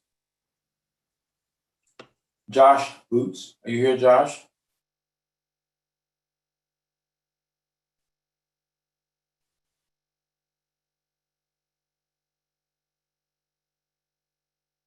And this next name, I'm sure that I'm going to make a mess of it. So to the next person, please forgive me as I make a mess of it. Riley Danilko. Yes, I'm here. All right. How badly did I mess up your name? You're pretty close. Riley. Oh, okay. Thank you. Sure. All right. Let's go back to the start of our list. There's Nicole Hanrahan, Dane Anderson, Elizabeth Bowman, Lydia Mackey, Daryl Clay, Patricia Brantley, who's apparently not here, Alan Finch, Beth Bacon, Jax Chaudhry, Shara Greer, Caitlin Banner, Josh Boots, and Riley Danilko. So how about in that order, if that's okay with you guys? And we'll start now with Nicole Hanrahan. Thank you, Council Member. And thank you to all for having me here today. My name is Nicole Hanrahan. I'm a Ward 6 resident, DCPS parent, and the co-founder and executive director of the LAYC Career Academy Public Charter School, a school that works as a hybrid between a high school and a community college for 16 to 24-year-old youth. I'm here today to share parts of our model that have been helpful in addressing learning gaps, supporting physical and mental health, and utilizing distance learning to better support students in the pandemic and the recovery. The first mechanism that Career Academy uses to address learning gaps is running through the summer. Every year we offer shorter and more frequent breaks rather than one long summer break. This ensures that staff and students have time to refresh and recharge, but that students do not lose out on progress in their studies. A number of schools have expanded summer school options this year, and we hope that this can continue going forward. The second part of our model that addresses learning gaps is Career Academy's role as a bridge between high school and careers in college. Over half of Career Academy's students enter with a high school diploma. Of these students, 72% read or perform math at a middle or elementary school level, despite having a high school diploma. At that education level, a person can't write a professional email to their boss, pass a college class, or read an information technology textbook. We hope that the council will continue to support schools like ours who help older youth build the literacy skills needed to catch up with their wealthier peers and prepare for college and careers, as we expect this equity issue to worsen as a result of the pandemic. Distance learning is a component of our model that we only started in the pandemic, but we would like to continue as an option going forward. Older youth, like Career Academy students, struggle to balance school with demanding work and caregiving schedules.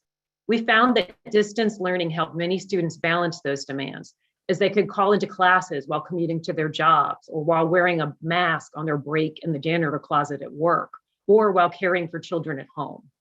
We're grateful that OSSI is allowing adult education schools like ours to continue to offer this combination of in-person, virtual, and asynchronous learning next year, as it helps students remain in school despite needing to work long hours.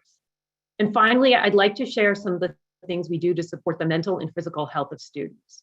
Starting in March 2020, each of our students received a call or a text from a school case manager every single day.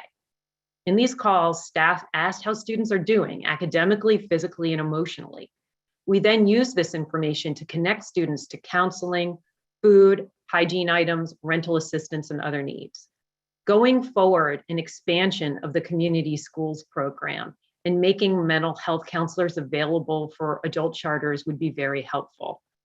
We know that some community school funding was actually ceased during the pandemic, and we really think it would be much better for it to continue for all schools that are supporting good programs. In sum, an extended school year, programming that bridges high school and careers, distance learning options, and enhanced student supports are all things that older youth need to catch up academically and to grow stronger in mental and physical health. Thank you, and I am happy to answer any questions that you may have. Thank you very much, Nicole. We appreciate that. And it's a very interesting approach you use. I want to hear a little bit more about it too. with respect to, contacting everybody every day. That's pretty amazing. So, all right, I think Lydia, you're next. Okay, great. Good afternoon, Chairman Mendelson and council members. Thank you for the opportunity to deliver my testimony today. My name is Lydia Mackey, and I'm the Outdoor Curriculum and Student Support Specialist at Brea Public Charter School, which is a 2-generation program that educates young children and parents together. And this school year, during wind, rain, and snow, Brea operated a fully outdoor learning program for our pre-kindergarten students. Initially, it was a half-day hybrid program, but since April, we've been doing it full day for 4 days a week at 3 of our 4 sites. And in the first weeks of school, since it's a 2-generation program, the parents accompany their children in the garden, but now they go inside to have their virtual classes while the children stay outdoors. And outdoor learning has been such a success. We really plan to maintain so many components of it during the next school year. Beyond the lowered risk of transmission of COVID-19, there are also many other developmental benefits of outdoor learning that really counteract the extensive time that children have spent indoors the past year. We've received lots of positive feedback from parents and children, and I'm proud to say that we're on track to meet our annual student growth goals in literacy and math. As part of our outdoor program, each child receives their own set of materials, which include buckets, shovels, blocks, art materials, and also toys that facilitate math and literacy learning in the garden. Each child also has their own set of rain boots, poncho, and cold weather gear. And we also purchase materials that encourage autonomy and early STEM skill development, such as magnifying glasses and supplies for outdoor experiments like water droppers and food coloring. But really, time in the garden has been such an antidote to the traumas of rapid school closure, social isolation, fear, loss, and economic hardship that families have experienced because of the pandemic. Children benefit emotionally from the sensory experiences of digging in the garden, watering plants, and observing the flora, fauna, and fauna of our region, such as cicadas and caterpillars and worms. And the children actually move more frequently than they would in a typical classroom environment, which in turn has decreased anxious and reactive behaviors. Our students are calmer and more regulated after so much movement, and the transition to naps at school has been remarkably smooth because they're so tired from playing so much outside and learning so much. The children have emphasized and the parents have emphasized how wonderful it's been to continue to see their friends and their teachers after so much time in isolation. And experiencing the mutual joy of being outdoors has helped students, parents, and teachers to bond, which in turn helps the children more deeply connect with their content, academic content. And the pandemic has been devastating for so many reasons, and the communities of Brea families have been really hit hard. But outdoor learning has been such a constant glimmer of hope for our staff and students. And currently we're navigating how to find an outdoor space for next year for our 4th site that doesn't have a garden or a playground. But our hope is that outdoor learning remains a staple of our school for years to come. Thank you so much. Thank you, Lydia. I appreciate your testimony. Thank you. All right. I think Dana Anderson has joined us also. Dana, you here?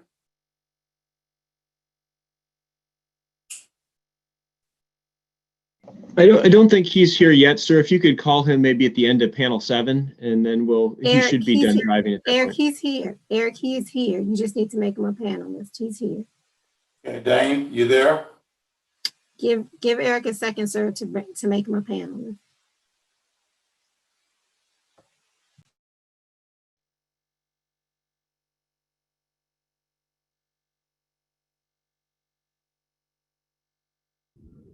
Just let us know when you're ready, Dane, okay? I am here. Okay, you ready now? Yeah, I was in getting to our high school and appreciate you all. My name is Dane Anderson. I'm the Chief Operating Officer at KIPP DC Public Charter Schools. Next year, we will have 20 schools and educate nearly 7,500 district students at our 7 campuses located in wards 5, 6, 7, and 8. Really appreciate the opportunity to testify today. How many campuses will you have, Dane? We will have 7 campuses and 20 schools. Wow, that's a lot. Okay, go right ahead with your testimony. Great, thank you. For the entirety of the pandemic, KIPP DC is focused on 2 things. The first is prioritizing the safety, health, and well-being of our school communities.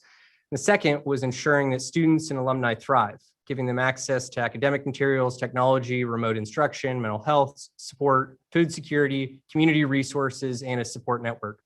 As we prepare for next school year and our recovery efforts in the months and years ahead, we're approaching our planning with a three-part recovery framework: reopening, reimagining, rebuilding. You can read a full overview of this framework in my written testimony. Today, I want to focus on the first part of that, on reopening, and specifically how we're going to do that in three ways. The first is engaging families in the process of reopening. Second is meeting the needs of our students and families. And the third is to ensure a healthy and safe learning environment. Each of those areas are going to help set our students up for success as we reimagine what's possible this fall. So first, on engaging families in the process of recovery. Right now, we're completing what we're calling the Needs of the Community report, which synthesizes input from our students and our families through surveys, focus groups, and interviews to better understand the needs of students and families right now. This input was critical to guide the plans that I'll share today. And then over the coming months, we think at least 6 to 12 months, we're going to continue to engage a wide range of stakeholders to ensure that we're able to reimagine and rebuild KIPP DC to be a more impactful, innovative, and inclusive school system. What we've learned from those conversations is the needs of students and families. And that's the second thing I wanted to talk to you about today. As we think about next school year, we're putting a variety of supplemental supports in to ensure that we're meeting the needs of students and families. I'm going to talk about 8 things. It's a lot, I know, but they're specific and I think they're important. So I want to list all. You say 8 things, you only have 39 seconds left. All right, well, I'll go fast and you can see them in my written testimony too. But there's specific things that we're doing based on input from families. I wanted to highlight them. The first is an ongoing commitment to an extended day and extended annual calendar across all schools and all students. The second is we're adding 20% more staff so that we can reach our commitment to offer 5 days of in-person learning across all schools and offer small group instruction and high-dose tutoring. The third, which I think the last panelist talked about, is we're adding outdoor classrooms and indoor classrooms and multi-purpose space to support distancing and small group instruction. The fourth, we're expanding summer programming.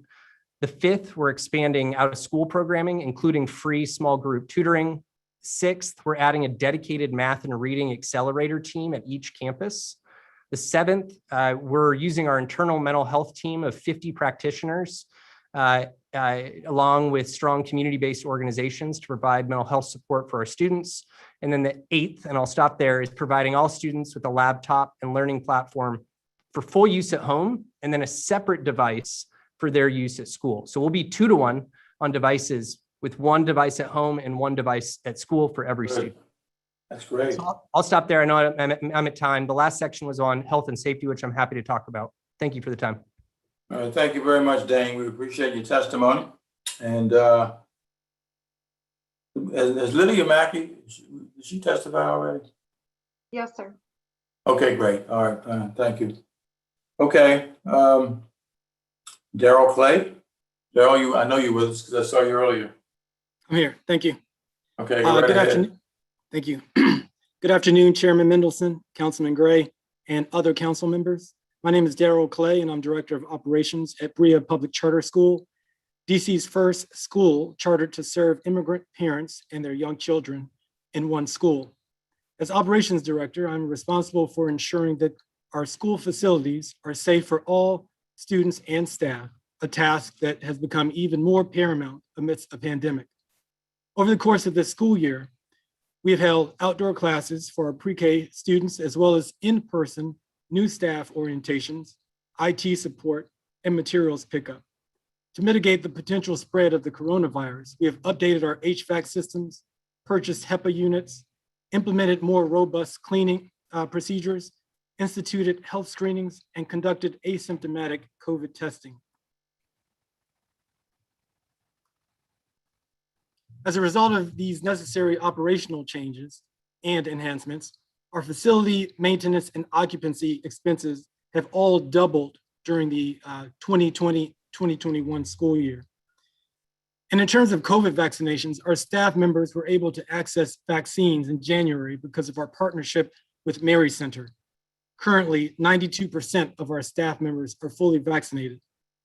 We've also been surveying our adult ed students to ascertain their vaccination status and to help them schedule vaccine appointments.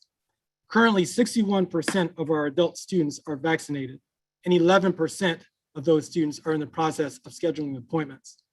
We've held town halls with doctors from Mary Center so our adult students can learn more about the safety and efficacy of the vaccine. Moreover, our school nurse has had and continues to have one-on-one conversations with our students who have additional questions and concerns about the virus and the vaccine. In response to the change in COVID health and safety guidance, we've created a monthly health and safety newsletter that keeps staff abreast of policies and protocols. This same information is shared again during our monthly staff meetings. At each of our sites, we have continued to work diligently to create and sustain a safe and welcoming learning environment for every member of our school community. Notwithstanding, as our leadership team thinks about and plans for the upcoming school year, we recognize that for some, meticulous mitigation strategies and access to life-saving vaccines are simply not enough. The truth is, it will take time for some members of our school community to feel comfortable around their classmates and teachers without wearing masks. And it's also worth noting that 70% of our adult learners prefer a hybrid option for the upcoming school year. It'll take time before every member of our team, including those who have been fully vaccinated, to feel comfortable about returning to work in person 5 days a week. As a community, we acknowledge that the past 14 months have been rough and that so many have lost their loved ones and their general sense of well-being. This collective trauma won't heal overnight. It will require empathy, compassion, and even grace to help us all get through this. As a school community, BREA continues to listen to and respond to the concerns of our students, families, and staff. We are hiring more teachers and reducing class sizes to maintain adequate distancing. We're expanding our successful outdoor pre-K learning program that my colleague Lydia spoke about a moment ago. And we are currently providing hybrid classes for our adult learners. As we continue to think about ways to support our staff members who work remotely, and through it all, BREA remains an amazingly caring and tight-knit community, and many of our staff members and students have expressed a strong desire to reconnect with their peers and colleagues in person. As I close, and as we look forward to a new school year, we are both excited and cautiously optimistic about what the future has in store. Thank you for your time and your consideration. Thank you very much, Darryl. We appreciate your testimony as well. Let's see. We have Alan LeGrand Finch is with us. Is that right, Alan? Indeed. Okay. Okay. We want to hear from you next. Hear your testimony. Great. Thank you so much, Councilmember Gray and other distinguished members of the council on the call today. It's an honor to testify in front of you today. My name is Alan LaGrenade Finch, and I proudly serve as the School Partnerships Director for City Year Washington, D.C. As many of you may already know, City Year is a national education nonprofit that recruits, trains, and deploys talented young people called AmeriCorps members to serve students in public schools. In DC, we serve nearly 6,000 students in 17 schools. Today, I'm excited to share some important updates about our work this year and our organizational perspective on how to help students recover from learning loss. City Year believes that student growth occurs at the intersection of academic intervention, including high-dosage tutoring, and intentional social emotional skill building. We use what we call City Year power tools, like power greeting, to build community with students throughout the day, and then we leverage those near-peer relationships to engage, motivate, and inspire students during our academic small group tutoring sessions. So far this school year, over 150 City Year AmeriCorps members have spent over 4,200 hours building their students' social emotional skills and nearly 16,000 hours tutoring students in math and English. We know this approach works. A study published last spring by the Everyone Graduates Center at the Johns Hopkins University School of Education shows that there is a statistically significant, consistent relationship between students' social emotional skills and academic outcomes. Furthermore, the study demonstrated that students who received support from City Year AmeriCorps members demonstrated improved social, emotional, and academic outcomes. And the full study results are available in our Appendix A in our written testimony. School leaders across DC have seen these outcomes firsthand, and as a result, we have a 90% partnership renewal rate. And in addition to our current school partners, another 22 prospective school partners have reached out to partner with us in the upcoming school year. As we close out this school year and begin planning for the next, we are reflecting on the lessons we learned in the past 14 months. We collaborated with Motivation, Mindset, and Equity Consulting to commission a case study on City Year's personalized learning approach to distance learning during the pandemic. That case study found that prioritizing trust and strong relationships is the foundation for successful personalization of learning for young people, and that leaning into building strong developmental relationships proved critical for maintaining student engagement. Both this case study findings and a guide for policymakers are included in Appendix B in our written testimony. With these lessons learned, we are hoping to support nearly 8,000 students at up to 21 schools next year and grow to up to 30 schools in the next three years. With continued support from school leaders, local champions, and city leaders, I'm hopeful that we'll be able to expand and serve even more students across DC in the near future. Thank you for your time. Thank you very much, Alan. I appreciate your testimony very much. Just so you know, not that you don't already, but the gentleman who was the chief of staff when I was the mayor of the District of Columbia, Chris Murphy, who now is at Georgetown, doing extremely well at Georgetown University. And I was delighted to have him working with me. I got actually introduced to a City Year through his work, through him. And so I hope that you will be as successful as he was with City Year as well. So thank you for what you're doing there, okay? Thank you, we appreciate it. All right. I think Beth Bacon is here. Where are you, Beth? There she is, right in front of me. Go right ahead with your testimony, Beth. I'm ready. Thank you to the chairs for convening this hearing to examine critical education issues post-pandemic. My name is Beth Bacon. I'm a Ward 6 resident, a former DCPS parent, and I'm with Fresh Farm, a DC-based nonprofit that operates farmers markets, food access, and the Food Prints program, which embeds experiential food education in DC public elementary schools through academically aligned cooking and gardening-based learning with significant return on investment for the city. We are here as one of the established partner organizations that state board members Gasoy and Sutter referred to earlier as a key part of the pandemic recovery puzzle. After many months of virtual classes with us, our students and families were instantly energized this winter and fall when they could return to classes in our school gardens. Principals supported our outdoor programming this school year as a safe source of in-person, joyful social connection as their students return to school. Next year, our focus will be on providing trauma-informed whole child science education in our school gardens based on our Food Prints curriculum. Our holistic model is in high demand. With adequate funding, we could almost double the number of partner schools we're working with, from 15 to 25, primarily in historically underserved areas of the cities.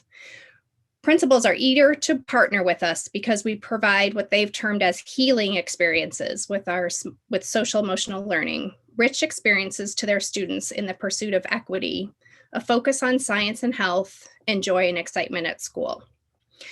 As this special committee sets forth guidance on COVID recovery, we echo some of the same recommendations mentioned earlier in this hearing.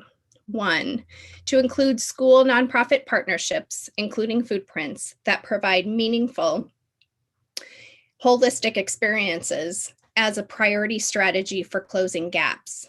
I echo others' calls to reimagine our learning spaces, not only for COVID recovery, but also to help schools become more nimble for new challenges that may arise in the future. 2, give schools and partners more freedom, as Councilmember Allen termed it at the beginning of the hearing, to access funding for the experiential education partnerships, starting with the transparency and flexibility for the DCPS $9 million innovation fund that Ms. Gasoy talked about. From a partner perspective, we need time to plan, which means funding needs to be available very soon along with guidance in order for us to work with partners to be ready for students on day 1 in August. And 3, we support the call for an audit of opportunities and equity in this space and suggest looking at these questions. How can the pursuit of equity be a driver of innovation, not an obstacle to supporting creative approaches? How can the community be involved in decisions about federal stimulus funds? And how can the city ensure recovery investments are sustained after the federal money is gone? Partner organizations, including Fresh Farm, are ready to collaborate in this conversation. Thank you for your time today. Thank you very much, Beth. We appreciate your testimony and your thoughtful consideration of things that you would say to us here today. So thank you very much. Is Jack's Chaudhry, did he make it? Yes, I'm here. Thank you. Okay. So good afternoon, Chairman Mendelson, Special Committee Chairman Allen and Gray, and members of the committee. My name is Jax Chaudhry. I'm the Regional Director for the Literacy Lab, a nonprofit organization dedicated to closing the literacy gap. We provide high dosage tutoring to students at 27 school sites in the district. And I'm grateful to be here with you today to provide this testimony on behalf of the Literacy Lab. I'd like to start by thanking the committee chairs and all the members of the council for your continued focus on how the pandemic has affected education in the district and what we can do to address it moving forward. Specifically here at the Literacy Lab, our lens prioritizes equitable student gains for students this fall. I like to focus today on the burdens that may be placed on classroom teachers. The roundtable notice rightly acknowledges that learning gaps predated the pandemic, but also grew wider because of the societal changes it caused. Consequently, those students who were already behind at the start of the pandemic are in many cases even further behind their peers today. That is going to place an enormous burden on teachers to meet the individual needs of each student in their classroom. In fairness, we know that this isn't new. Teachers have always confronted classrooms full of students with differing levels of preparation at the start of the school year. To meet all of their needs simultaneously in any year is a tremendous challenge. But we do believe that this year will be different. For the 2021-22 school year, tremendous challenge will probably be an understatement. Additionally, individualized support for students in schools will be critical to supplement the work of classroom teachers. Effective high dosage tutoring programs build school capacity and work hand in hand with teachers and school staff. As we noted at the Committee of the Whole's Learning Loss Roundtable, we believe that the district should expand high dosage tutoring or other options that will provide individualized interventions for students whose skill levels may now be widely divergent in essential skill areas. High dosage tutoring programs aligned with best practices will include regular progress monitoring. The results of the progress monitoring can provide a weekly look at how a student's progress compares to grade level targets. The data can help to inform instructional decisions by teachers and school-based staffs without the need to create or conduct separate assessments, particularly when they might not be relevant to every student in a given class. In this way, high dosage tutoring programs with regular progress monitoring can help to identify the learning gaps each student is facing, while also helping to accelerate the student's academic progress. We believe that that will relieve some of the enormous stress that would otherwise fall onto teachers. We certainly appreciate having already heard. It really lightens our heart to know that there's already a conversation about pre-K and pre-K options. That's certainly where we really lean into this work. We know that pre-pandemic students entered kindergarten and pre-K classrooms at dramatically different levels of preparation. And a senior co-director at the National Institute for Early Childhood Research described COVID-19 as a 1-2 punch to the nation's young children, decreasing opportunities to learn in preschool programs while sapping parents' capacity to support learning at home. Inclusion of pre-K classrooms and any high dosage tutoring expansion will help to ensure that students entering kindergarten are equipped to acquire new skills and to keep pace with high performing classmates. And the district has done an admirable job of investing in pre-K classroom supports, but with so much focus nationally, we feel the need to mention the importance of a pre-K expansion as well. And I know I'm nearing time here, but we just want to certainly bring emphasis on the district's budget. We know that it's large and complex and that there are a lot of different needs, but we certainly want to raise today that any steps the district can take to offer earlier clarity on the amount of funding available to academic service providers like ourselves would undoubtedly help us and other providers serve more students in the coming years. So thank you so much for the opportunity to testify today, and I look forward to any questions following this panel.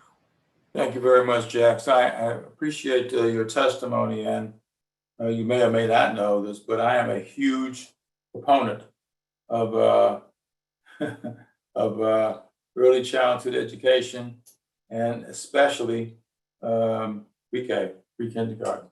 I think it opens so many doors for our young people and their families here in the District of Columbia, and I was excited to learn that President Biden is now proposing to have support in his budget anyway, support for universal pre-kindergarten.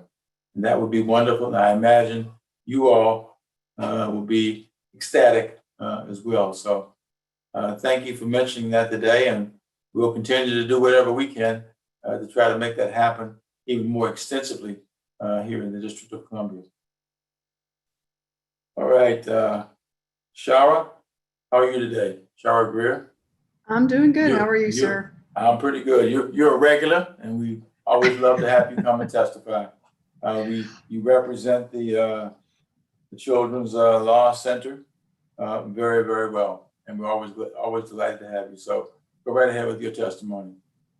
Thank you very much, and good afternoon, and good afternoon to the other members of the Special Committee on COVID-19 Pandemic Recovery. I am the Policy Director of the Children's Law Center. I'm also a resident of the District of Columbia, and I have 2 children in DC public schools. Good for you. The clients who represent a Children's Law Center are almost exclusively Black and Brown children and families in poverty. And we work with these children through our medical legal partnerships across the city, our work as guardian ad litem for children in foster care, and as attorneys for third-party caregivers seeking to give children permanent homes. And over the last year, whether fighting to get a child in foster care appropriate devices to use for distance learning, or advising a client on how to request special education evaluations during the pandemic in a virtual environment, our attorneys have seen firsthand the really devastating impact the pandemic has had on the physical health, emotional health, and financial well-being of students and their families in the district. We've really seen our client families lose their jobs, have their job hours substantially cut. Many were unable to look for work or continue working because they had to stay home because children were learning virtually and they could not find affordable childcare options or safe childcare options. This created enormous stress on families. Students with disabilities have faced a host of unique issues with attempting to access their education virtually compared to their non-disabled peers. For many of our clients whose children were already falling behind, and this has been said before several times today, our clients are already behind their white and abled peers. Now that opportunity gap has widened into a crater.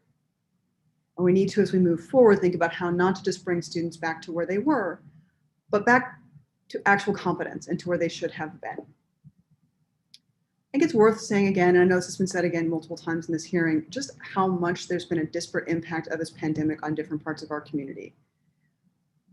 Black and Latinx residents have been significantly more affected by infection and death. Unemployment east of the river has been 5 times, up to 5 times what it's been in wards 2 and 3. And according to a study done in December, at-risk students were 5 months behind in math and 4 months behind in reading, compared to their white and non-disabled peers, who, while they were falling behind, were not nearly that far behind. We need to really think about how to address those inequities that existed before that have been exacerbated significantly during this pandemic. We've submitted extensive testimony. We have some really specific recommendations wanted to just highlight a few of them, and some of them have been said already today. Prioritizing individualized instruction, having additional staff come in one-on-one working with children. Also making sure children feel safe coming back to school and providing them with the behavioral health supports they need to feel safe in the school environment, helping teachers with that, and making sure there's everything from clinical services to just simply trauma-informed work in the schools. And this includes expanding the school-based mental health program to all the schools, which should happen in the next year. We also want to emphasize there should be a continuing virtual option for the students who need it that is high quality. And I know I'm at the end of my time, but I just wanted to emphasize, we also need to make sure families know what is going on and that they are receiving communication, because we are just 3 months out from the start of school and there's a lot of questions that are still out there. And we've not done a good job of communicating with families, and we've particularly not done a good job of communicating with families who don't speak English as their native language. And we need to make sure information is sent in languages that families understand and can access and can act on. Thank you very much and look forward to any questions. Thank you very much, Cheryl. We appreciate your testimony and the work that you do at the Children's Law Center. I'm assuming that you all work closely with CFSA, is that right? Yes, we currently represent more than half the kids in foster care, so we work with CFSA a lot. Okay. So anyway, I've worked closely for some time with Brenda Donnell and the folks at CFSA. And we're excited about it. I think it's good news that the CFSA is going to be moved out of the requirement to be under LaShawn. That's going to happen sometime in the weeks ahead. So just keep doing what you're doing. You all have been helpful in helping us to get to this point, and we appreciate it, Charlotte. So thank you so much. Thank you, sir. All right.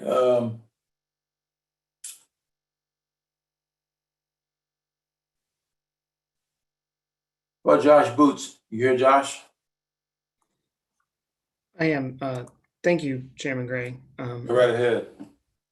Good afternoon, council members and staff. My name is Josh Boots. I am a 19-year district resident and former 7th grade math teacher at Hine Junior High. Currently, I serve as executive director of Empower K-12, a DC-based nonprofit that helps schools use data to drive continuous improvement. Thank you for the opportunity to provide comment on the future of our education sector post-pandemic. The recommendations I present today are based on the best education research available, my organization's fall COVID learning slide study, and our work on student well-being surveys that we conducted in partnership with 24 charter schools this year, which have all demonstrated the disparate impact of the pandemic on academic and social emotional well-being of our highest needs students. With limited time today, I'm going to jump right into some recommendations we have based on the council's questions in today's hearing notice. 1, increase the amount of live instruction time with highly effective teachers. Decades of research prove that more time with a great instructor has the largest effect on student academic and social emotional growth.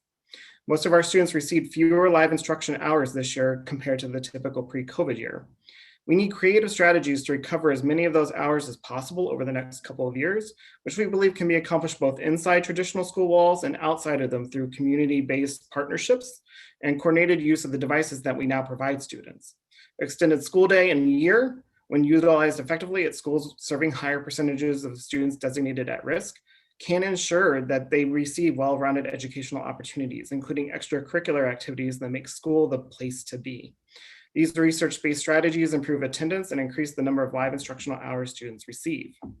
Our second recommendation is for elementary and middle school students, where we can move equitably to a 1-to-2 device ratio that Dean Anderson talked about at KIPP, with a school device and a homework device per student. Effective schools will continue to use hybrid strategies when students return in person full-time. So let's take advantage of the devices to provide supplemental targeted support. We can't afford to lose hybrid instructional time because students leave a device at home. So if we accomplish a 1-to-2 ratio equitably, we can do that by suggesting schools paying for one school-based device for every student, but offering a free homework-based device for students whose families do not earn a living wage. Our third recommendation is to invest in promising academic and social emotional interventions to address gaps in the continuous improvement structures that are needed to implement them well everywhere. We must boldly invest in immediate interventions or risk spending the rest of this decade trying to help our highest needs students recover from this pandemic. ARPA dollars could be smartly invested in interventions for at-risk students and in the robust data collection, rigorous and timely evaluation, and the improvement science practices that will help us identify quickly where are our bright spots, and then how can we spread that knowledge cross-sector. Common student, family, and staff well-being surveys will also supplement and support this improvement effort. We believe that the COVID educational recovery represents a bold opportunity for creative solutions. We must give our schools and our educators the resources to creatively address these unique challenges, provide them with the platforms to gather solid classroom data, learn from those bright spots, and then quickly improve. When we foster both the art and science of teaching and learning, our classrooms will thrive as joyful environments, and together we can bend the student learning curve to new heights and eliminate many of those multi-generational opportunity gaps. Thank you. Thank you very much, Josh. We appreciate that, and we appreciate your work. Also, the work that you've been doing around Empower KDC, we know has been impressive, and we appreciate that greatly. So thank you for testifying today, and we'll look forward to continuing to work with you as we move through this difficult process of, the COVID that we've been involved in now for well over a year. Is Riley Dinoco here? Yep, I'm here. Okay, go right ahead with your testimony, Riley. Did I pronounce that correctly? Yes, you got it. Oh boy, thank you. Good afternoon, Chairman Mendelson, Councilmember Allen, Councilmember Gray, and members of the committee. Thank you for the opportunity to address the council. My name is Riley Dinalco. I'm a policy analyst at DC Action, which coordinates the DC Out of School Time Coalition. I'm here to testify about the important role of out of school time, or OST, programming in supporting students to recover from the social, emotional, mental, physical, and academic impacts of COVID-19. OST programs provide a safe space for youth to spend their time out of school, exploring their interests, socializing with friends, and receiving support from trusted and caring adults and mentors. The experiences that students have in OST are exactly what children and young people need most right now after a turbulent year. The youth who participate in locally funded OST programs are overwhelmingly Black and Brown, communities that, as we've heard, will continue to be disproportionately negatively impacted by the pandemic. That's why it's crucial that OST programs are available to every student in the district. That is not the case right now. And a recent report from the After School Alliance found that for every child in DC enrolled in an OST program, one more is waiting to get in. We must create a post-COVID scenario where there is equitable access to OST. In addition, the district must look to OST to support not only academic recovery, but the well-being of young people. Many OST programs have been part of the efforts to stem learning loss by providing tutoring, homework help, and literacy programming. But more important is the work that OST has been doing to nurture students' social, emotional, and mental health. Many, if not all of the coalition member organizations and some witnesses today have shared the stories of the losses that young people have experienced. For many youth, their OST program is a haven for processing trauma related to the pandemic, gun violence, and racial injustice, all of which have taken a toll on young people's well-being in the past year. As schools make plans to reopen for full in-person learning in the fall, OST partners should receive clear guidance from LEAs and receive opportunities for input on these plans, which have a direct impact on the ability of OST programs to serve students. The OST community has knowledge about student needs and relationships with families that can help inform school leaders' plans about reopening and how to best serve students. And conversations about safe transportation for students should include consideration of how students get to and from their after-school and summer program. To achieve the goal of providing high-quality summer and after-school opportunities for every young person in DC, the district needs to invest more resources in OST. With the new staffing ratios and a need to prepare COVID-safe learning environments in the future, programs need increased funding for capacity building to be able to meet the needs of families. OST works, and the district should look to the OST community as a partner in shaping the future of education and beyond for DC's youth. Thank you, and I'd be happy to answer any questions. Thank you very much, Riley. I appreciate it very much. The work that you're doing, how is that impacting, if you can just articulate that as quickly as you can, the work of getting our kids back reintegrated with our schools, and the reintegration is going to have to take place in the next few weeks as kids get ready to get involved with school once again, or get involved further with school. Sure. Programs have been creating safe spaces, as I mentioned, for students to talk about their feelings and emotions, and that includes, how they feel about returning to in-person school. And I think, we have we represent over 50 out-of-school time organizations who all have different ways that they approach this. But the main foundation of it all is those trusting relationships with adults and mentors that they've actually been building and strengthening throughout the pandemic. And that's why it's so important to continue that support as we go back to in person. What do you think the essential ingredients are to building those trusting relationships that you talked about? I think having culturally responsive programming, which is a strength of a lot of our out-of-school time programming, and just having the consistency of an adult who is able to support students with, not only school, but if they're having a bad day, or if they, are exploring their identity, these sort of things that young people go through, outside of school. So I think those are the key ingredients. Okay. Well, thank you for your work, and thank you for your input today. We're obviously going to put together a report at the end of the series of hearings that we're having at this stage, and we wanted to reflect these sentiments, the input of all the folks who testified today, especially the DC Action group as well, which we know has done a lot of work, you and others around the District of Columbia. Nicole, are you still here? Yes, I am. Okay, I just want to ask you a quick question. You with the LAYC Career Academy, is that right? That's right. Okay, and are you familiar with Lori Kaplan? Very, very familiar with Lori Kaplan. Okay, I know Lori extremely well, and I've worked with her on so many efforts, and have no doubt that she's continuing to have a profound impact on the Latin American Youth Center, which she has for years. So is she still working directly with you all in her own way, whatever that may be?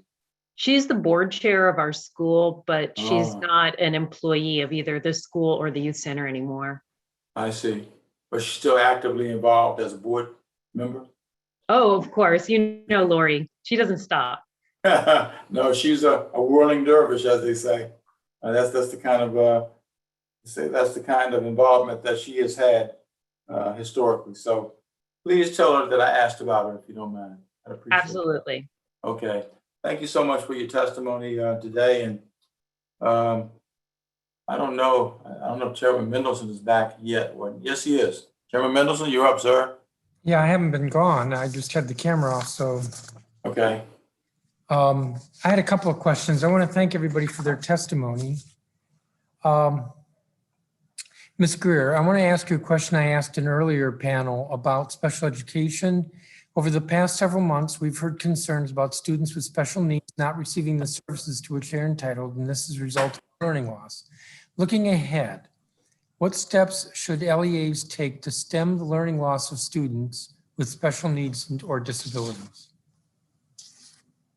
There's a couple things we need to do. I mean, one of which is I think we need to tackle the workforce problem. Even before the pandemic, for students who hadn't been getting their identified services, often referred to as compensatory education, there were not enough providers, and there were often really long waits to be able to get services. One of the reasons for that is that there's a prohibition against DCPS teachers from providing those services. So one thing we could do to increase the workforce and have more people who can provide those services is remove that rule, and it's just a DCPS rule, to allow teachers to be able to provide some of those services, because there just simply are not enough qualified people around to do it. And given how many students have lost time, we're going to need to have a larger workforce than we had pre-pandemic to be able to address those needs. Some of the things we can do is some other jurisdictions have also extended the time for students to stay in school, because for 2 years, a lot of special education students will not have been receiving their services, but also not been integrated into communities and receiving the social emotional supports. So some other jurisdictions have extended to 22 and beyond the time that they can continue to be in school and receive services. That's another way in which we can address that.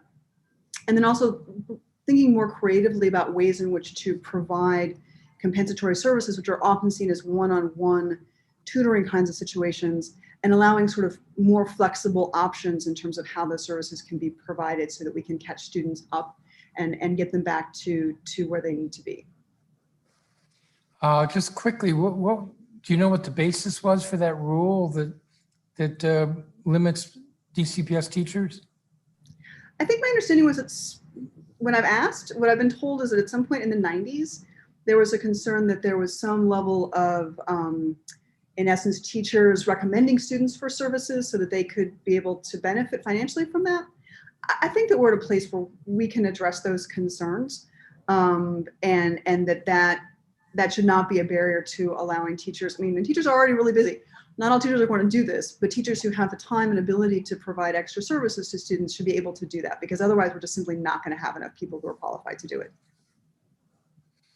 Thank you. Let me ask of the several charter leaders, which I believe is, well, I think Ms. Mackey might have left, but Ms. Hanrahan and Mr. Anderson. Actually, Daryl Clay is still here. I want to ask about charter facilities. If the facility issue is not addressed, will charter schools be able to have all their students return in the fall in person full-time 5 days a week? If not, then how are charters planning to educate their students while still complying with OSSE's attendance regulations? Who wants to go first? Yeah, I'll go first. I definitely can't speak, obviously can't speak for other charters. I know that we at Brea Public Charter School, we have a space crunch, and you know, we're trying to maintain the 3 feet distance guidelines, but it's going to be hard. Fortunately, we do have an outdoor program that outdoor learning program that we've discussed for our pre-K students, but we also have adult ed students, obviously, and you know, it's going to be really difficult to try to get everyone in the same classroom at the same time, which is frankly one of the reasons why we're pushing for a hybrid option. Mr. Anderson? Yeah, we're going to be crunched. I mean, it is going to be, we're going to have full buildings with the 3 feet requirements, and we're committed to 5 days a week of in-person instruction. And so we are doing a handful of things to work through that. One, we're adding more staff, as I mentioned, so that we can have smaller classrooms. We're converting multi-purpose spaces into classrooms. And then we're adding outdoor spaces with tents and modular buildings.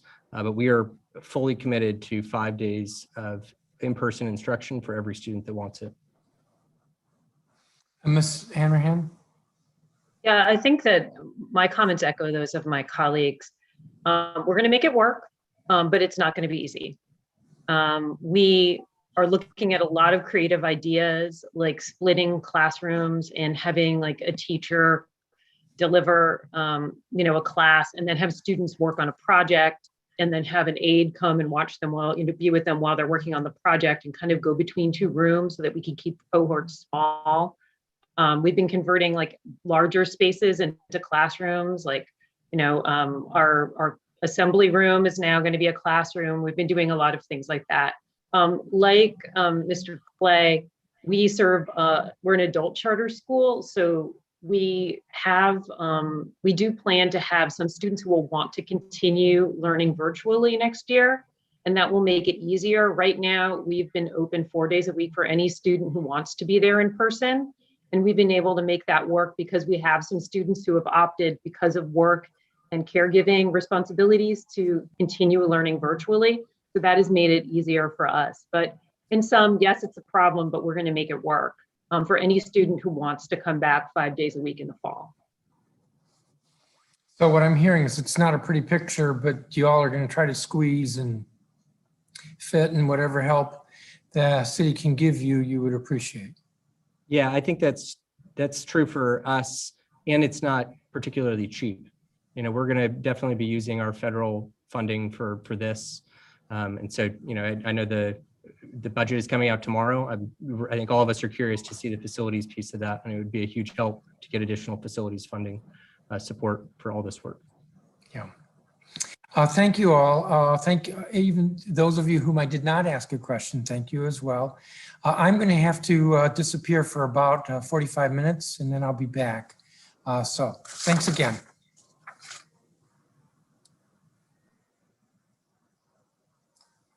Mr. Gray, I think you're muted.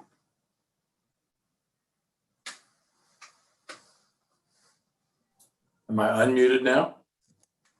In any event, my co-chair, Mr. Allen, has returned, and I want to give him an opportunity for a round of questions with this panel. So right ahead, Chairman Allen. Thank you so much, Chairman Gray. I appreciate it. And thanks to everyone on this panel. I did have a couple of questions. I'll do my best to work my way through quickly. I might focus this to Mr. Anderson, but I could open it up to anybody. But I talked earlier on some earlier panels around how are we preparing for, as kids are returning back in class, that kids have gone through at this point probably 1.5 years worth of trauma that are going to they haven't been in touch with in person. Many of everything from either when we think about our mandatory reporters, when we think about abuse or neglect, when we think about just trauma and absorption of trauma that has just taken place that we know so inequitably across our city. And as we think about how we both staff up for that, as well as how we help distinguish what each kid needs, just want to ask if you could share a little more as from your perspective at KIPP, as one of our largest charter LEAs, what are the types of steps you're thinking about in terms of preparation for your teams to be able to prepare for the kids that are going to be coming in, and then be able to figure out, how do you differentiate and then get the right type of supports to them? Yeah, I mean, you could probably spend an hour on that. I'll try to do it in 60 seconds. So step one for us is providing robust, thoughtful training for our staff. And so that's going to happen in July. Our staff comes back in July, and we are spending 2 weeks on both content for the school year, but also on exactly what you're describing. And so again, we'd be happy to send you some stuff if it's helpful, but there's a lot there on that training. So that's step one. Step two for us is we come back in early August. And so we intend to spend those first few weeks doing much of the work that you just described. We're going to start covering content. We need to get to content. That's important, but so is getting students the support that they need to be back in school buildings and work through the trauma that they've experienced and we've all experienced. And so that's the other piece. The second piece is getting students back in the buildings soon. And so that'll happen August 9th. And then the third piece I would mention, which we've really invested the last 3 years, and it's going to really pay off now, is our mental health team. We've got a team of 50 internal mental health practitioners, which for an organization of our size is pretty substantial. And then we do a lot of work with community-based organizations on this too. And we intend that they're going to be playing a huge role in August to support our kids and our staff. Like our staff are in the same place too. And so Yeah, hopefully that gives you some sense. Again, there's a Yeah. lot more to that, but Oh, you're totally right. We could spend a whole hour just talking about this. So I appreciate you trying to condense that down. And I really appreciate you mentioning, of course, your staff, because it's not just the students that have absorbed a whole lot of trauma, but your teachers and educators and whole staff have too. So thank you. Moving quickly, I was going to ask Riley, one of the things we talked about in some of the earlier panels as well had to do with our out of school time programming and the supports necessary. From your perspective, how do you see, as DC Action is thinking about this, where's the capacity to be able to fill those gaps and be able to stand up quickly for the type of out of school time and other supports that we know we're going to have to get wrapped around for a lot of our students? I think in a lot of ways, the capacity is definitely there because programs have been working to sort of fill in the gaps since the beginning of the pandemic. Like they started providing technology to students who didn't have it, for those who were experiencing delays getting it from their school, for example. They've been providing essential supports like referrals and access to food and basic needs. So they definitely have the capacity to continue serving. I think where more is needed is just staffing up, especially since a lot of programs, and I think Emily mentioned this earlier, had to do some staff cuts or cutting hours, and that definitely hurt programs. So being able to rehire their staff, and then of course rebuild those relationships that maybe they had with staff members and students. I think that's going to be the biggest area where programs need more resources to be able to build capacity. So it's a capacity and scale up issue. Yes, exactly. And programs are definitely ready to serve more students. A lot of our coalition members have expressed that if they had the resources, they are ready and willing to expand their reach. Mm-hmm. Okay. Ms. Bacon, I was going to ask you a little bit from a food prints perspective. Certainly, as the Ward 6 council member, I'm familiar with a lot of our schools that have partnerships with food prints. And there's been a theme through a couple of panels as we've talked about the importance of outdoor education, of outdoor opportunities. Can you just share a little bit about what you think it feels like almost food prints is in a really optimal position in terms of just having a program that works to create outdoor space that is also tied to not just nutrition, but to science and education. Do you feel like are you hearing it all from Deputy Mayor for Education, from OSSI, from DCPS or others about possible expansions to other schools around this? Or has it been relatively quiet and food prints just keep doing what you do? Thanks for the question. We are hearing from principals. So we have about 10 principals who have reached out to say that they want to explore a partnership and they anticipate getting money, federal stimulus money for next school year. And so it's principals who have wanted partnerships in the past, but now perhaps will have funding to start. Mm-hmm. Some of them have inquired about the $9 million fund that Ms. Gassoy referenced earlier. As a partner organization, we haven't gotten information about that fund or guidance, although DCPS said that may be coming out this week. And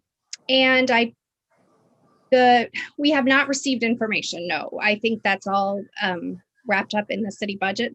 It's supposed to drop tomorrow, but I think there's a place for, a conversation with partner organizations about how to fill these gaps. And I think schools are ready to do this, but I appreciated what you said when in your opening around freedom and flexibility to do that. So we haven't had, the status quo hasn't been that before. And this sort of begs that question, right? Every school sort of needs something different around their COVID recovery to meet kids where they are, and partners can help. We are anticipating customizing our program even more next year than we have in the past with, so there's ability of partners to do that. But you're right. Our outdoor piece is we'll be unable to cook with kids next year. But we can teach them where the food grows, and we can have them harvest the food and deliver our curriculum through either pushing into classrooms or outside in our gardens. Yeah. But this planning piece is key, right? Like if you ask the question, do we know? We don't know. We're a couple months away from school opening. We have a potential for expanding, but until we know what that capacity and funding is, we can't start that planning to be ready. Okay. Yeah, I appreciate that. I know my time is up. I'll just say I totally get that there's a rhythm to the city's budget, and so we expect to see tomorrow a whole lot of more information. But from a school planning, from our education partners planning, this information needs to get out faster, especially in a year like this, so that plans can get made, staffing decisions can be made, ramping up, because it's not like flipping a switch. So you may have 10 schools express an interest. You know, it's not just an easy thing to just snap your fingers and say, we'll do all 10 or we'll do all 20. Exactly. So that's really important. But thank you to everybody on this panel. I really appreciate it. Thank you, Mr. Gregg. Thank you very much, Councilmember Allen. Appreciate you being back, and I appreciate your questions of this panel as well. So I too want to thank all the members of this panel and for your very forthcoming way in which you've answered the questions that we've asked through Chairman Mendelson and through Councilmember Allen as well. So thank you all very much. We appreciate it. All right. We're going to move now to panel 8. Well, let's see. Let's start with Jennifer Jessup. Here, sir. You here, Jennifer? Here, sir. Okay, thank you. Rachel Osterman. You, Rachel? I think I see you right in front of me. Yes. Hello. How are you? Okay, how are you? Also, how about Deborah Raviv? Hello, I'm here. Thank you. Okay, how are you today? Good. Thank you, council member. Good. Marion Babcock? Here. Good. Present. And David Alpert? Are you here, David?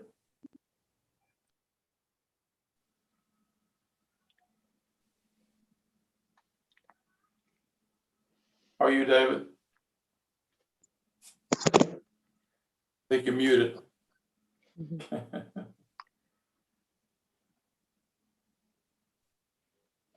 My apologies.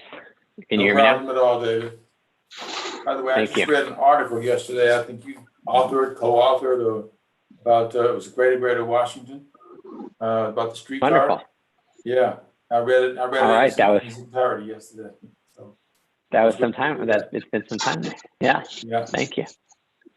All right. Let's see, Jennifer, where are you? Right here, sir. Okay, we're going to start with you, Jennifer. You go right ahead. Thank you.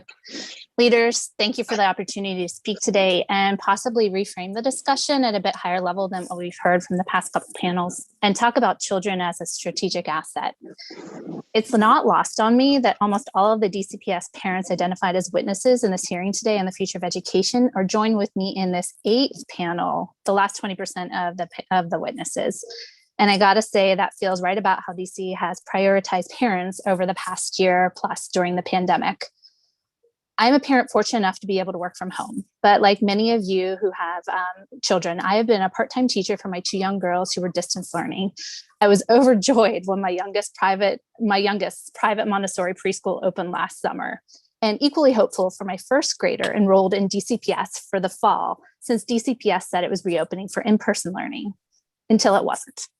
And then it was going to open in Q2 until it didn't. And then schools had the flexibility to open in Q3 with all kinds of stringent parameters, and ours barely did. That's about when I happened to connect with a group of parents focused on reopening our school. As a group, we've shared data, best practices, news articles, scientific studies, and most importantly, we have shared our exhaustion in not having our voices heard. As individual parents, we have been independent islands floating in a sea of COVID chaos for survival, hoping someone would hear our small voices and take action. It wasn't until we banded together to join our voices that we began to be heard and take collective action and meet with people and ask them to take action. And I want to thank those of you on the council who graciously have met with us, Chairman Mendelson, Christina Henderson, Mary Che, Alyssa Silverman, and the office of Robert White, and for you all asking others to take action. But still, parents are low on the priority list overall for DC, and that's why I'm here today. Parents shouldn't feel like their voices aren't heard unless they yell collectively. We have received low engagement from our school. We've received mostly form responses, if any, from DCPS, the mayor's office, Department of Health, et cetera, on our concerns or ideas. Parents need to be seen as part of the solution, not a problem to be dealt with. These are, after all, our kids, our future. So we need to be treating children as the strategic asset they are. We are 1 month away from the end of the school year. And at our school, we have yet to hear about the specific plans for summer programming. We are just 3 months shy away from the first day of the 2021-22 school year. And at DCPS, we have yet to hear about specific reopening plans for the fall or any large-scale community dialogue about those plans. And I think that's unacceptable. On March 3rd, 2021, President Biden said it's time to treat in-person learning like the essential service it is. And that's what I expect DC to do. None of us were prepared for a pandemic, but now that we know, we'd better be. I expect DC to develop transparent, robust plans for how to more successfully continue in-person learning despite a public health emergency. Just like we develop contingency plans for what we do in the case of a natural or man-made disaster, so should DC be developing contingency plans for continuing this essential service. I believe in the promise of our public schools, but we need to hear less words and see more action from DCPS and collectively DC at large and our schools for them to begin to regain our trust. Thank you very much. Thank you very much, Jennifer. Rachel, are you there? Yes, I am. Right ahead. Thank you for the Go ahead. Okay, great. So thank you for the opportunity to testify. My name is Rachel Osterman. I'm the parent of 2 second graders who are in a DCPS elementary school. I want to use my time, which I very much appreciate, to convey 2 important points about the fall. Point number 1, we need a plan. And point number 2, the plan has to be led with DCPS in the driver's seat. I make these points for a really particular reason. It is not enough for DCPS to just say that they plan to fully reopen in the fall. The school system has to plan for it, and families need to know what the plan will be. DCPS's failure to fully reopen for all who want it this school year shows how the lack of planning can hurt families and leave children stuck at home. And just as importantly, DCPS needs to be leading the way. It can't be left to individual schools and individual principals to decide just how many seats to provide, if those seats will be Zoom in a room or real actual in-person teaching, whether to accommodate any requests for students or staff to have a virtual option. These are not decisions that individual schools should be faced with making on their own. The school level approach to reopening is what unfolded this year. And I can tell you from my frontline view as a DCPS parent, it did not work. Our school community experienced a lot of discord. Many children were left behind at home. The lucky few did end up with in-person learning, but it was never clear or transparent how those lucky few students were selected. We heard from school administrators push back on reopening because they were fearful of causing staff turnover. To me, it felt like the schools did not have the backing of DCPS to move forward with a full reopening. If DCPS doesn't require the reopening, it's up to individual principals to try to do the juggle of serving the needs of kids while also keeping their staffs on board. DCPS needs to provide the mandate because DCPS needs to provide the cover. And I will also note that the school level approach is responsible for the vast inequity that we have seen with reopening this year. There are huge disparities in in-person learning opportunities across wards, within wards, even within individual schools.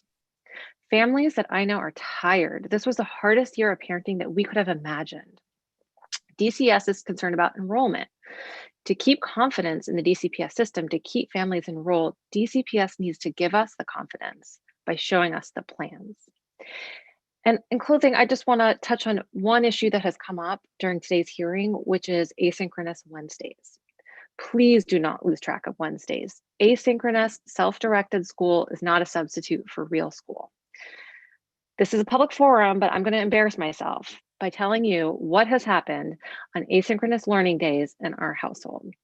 When I step away from my own work to check on my second graders, I find them surfing the internet, playing word games on the internet, lying in bed, or worst case, pulling each other's hair and fighting on the floor.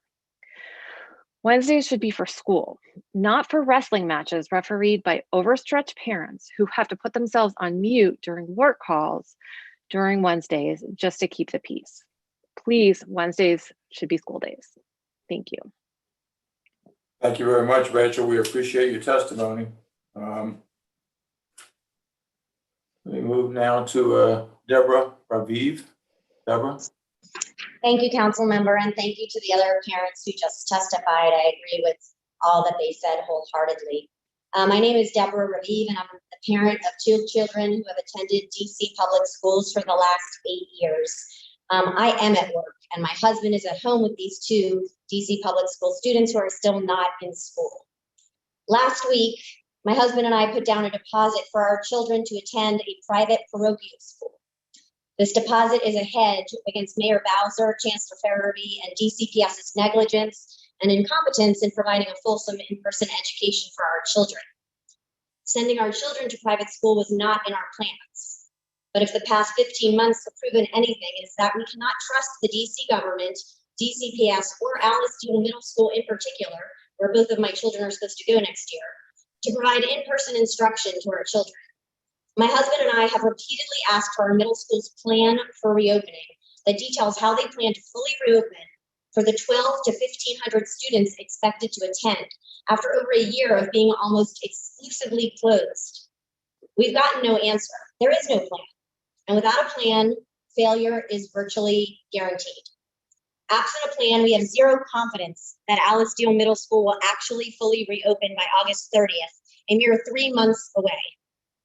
For the past year, the mayor, the chancellor, and other city officials have claimed time and again that DC public schools would reopen strong.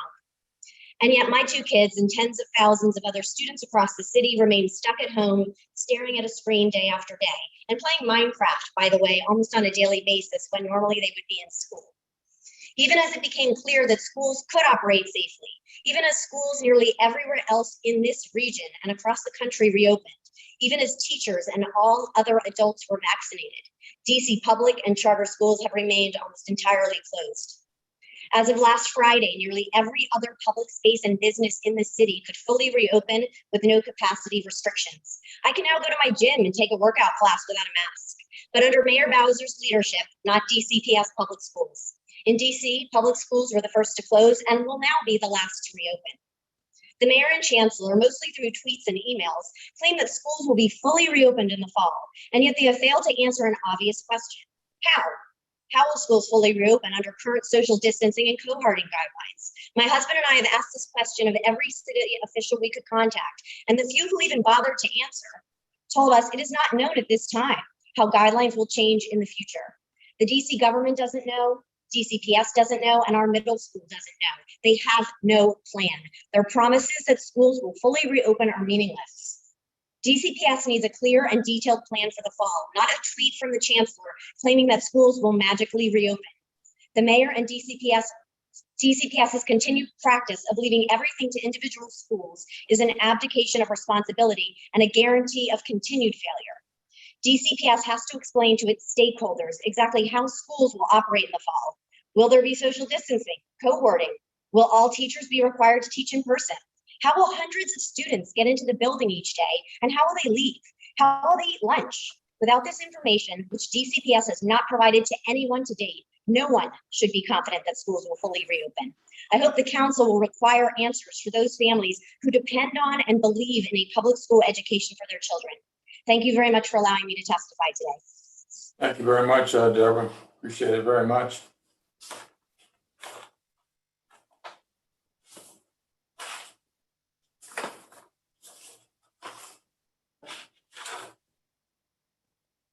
How about Armand Cuevas? Armand, are you here?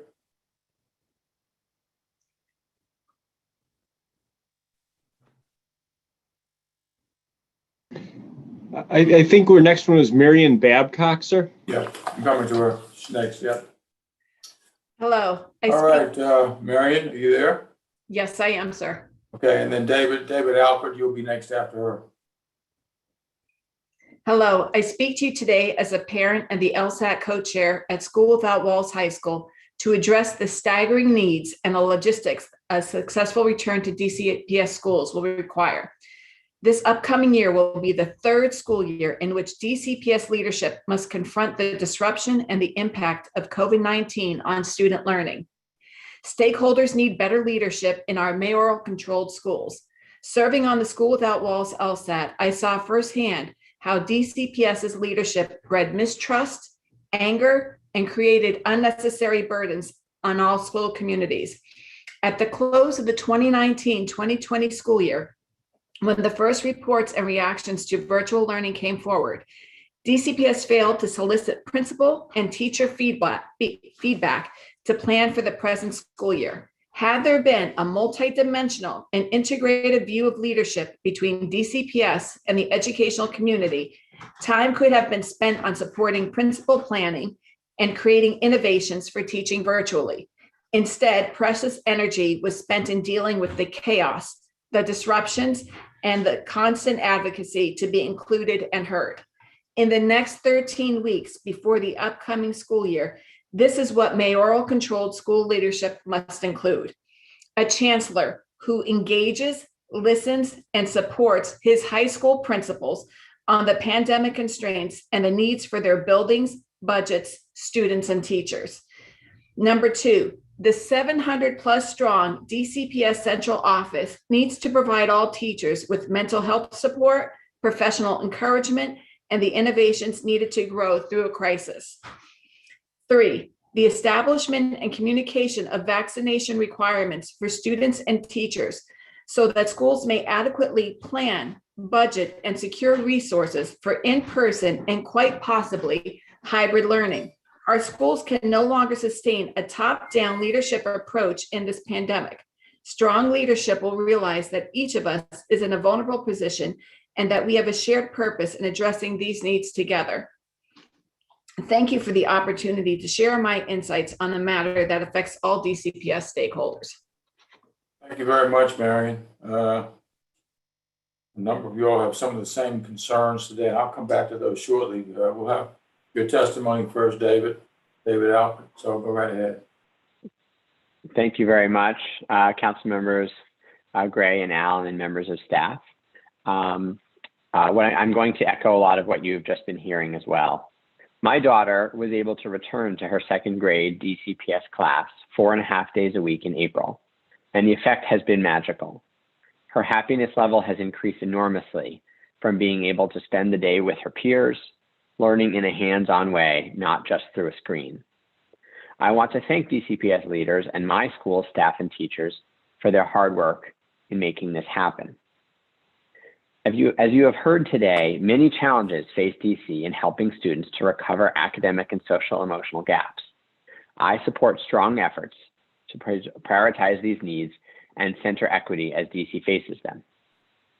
Foundational to any of this for all students is ensuring that the schools actually open in the fall for all students 5 days a week in person with a teacher, not Zoom in a room. DCPS says it plans to do so, but will obstacles prevent this?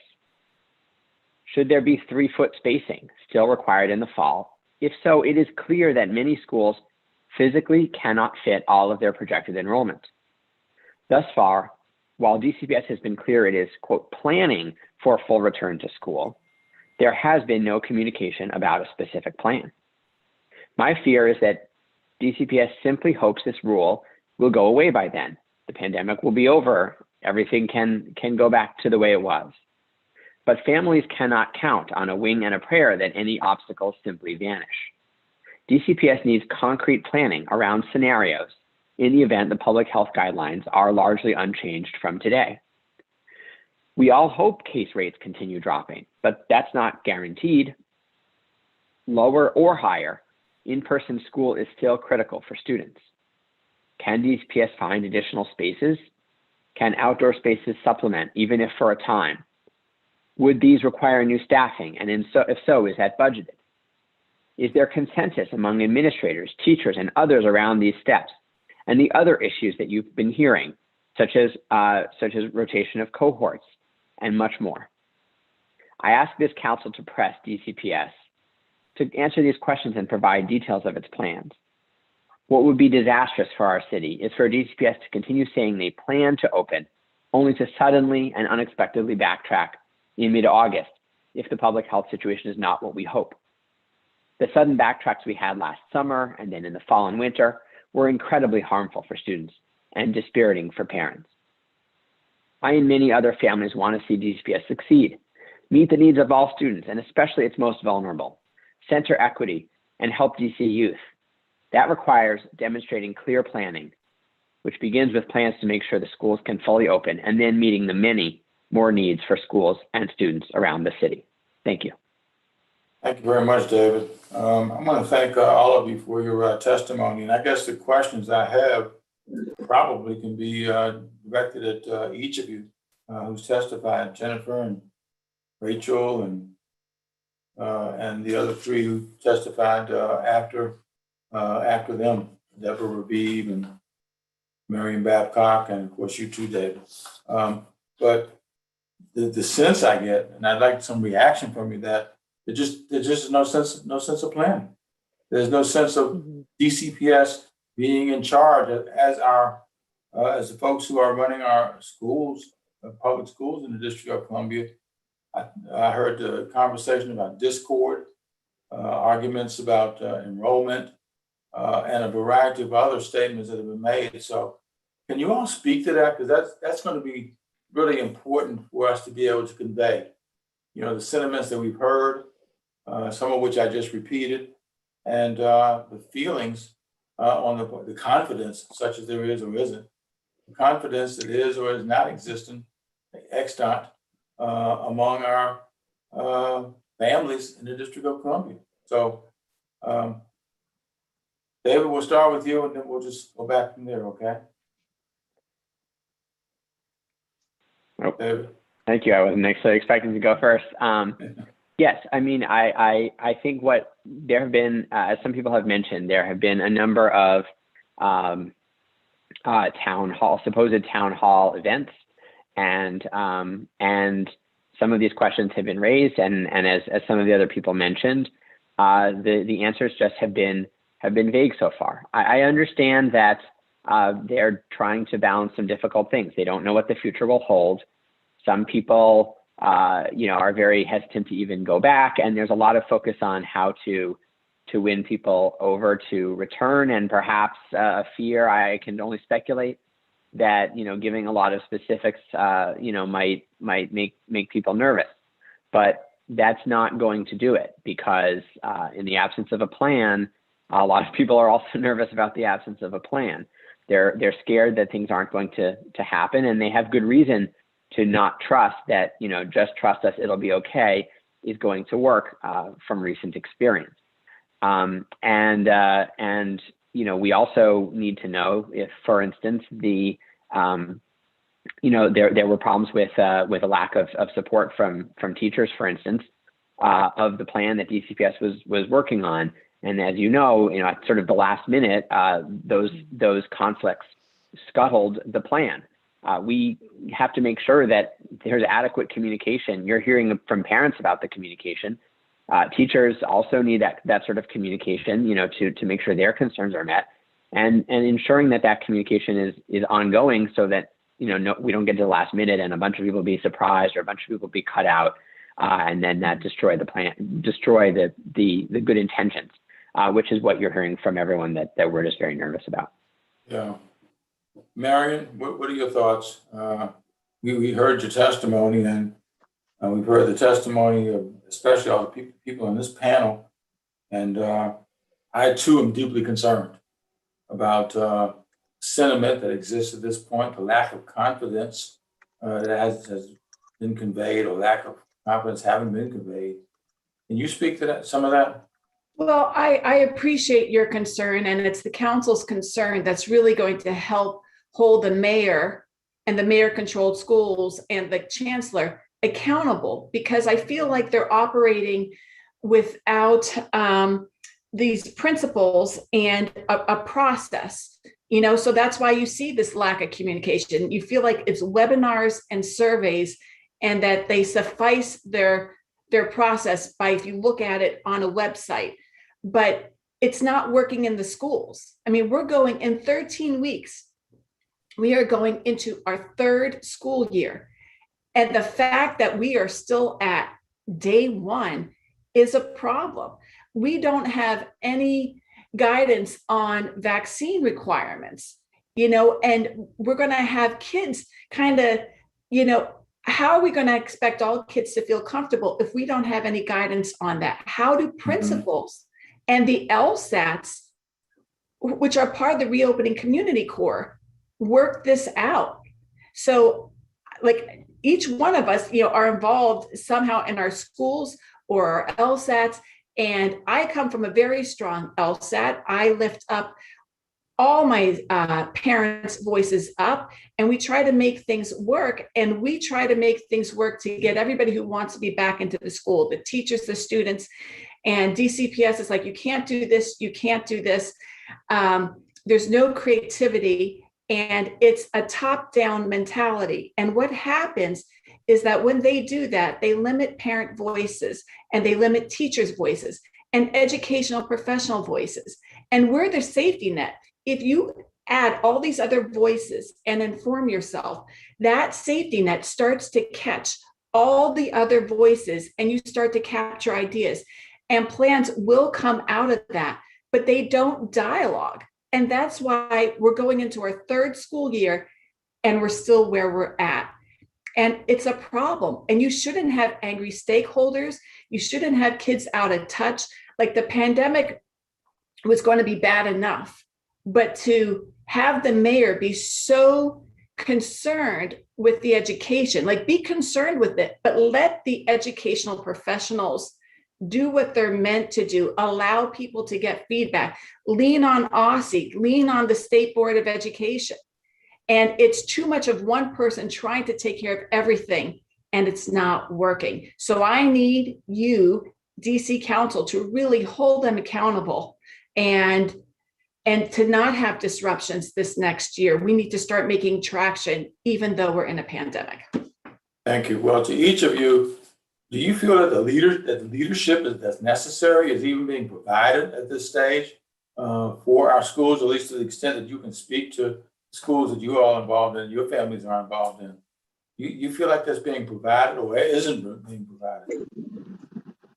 I personally think that they're shooting from the hip, and there's not enough turnaround time. We had a principal taken out. We had to advocate to have one of our assistant principals move up, and it was just one thing after another. There's not enough turnaround time. You have about maybe 1 week to say, how do you want to redo the security for your school?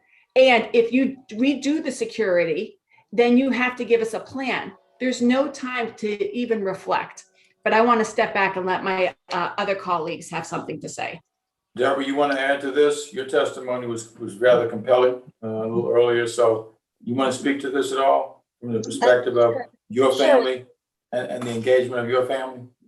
Yeah, sure. I appreciate that. Thank you. I'll try to answer your question directly. Right now, my 7th grade son, he's a 7th grader at Alice Steele Middle School.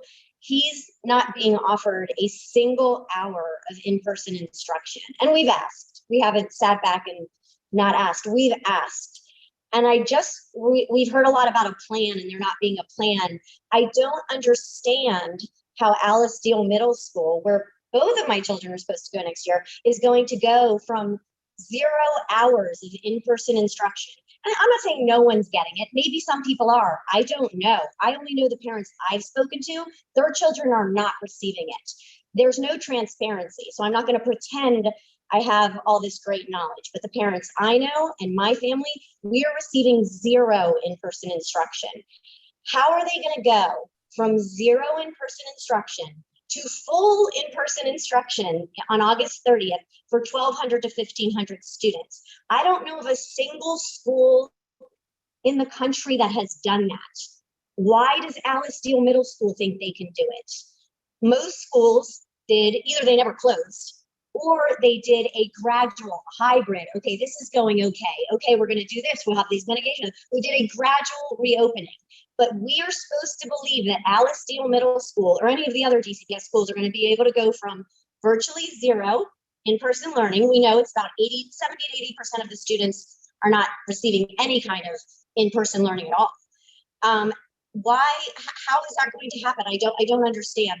There's no plan, and I don't even know why they think they can do that. And if it's going to be hybrid and gradual in the fall, that doesn't work for my family. That they should have been back much.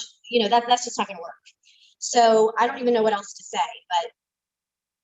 But you and your colleagues have said quite a bit, and I would say I appreciate it, but you're being very candid, and I appreciate that very much. Let me turn to Councilmember Allen at this stage, who I'm sure has some thoughts on this as well. So, Councilmember Allen. Thank you, Mr. Gray. Let me thank everybody for their testimony. I will say, as a fellow DCPS parent to many folks here, I can say I feel you. The sheer amount of frustration I've had with my parent hat on, I have let loose in a couple of hearings over the last 6 months, and I normally am, I try to keep a very professional demeanor when I'm holding hearings, and I feel like I've expressed frustration on this topic more than any other in the last 6 to 12 months. And, one of the themes I'm hearing, right, is a frustration of feeling left out, left behind in terms of conversation, and how that erodes the trust, not just for this coming fall, because here's the point I want DCPS to hear. This erosion of trust has an impact that lasts years. It's not just about, okay, you'll be with us in the fall, so you just get over it. It's going to have a detrimental impact that will last for years and years and years for the whole system. And that's why DCPS need to be paying more attention to this. But I know there's also a distrust of, is there a plan? I remember in hearings, we would literally have the chancellor in front of us asking specifics about a plan, and we would get no decisions have been made, council member. We haven't made any decisions. And then the very next day, there'd be a press conference rolling out an entire detailed plan. And I remember at the next hearing being like, so either you have a secret plan that you just talked to us about on the record, or you made it up the night before. Either one of those scenarios is really bad. And neither one of those inspires confidence and trust. So I feel and hear all your frustrations, and I hope you know that myself and I think other members of the council share that. I guess one of the questions I'm trying to, rather than just kind of say I feel you, try to kind of turn into a couple of questions is,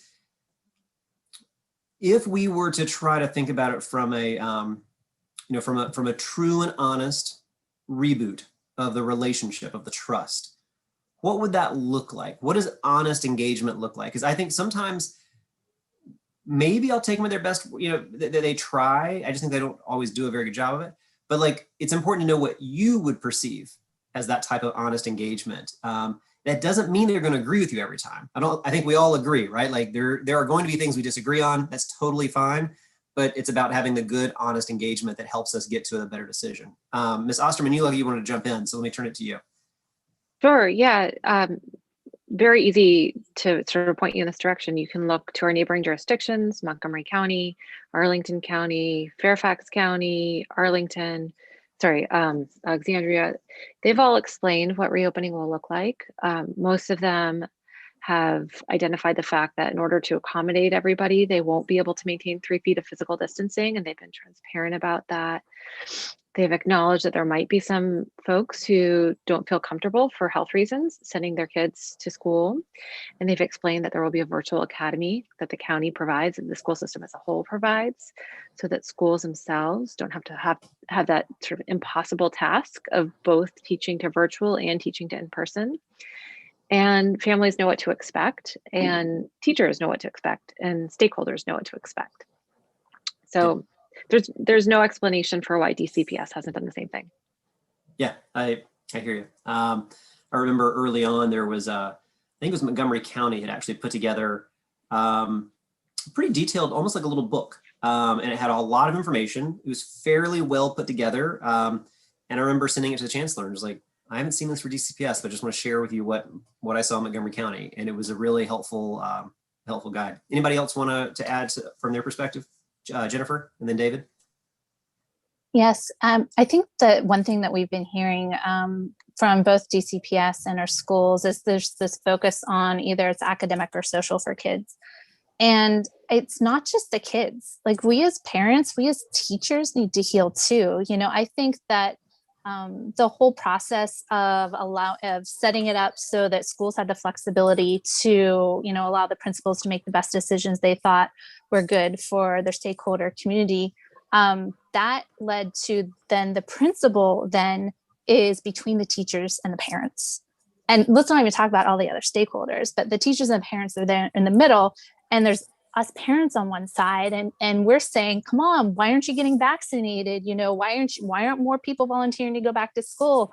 And then teachers on the other side of saying, you know, I don't feel safe at school. You know, I'm not assured that there are all of the right safety protocols in place. And it's just, I feel like it's pitted all of us against one another. So to me, I would be looking for some leadership from DC, the city, to enable those conversations. And I know some of the other panels had talked too about race issues that have occurred this past year. And so I really think that there needs to be some kind of healing mechanism, whether that's, you know, community picnics in smaller groups, maybe not the entire school, but some kind of intentional healing. Let's all come together, and then maybe we can do the reboot then. You know, that needs to happen before you can say, okay, let's reset. And Mr. Albert? Thank you. First of all, I want to say, I think you make a really good point about trust. And in addition to what you said about it, which I agree with, you know, to some extent, the lack of trust has gotten us into some of these situations, right? In the fall and winter, the inability to get consensus on a school reopening plan, I think, and it was pointed out by some folks, stemmed from a sort of existing trust gap, right? So we've got this trust gap, and then they try and do something, and that's gonna cause a lot of friction and chaos, as we saw. So to your question about how to rebuild it, I think that there's a number of ways. One thing I think it can start with is simply being willing to acknowledge some of the questions and concerns that people have.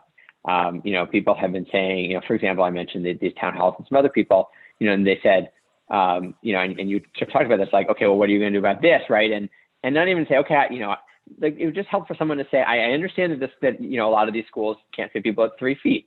We get that. We're going to try and figure, you know, here's some of the things we're thinking about, right? For any of these issues, you know, and I'm just using the 3 feet as an example, but for the cohort mixing and, you know, for the middle schools and high schools and so forth, just to say, we get it. This is a problem. We hear you. This is what's wrong. You know, here are a few things, even if they don't have the answers all yet, right? And that seems to not be present. You know, I also think, I know this is having worked with a number of different, you know, city agencies, right? I know it's sort of difficult for maybe agency leaders to feel comfortable giving kind of honest answers about what they do and don't know, or what problems there are, or kind of telling it a little bit more straight.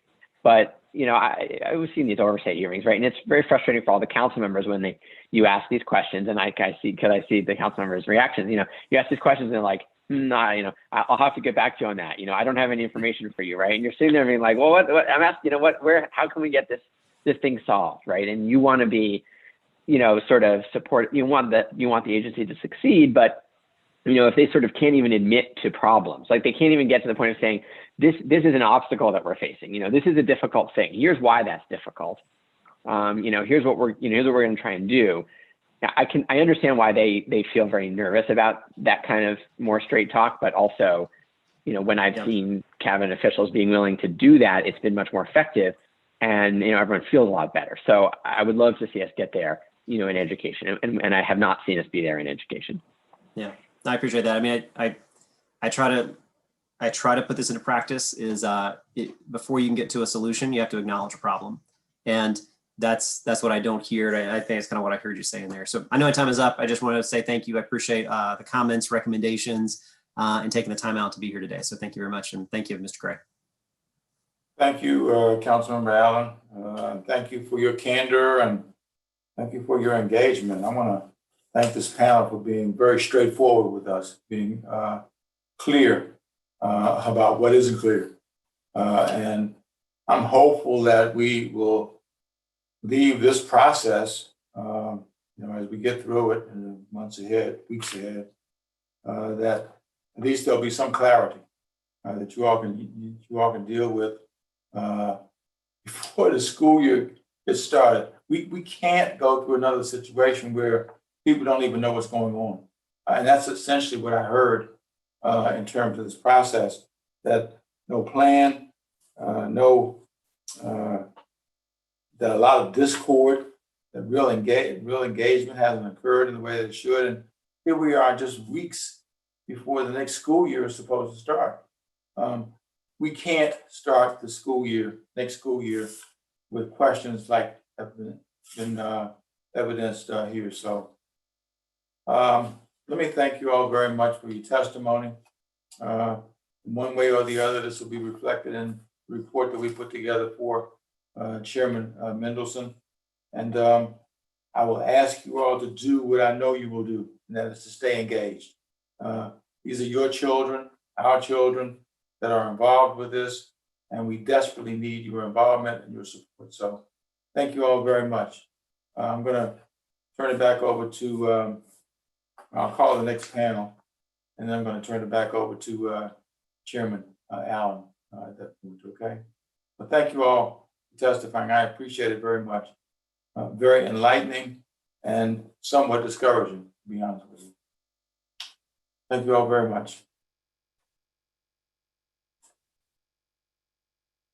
All right, let me call the next. We got panel 9 is coming up now. I may mispronounce his name, so if I do, forgive me. Shukarat Adamo Fanian. I'm here. Okay. I hope I even came close to pronouncing it properly. Not quite, but that's okay. We'll work on it. Don't worry. I'll give you a chance to correct me. I have no pride of authorship. Let's put it that way. BC Wadili. I'm here as well. Okay, thank you. Brittany Wade. Sir, I don't see Brittany on. Okay. How about Jamila Green? Good evening, I'm here. I think she's here. Okay. Jean McCarty. Here, thank you. Okay, thank you, Jean. How about Regina Bell? I'm here. Okay, and Laura Lorenzen. Here as well. Okay, great. Thank you all very much. And I'm going to turn it back over to Councilmember Allen at this stage to continue the efforts that we're making. Thank you. Councilmember Allen. Thank you, Mr. Gray. I appreciate that. All right, so thanks to this panel. So I'll turn to our panelists here, and then we'll turn to some questions after the panel goes. So I will do my best here. And so Ms. Aduma Fanian, I probably didn't. Nah, I didn't get close. I apologize. It's okay.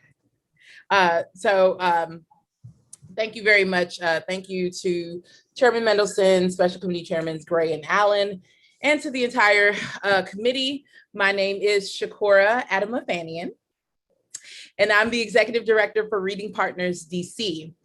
Our mission is to help children become lifelong readers by empowering the community to provide an individualized instruction and to help get measurable results. It is our sincerest belief that all children deserve the right to have the literacy skills that they need to reach their full potential.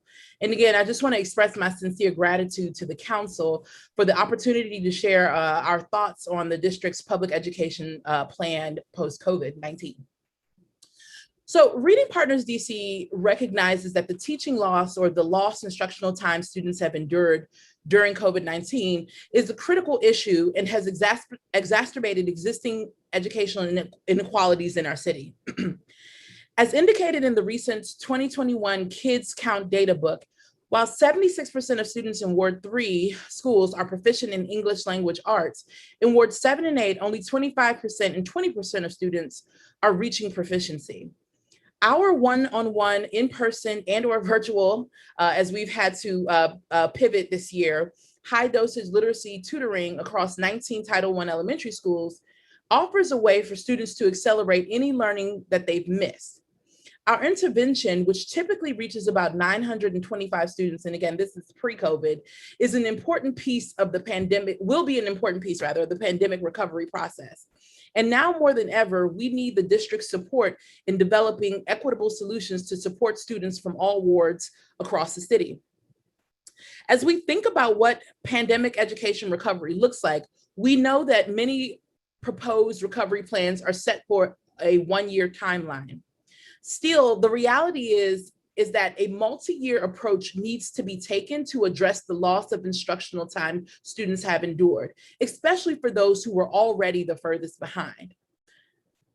As a former school leader and school teacher, I know that the first year back to in-person schooling, we anticipate educators, students, and families will just be focused on adjusting to the new normal in school.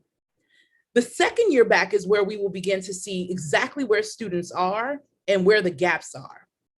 It is then, we believe that in years 3 and beyond is where the differentiated learning, the innovations, all of that will begin to demonstrate growth for students.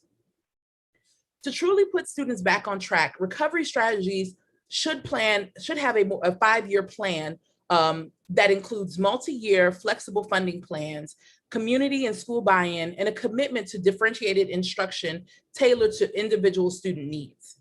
This cannot fall on classroom teachers alone. We need to elevate the programs like ours that already do this work through providing multi-year investments and ensuring that we have the resources we need to scale our operations. Additionally, it's important to remember students have faced tremendous loss this year, as so many panelists before have spoken to.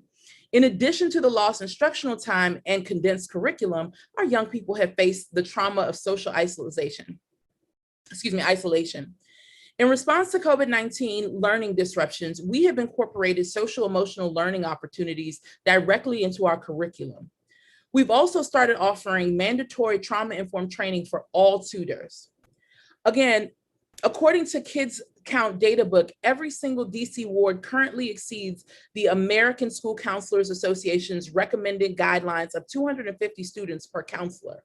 Furthermore, this report shows that 20 school counselors are responsible for close to 16,000 students in Ward 6 and 8, and that there are no counselors in Ward 8 elementary schools, where a good number of our students and families are located. Our students deserve to have these mental health supports, which will ultimately lead to better educational outcomes as well. And we call upon DCPS to work towards equitably increasing access to these much needed services. We are grateful to the council and to Mayor Bowser for creating spaces like these where community organizations and those most impacted by the pandemic can provide feedback and generate solutions. As we move forward together, we thank you for your ongoing partnership and commitment to finding pandemic recovery solutions for all DC students. We welcome any questions and happy to answer and give our thoughts anywhere else. Thank you very much. Next up, let me turn to BC Oyedele. Yep, that's pretty good. Good afternoon, co-chairs Gray and Allen, and members of the Council of the District of Columbia. Just want to thank you for the opportunity to speak to you today. My name is Bisa Adele, and in addition to being a resident of Ward 4 and a parent of 2 public school students in the district, I'm the managing partner at Education for DC. Education for DC is a local grant-making organization devoted to accelerating the work of our city's education leaders to foster a system of high-quality, equitable public schools for every DC student and every family. Over the past 14 months, we have seen students, teachers, school leaders, and caregivers respond resiliently in the face of unprecedented challenges posed by the COVID-19 pandemic and the public health emergency. As a former teacher and school leader myself, I recognize the incredible flexibility educators have shown in nimbly building new systems and structures to continue the essential work of educating our city's learners. In my role at Ed Forward, work with schools and talent grantees in particular, I've seen firsthand the dedication it has taken to meet the needs of our students and families during this challenging year academically. Even before the pandemic, as many witnesses have testified to, data and feedback indicated that DC schools are not serving all students well. The students furthest from opportunity too often lack equitable access to the high quality school experiences that meet their basic needs. Pervasive and systemic racism is embedded into the very fabric of our current educational structures and practices and lead to the disparate educational experiences and outcomes for Black and Brown students. And it was these students who we all know have disproportionately shouldered the academic and social disruptions caused by the switch to remote learning. Furthermore, families continue to feel unheard and left out of the decision-making process. We at Education Forward DC want every DC student to thrive in life, with the opportunities to make educational, career, and family choices to be happy and successful. Building an education system that prepares students for this long-term vision means DC simply cannot recover from the pandemic's impacts. We cannot simply return to the trajectory we were on before March 2020, but instead, we must begin laying the groundwork for a reimagined school experience to support students' holistic needs and expand access to those opportunities for the students furthest from that opportunity. As we shift from response to recovery, I want to ensure Council knows what funding and supports it will take to reimagine our public schools and ensure that they emerge from the pandemic ready to serve all students more equitably and justly and with higher quality instruction. To address these concerns, we call on the Mayor and the Council to emphasize the following. Full transparency regarding the more than $600 million the district will be allocated for K-12 education through federal stimulus dollars. Increased support for school leaders in making data-informed decisions, particularly for increasing racial equity for Black and Brown students. Unified citywide school growth planning to unite public and public charter schools with their communities to map a more purposeful future that ensures every student has access to rich learning experiences. And finally, embedded and intentional commitment to engaging parents, guardians, and families as co-equals in the process of planning and spending. Finally, through our work as part of the Strongest Year Yet Coalition, we urge the Council to build on the Mayor's proposed increase for the uniform per student funding formula, increasing it to at least 4% with further increases to the weights for our at-risk students, our English language learners, and students with disabilities. Many thanks again for this opportunity, and I welcome any questions you may have. Fantastic, thank you so much. We had Brittany Wade next on our list, but I think I heard that we have not seen her check in yet. So if Ms. Wade comes, we'll just add her back in later. So let me turn next to Jamila Green with Beyond the Basics. Good afternoon, everyone, and thank you for the opportunity to speak with you all. I am Jamila Green, the Program Director of Beyond the Basics. We have had the privilege of providing exceptional out-of-school time programming to children in DC at public charter schools in Ward 5. We stand out in that we are an inclusive before care and after care program, and we do not turn away students due to disabilities. We are also licensed through OSSI, and we accept child care subsidy vouchers. This makes our program both excellent and affordable. I am here to provide insight and strongly urge the Council to communicate the need for additional funding, specifically for out-of-school time programming like ours, to avoid a lack of aftercare and before care programs in DC public and public charter schools that will result in serious childcare challenges for parents. After COVID shut down our before care and aftercare programs, like many companies, we laid off our 20 staff. Within 14 days, however, we were able to bring back all staff that wanted to return by developing creative programming like in-home childcare, this fun thing we created called Camp in a Box, and Fire Pods, which stands for Facilitating In-Home Remote Education.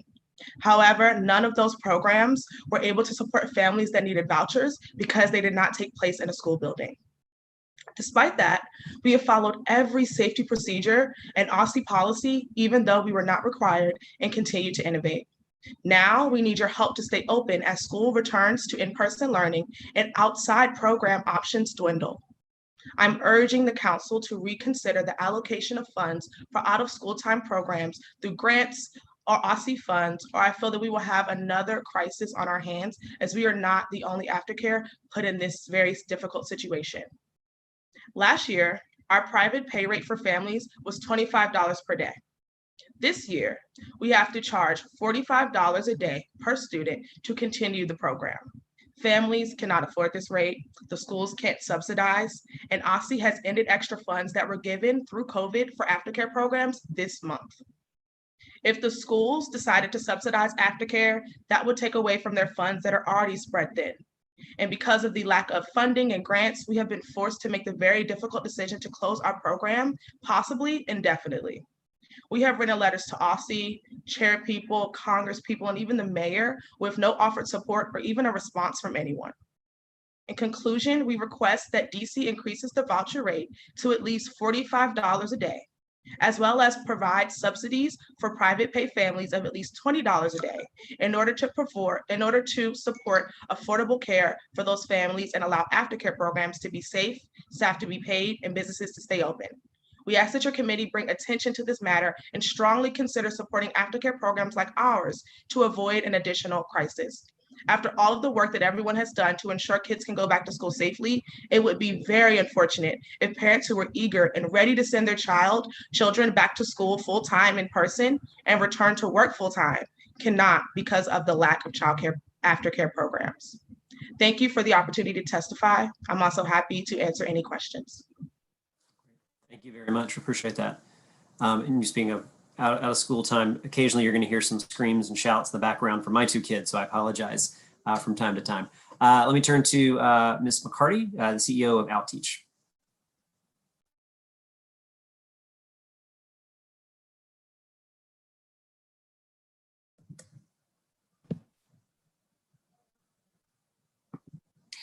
Good afternoon, council members and committee members. Thank you so much for the opportunity to speak today. My name is Jean McCarty, and I am a proud parent of a DCPS student and also the CEO of Outteach, which is a nonprofit that equips teachers to use the outdoors to give students access to exciting real-world experiences that weave science, STEM, and social-emotional learning into every school day and every subject.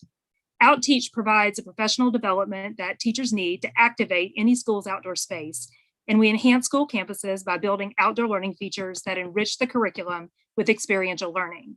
We partnered with hundreds of schools across the country, including DCPS public schools, to create sustainable outdoor learning programs that increase student engagement and improve academics. Now that the CDC has shared just how safe outdoor activities are, investing in outdoor learning is one of the most equitable, effective, and sustainable investments we can make. First, outdoor learning is effective. Studies demonstrate that children learn best through real-world hands-on learning. Because beyond expanding where kids learn, outdoor learning elevates how kids learn with real-world experiences that deepen learning. In a 2014 University of Maryland study, researchers measured the impact of outdoor learning in DC schools, and they found that schools using outdoor spaces for instruction improved academics, boosted fifth grade proficiency rates on science, math, and ELA tests, and increased student wellness and social emotional growth. This proves that outdoor learning is a critical strategy in effectively combating COVID learning loss and other educational opportunity gaps.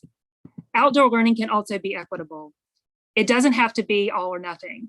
All schools have access to some sort of outdoor space, whether it's sidewalks or sports fields, where teachers can give every class they have time to move, learn, and interact. By providing teachers with professional development needed to utilize that outdoor space for instruction, teachers can quickly start reaping the benefits. And adding simple outdoor learning features like weather stations, whiteboards, seatings to any campus is a quick way and an easy way to activate underused spaces so they support academics and social emotional learning. For example, we at Outteach installed outdoor features to improve a very small space at Whittier Education Campus. And when paired with our instructional coaching for teachers, Principal Johnson said that her teachers take their kids outside all the time and use the entire campus to teach. In addition to the joy of stepping outside the classroom after a year of remote learning, teachers love seeing how outdoor experiential learning just helps learning stick. And finally, outdoor learning creates lasting results. Using outdoor space for instruction is also proven to boost teacher job satisfaction, and that helps us keep our good, experienced teachers working in the schools where they're needed most. Once established, outdoor learning programs are easy to sustain. It makes schools more flexible and responsive to future pandemics and other emergencies that we may meet if we need to move kids outdoors. So in conclusion, we need to think and invest outside the box To gain all these benefits and more, we must invest in simple outdoor learning infrastructure and effective professional development for teachers. More of the same will not work. Innovative investments like this will ensure that all students in DC, no matter their resources, have access to hands-on learning experiences that can transform their education and their lives. Thank you for your time. Thank you very much, Ms. McCarty. Next, we have Regina Bell, the Vice President of the Washington Teachers Union. Good afternoon. Good afternoon, council members and panelists.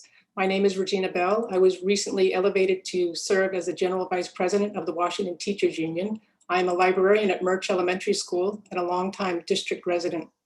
Our city, our schools, and our students have been through a lot this past year, but many of the inequities magnified by the pandemic existed long before anyone heard of COVID-19.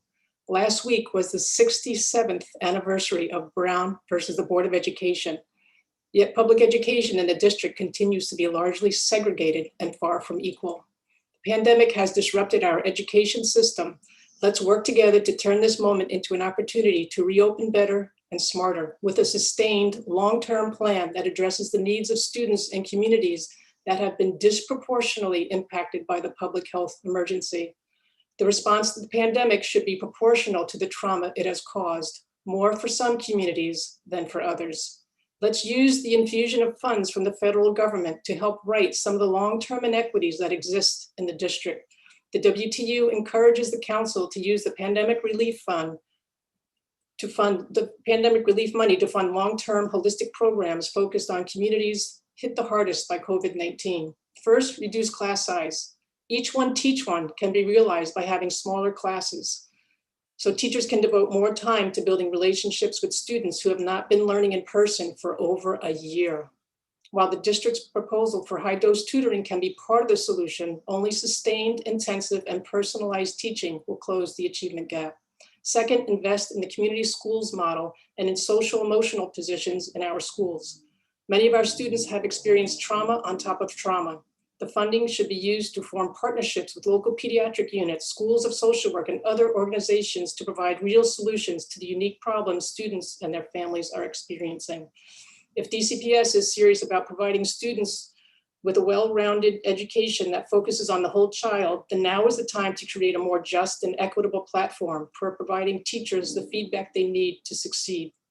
However the council decides to spend the pandemic relief funding, it is imperative that there be transparency and accountability. That will go a long way in building trust. No one in this room or on this Zoom has ever experienced a global pandemic, nor made a plan to recover from a social upheaval of this magnitude. But I think we can agree that there are no quick fixes. This will require a long-term sustained response. The members of the WTU, our city's public school teachers, will be on the front lines of that response. We welcome the opportunity to work with the council and DCPS to develop and implement such a response. Thank you very much, Ms. Bell. And then last on this panel, we have Laura Lorenzen. Good afternoon. Hi, good afternoon, co-chairs Allen and Gray, and thank you for the opportunity to testify today. My name's Laura Lorenzen, and in addition to being a Ward 4 resident and parent of a daughter with disabilities, I'm also the DC liaison for the Maryland Association of Non-Public Special Education Facilities, MANSEF, which is a not-for-profit organization of special education schools that in partnership with public schools serve many hundreds of students from throughout DC who have significant disabilities. During the pandemic, non-public schools have worked to ensure that all our students continue to receive their specialized instruction and related services. In delivering both remote and hybrid instruction, we've learned much about meeting the needs of families and students with disabilities. And I just want to highlight a few things in the short time I have today. As you've heard today, many students with disabilities struggle to access or benefit from remote instruction and need to be back in full-time in-person learning. However, there was a subset of students, particularly those with anxiety and attentional issues, who actually performed better during remote instruction than they had pre-pandemic. With fewer distractions and more opportunities to control their environment, these students were more focused and engaged. Therefore, when the pandemic ends, we recommend that IEP teams be allowed to continue offering hybrid instruction for students who benefited from this modality and wish to continue. For non-public schools, which are funded differently from public schools and can only bill for days that students are in seats, OSSI must permit schools to be reimbursed for virtual learning even after the pandemic emergency ends, and provide clarity about how asynchronous versus synchronous learning would be treated so that virtual options can be provided to students who will benefit. DC, of course, must continue to expand broadband and technology access to our low-income families to make sure that any ongoing hybrid instruction is equitable. Additionally, several of our schools are planning to offer intensive credit recovery programs, which is a vital support for high school students who struggle to access remote instruction. Again, OSSI should provide a mechanism through which non-public schools, which currently cannot be paid for providing this service, can do so for their enrolled students. Finally, I wish to raise the issue of extended eligibility. In DC, students with IEPs remain eligible for special ed services through the end of the semester in which they turn 22. Students who are aging out or are close to aging out now have missed out on critical services, either because of difficulties accessing remote instruction or because specific transition services such as employment readiness and travel training, for example, could not be offered. A simple remedy for this mislearning would be to offer the option of extended eligibility for students who would otherwise age out this year or next year. While we anticipate it might only impact a small number of students, extended eligibility would be of enormous assistance to those wishing to exercise this option.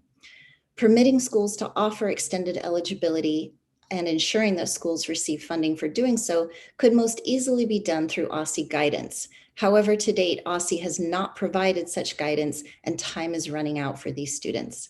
My written testimony provides additional information about these and other issues, and I'm happy to answer any questions from the committee. Thank you. Great, thank you very much. Thanks to everybody on this panel. All right, let me start, I think, Ms.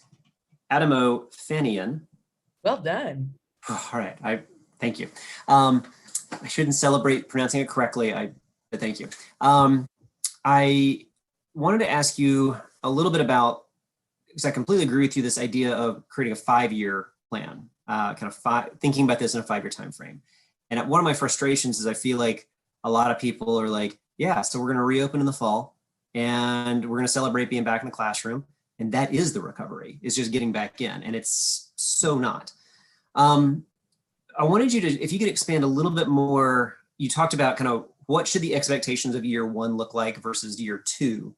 And I think the way you talked about it is year 2 is where you believe that's where you really see a lot more of the growth taking place or recovery taking place, perhaps. And I'll let you maybe expand on that. But I also wanted to ask you if you can help frame this up a little bit from an equity lens perspective, because one of the things we're seeing, of course, is that in terms of in-person attendance right now, we're seeing a pretty strong disparity taking place across our city.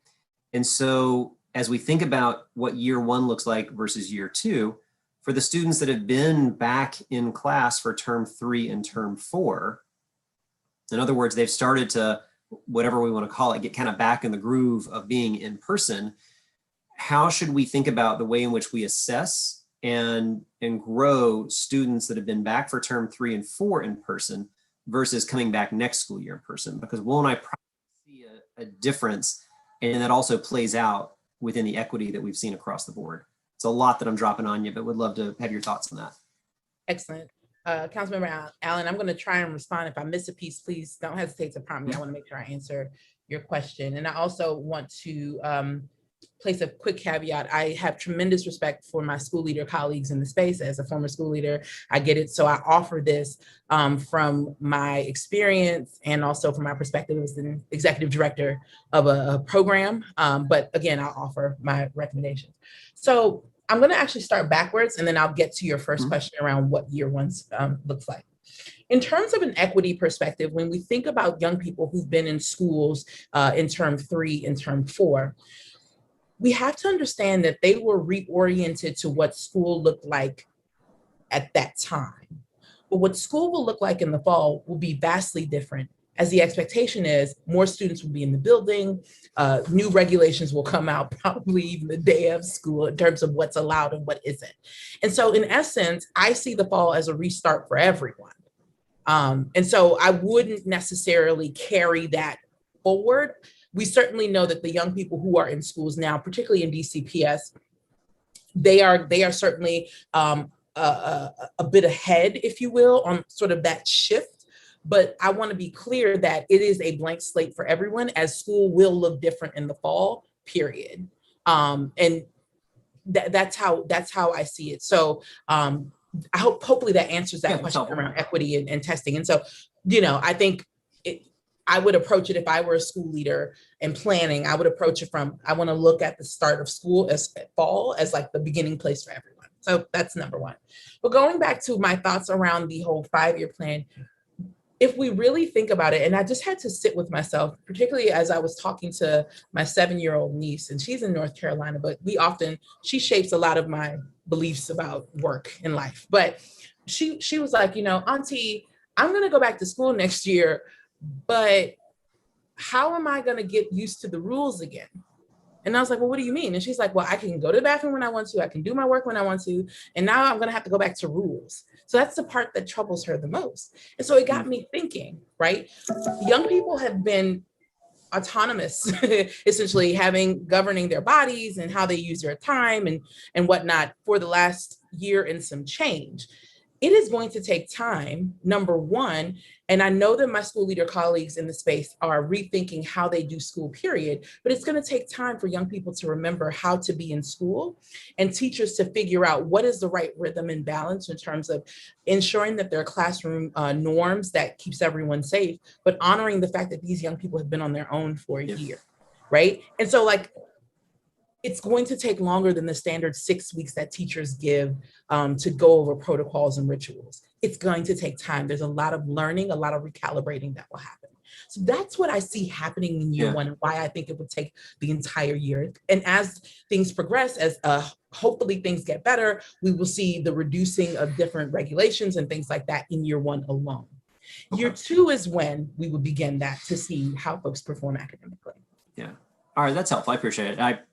I have an 8-year-old, so I'm well aware of the autonomy that she likes to make sure she reminds me that is there now. Mr. Oyedele, I was going to ask you, you talked about laying the groundwork for reimagining our public schools. I agree. I'll say there's a part of me that says, shouldn't that happen last year?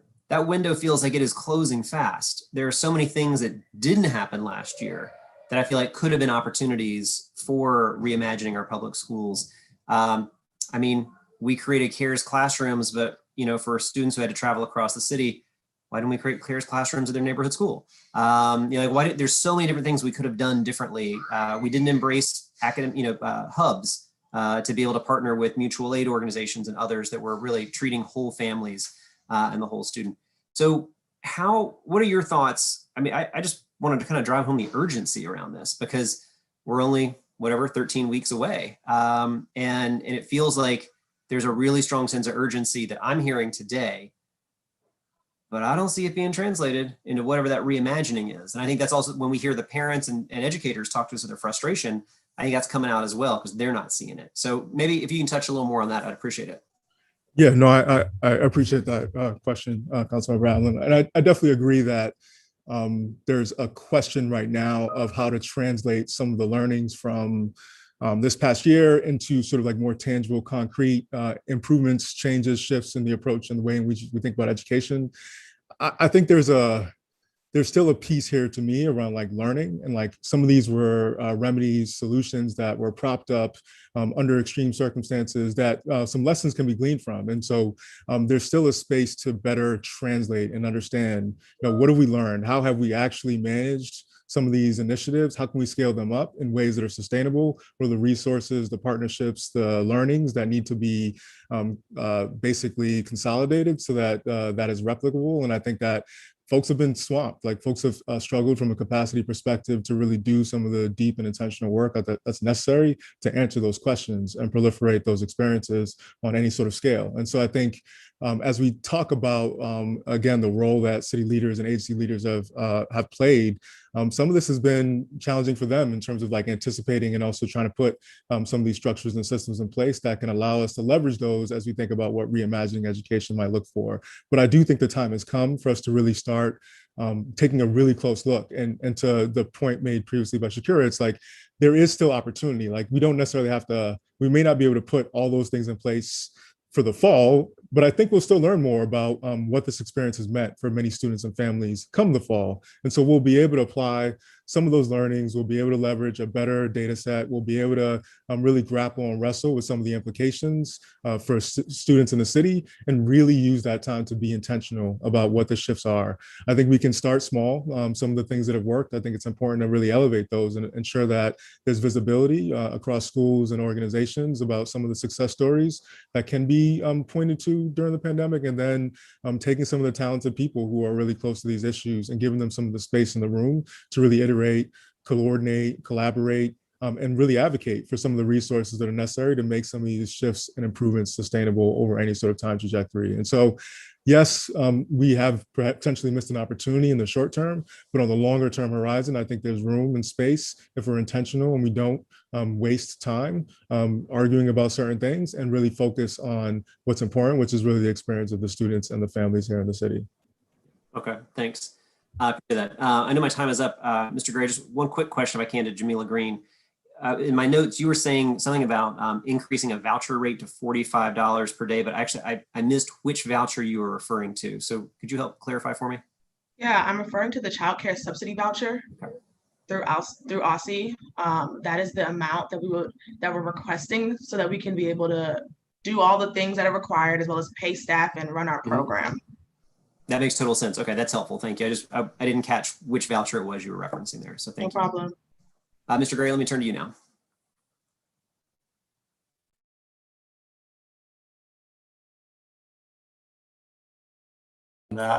Okay, thank you.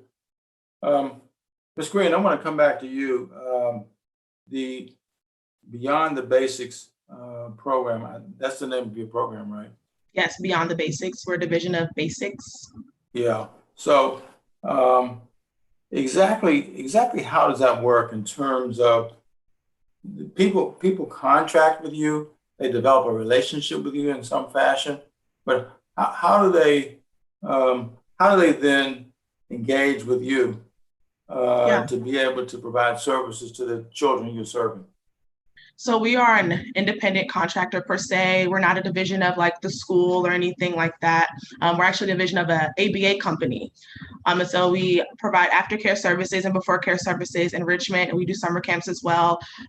Basically, schools reach out to us and tell us their population. Usually it's schools with a high special needs population, because of the type of aftercare services that we provide are inclusive. And so the schools reach out to us, tell us their needs, and we provide aftercare services, before care services, and enrichments to their schools, sometimes summer camps as well. So what kind of special needs do you serve through your program? Well, it's an array at the schools that we provide services to. Like I mentioned, we don't turn away kids for special needs. So we have children with special needs like autism, Down syndrome, ADHD, cerebral palsy. It really just depends on the needs of that child. And we use different strategies from our mother company, Basics ABA Therapy, to support those children. If children need like a one-to-one or have an ABA therapist, we welcome those services in our aftercare programs as well, so that they're able to support their child in our program.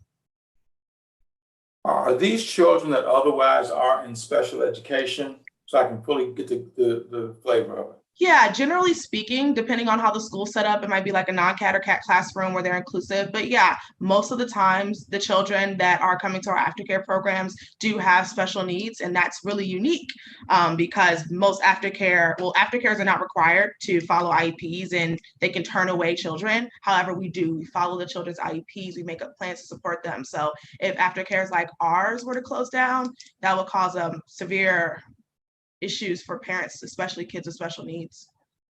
And your organization, your program then is one that is inclusive of children with and without special needs? Yes. And how otherwise are the services funded for these children that are Yeah, served by you? it's all private pay and through OSSI funding. And so that's why it's really important that we can get these childcare subsidy vouchers, the rate increased, and so that we can offset the balance of like how much the private pay parents have to pay. And so we can continue to do these services. Okay. How many children do you serve?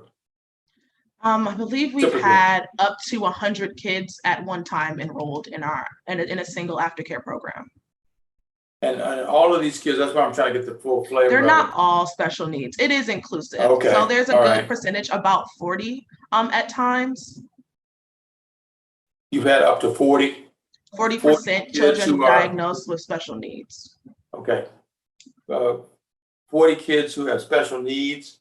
And About then 40%. on top of that is an additional group of kids who don't have special needs? Yeah, so about 100 kids, 40% or 40 of those kids have special needs. The other 60 don't. And we integrate them in our aftercare classrooms. They engage in the activities along with all the other neurotypical children just fine. I think we've had to expel 1 or 2 kids in the last 6 years, or like tell them we can't provide services for them. And considering the population that we serve, that's pretty great. How do you select the kids? Let's say the 40 and the 60, using those numbers, that they may not be accurately, may not be entirely accurate, but how do you Yeah, it's an select the estimate. 60 kids who are participating? We just allow the children to enroll and be open enrollment, hire staff, train them, and then as we need to, we can continue to hire and onboard staff to support the enrollment rates and how they jump and go down. Are all the kids residents of the District of Columbia who participate? They should be. They go to DC public charter schools, so they should be, yes. I see. So, and how do they come to you? How do they get? Yeah, so aftercare takes place. Aftercare takes place at the school, and so the teachers walk them down to their classroom. We support them during the day, and when the school's over, they take their transportation home, or their parents come pick them up. It's always at the school. I see. And what school? Can you tell me the schools they typically attend? We have contracts with Bridges Public Charter School, as well as Capitol Village Middle School. Capitol Village is actually a new school. So we were super excited about providing aftercare to them. And then COVID happened, and now all this is happening with funding. And so we're really hoping that we will be able to provide aftercare services to Bridges and Capitol Village. Are all these kids who you've identified, are they all in charter schools? Yes, both of these schools are public charter schools. I see. Okay. All right, Mr. Chairman, I think that's all I have at this point. All right, thank you, Mr. Gray. I know we've been rejoined by Chairman Phil Mendelson. So Mr. Mendelson, let me turn to you. I appreciate that. I just got back from the meeting, so I didn't hear any of the testimony, so I don't have any questions, but thank you to everybody. All right, thank you very much. And let me just quickly turn to make sure. I think Councilmember Henderson is here. Yep, Councilmember Henderson, you're still with us. So let me turn to you now. Thanks. Thank you, Chairperson Allen. I also joined a little bit late, but I just want to say, Shakura, I think you actually bring up a really excellent point that I hadn't thought about in terms of, for the last year, students haven't had to ask permission to do a lot of like basic things. Go to the bathroom, drink a cup of water, and it does. Wow, that's going to be add transition on top of like adjustment. But I also remember too, I don't know, for any of the witnesses who testified today, I'm curious whether or not you've heard of school communities sort of talking about this. More or less from the aspect, I mean, we've talked a lot about mental health, we've talked a lot about adjustment piece, but how are they going to adjust what had been, I would say, a very stringent school discipline policy or a organizational procedure, if you will? How do you adjust for that? Or are we anticipating chaos? organized chaos, but also some willful defiance on the part of young people who are saying, I learned just fine last year when I was able to drink water at my desk. Why is this now a problem? So again, as I am not able to respond from the perspective of a school leader, I can tell you from our program perspective, I think that is why the importance of mandating trauma-informed training for our tutors is really, really important, and the social emotional learning piece. We are going to be learning a lot as we are preparing to implement our virtual program in school. So young people, as opposed to being at home, will come to a reading center and visit with their tutor on the computer. And so our hope, especially for returning tutors, is that they'll be able to access some of the content from the social emotional learning sessions that we've had to help students identify where they are in the moment. And then also our program team in partnership with schools, just to help us think about what are some additional strategies to support a young person or encourage them to continue pushing forward. I do have a trust in our school leadership community in the city, and I sure hope that they are working through that. But again, as BC spoke to, I think all of that is a part of the innovation that we could see next year. I'm excited about that. But that's how we are preparing to deal with that reality. Nice. I'll just jump in. I mean, I know that I want to be mindful of airtime and others may want to chime in. I think it's important to note that reimagining is extremely difficult, right? If you just think about reconfiguring the layout in your home, that's a pretty complicated process for several reasons. But I do think that is the charge for many school leaders as we think about what has been learned and what will be learned when students do return. What are some of the tried and true traditions that we've held on to that we believe are necessary for a strong and quality school experience that could potentially shift? How do we reframe that conversation and give people space to share and talk so they can trade stories and understand some of the implications of decisions that have been made this year and incorporate those into more broadly as promising practices that other schools can build on. So I'll stop talking so others can jump in there, but I do think there's some opportunity here that's going to take some work. Yeah. Well, I mean, oh, go ahead. Go ahead, Ms. McCarty. Oh, I wanted to point out too, at Outteach, we have just been in the trenches with teachers. We continued instructional coaching, just did it virtually. And I think there's a real positive opportunity that teachers experienced much more student-directed learning. They had to trust their students to do things kind of with their own volition. And so we're trying to lean into that and get teachers to continue to do that. And that's something that I think outdoor learning really affords with that experiential learning approach. So that's a positive, that if we can really support teachers, I think that we can, we can use that to reimagine our education. Mm-hmm.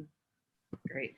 Well, I think some of you are before and after care providers or doing sort of after school programming and things like that. It's funny, I was just actually, there's a new article in Washington Post that was talking about the childcare needs of families, not just in the, 0 to 3, 0 to 5 space, but really what do you do with the bigger children, right? Because we acknowledge that, people are going to be going back to work, but that doesn't mean that work ends at 3:30 or work ends at 2 o'clock. So what are you doing with your kids on the other side?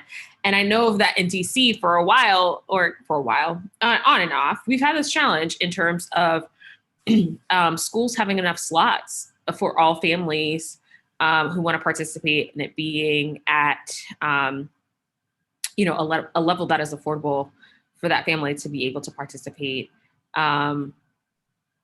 That was one of the things that I asked the mayor to add some additional funding to make sure that we don't have this as a barrier.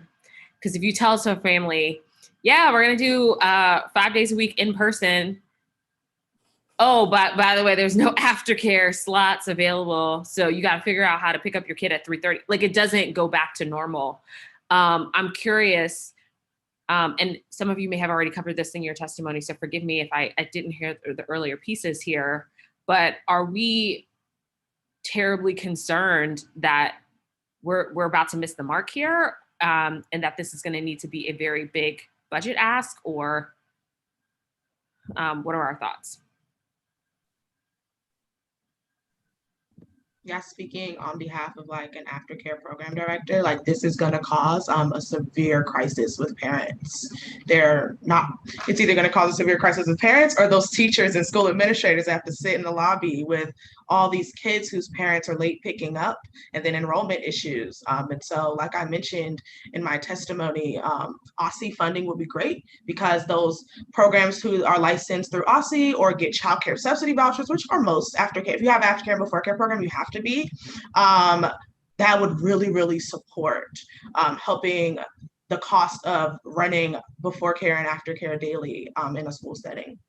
Yeah, Ms. Green, just I'm sorry, I'm trying to look to see, I don't know if we have any, well, I don't think City Blossoms, you guys don't do aftercare, right? You're during the day, in the middle, or. Councilmember, I think City Blossoms on the next panel, actually. Oh, my bad, sorry. No, I'm here actually already, I think they haven't testified yet, Ms. Anderson. We've moved people in to kind of prepare for the next panel. Got it, okay, I was confused, my bad. Sorry, so I'll just ask Ms. Green then. I will get to City Blossoms later. I'll just ask Ms. Green, from a timing perspective, when will we know whether or not you have enough slots? Slots for aftercare participants, or if we're right now we're in a position where we've decided to close aftercare. Like we have told the schools that we cannot provide aftercare services to them because we simply can't afford to run it. We don't have the funds. DC has ended the COVID extra funding this month. And so we let Bridges and Capitol Village know that like we can't do aftercare. One of the schools are like, we think we can pull from the money that we have here. And that's just not, like, we don't want them to have to do that. That's taking away from money that they already don't really have. And so really, we don't know. We have told them that we cannot provide aftercare services. And so this is kind of our last attempt to figure out if we can. So that's already 2 LEAs that we know are like scrambling at this moment. And I'm just curious. I wish I had asked this question to Shannon Hodge earlier, but I don't want to belabor the time. Or my time is up. Thank you so much, Mr. Allen and Mr. Gray. Thank you to the panel. Absolutely. Thank you very much. Thanks to this entire panel. Really appreciate your comments and your questions and answers here. With that, we're going to move to panel 10. Thanks again. We're going to move to panel 10. This is our last panel of public witnesses. And I think we've moved a lot of folks already in, but let me read through the names and then we will go from there. So I have David Trigot, Washington Urban Debate League. Charity Blackwell, Director of Creative Arts and Education, DC Scores. Tara McNerney, Tara McNerney, Executive Director of City Blossoms. Tyler Grigsby, Program Facilitator, One Common Unity. Shayna Towns, Program Director, Kid Power. Charles Wilson, Anacostia resident. Lauren Grimes, founder of the Community Enrichment Project. Candace Tiana Nelson, President of the Ward 4 Democrats. And Troy Presswood, Principal of the Presswood Group. And, oh, sorry, I have 2 more. Robert Brandon, President of Greater Washington Field of Dreams. And Gail Avent, Total Family Care Coalition. Councilmember Allen, we have one additional attendee who asked to be promoted to a panelist, Sandra Bishop, who's a school parent here in the district. All right, thank you. Sandra Bishop then, parent.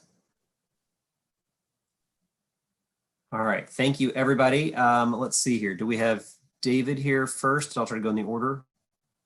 I can see you there, David. Hey, Charles. I am ready to go. I would ask you all to forgive me for the elevator music in the background. I'm in the community room of my apartment. I don't know how to turn it off. No problem. Go for it. Well, thank you all for giving me a short slot here.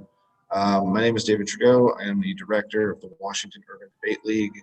We provide debate programs to middle and high school students attending public schools in the area. We currently work with about 40 public schools in DC and another, let's go 10 or 15 in the near Maryland area. We're growing very rapidly, and we actually saw an increase in our programming during COVID, which was very interesting. We're one of 2 urban debate leagues across the entire country to grow last year. I wanted to come and testify today because, as we look towards reentry and recovering from the COVID pandemic, the basic solution to me is very clear. We need to provide the schools and the other related educational programs, such as my own, with all of the resources and tools they need, capacity they need to succeed. But we recently got guidance from DCPS substantially increasing the background check and process and other requirements for volunteers. And I want to specifically highlight the drug testing policy. I've talked to some folks through the DC OST Coalition, and my understanding is this policy was attempted several years ago, and more than half of the OST support volunteer pool of people failed. So in a time when we're trying to help schools figure out what the new normal is, trying to cut off half of these people who actively are giving up their time and talents to help young people in the city seems like a very paradoxical policy. And I specifically wanted to flag the marijuana policy, which is decriminalized and legalized in many ways elsewhere in the city. So I would strongly encourage the council to amend this policy, make it easier for folks to volunteer. And I want to emphasize not supporting like kids or anything like that, but something that the people of DC have ruled should be legal, should not be a barrier to support children in after-school programs. I'll yield my 20 seconds there. Great. All right. Thank you very much, Mr. Trudeau. Next, we have Charity Blackwell. Awesome. Thank y'all, council members. My name is Charity Blackwell. I'm a resident of Ward 5, and I am the Director of Creative Arts and Education at the amazing organization called DC Scores, an award-winning out-of-school time nonprofit that has provided free daily programming for over 25,000 children in DC public and public charter schools since 1994. This school year, we have partnered with 52 schools to provide teams for over 2,000 elementary and middle school age children across the district. Each of our youth teams play in our soccer leagues, write and perform original poetry, and design and carry out service learning projects. Being part of DC Scores builds kids' physical fitness and emotional health while also helping them to do better in school. DC Scores is a member of the Out of School Time Coalition. If you'd like to know more about our organization, please visit our website at www.dcscores.org for more information.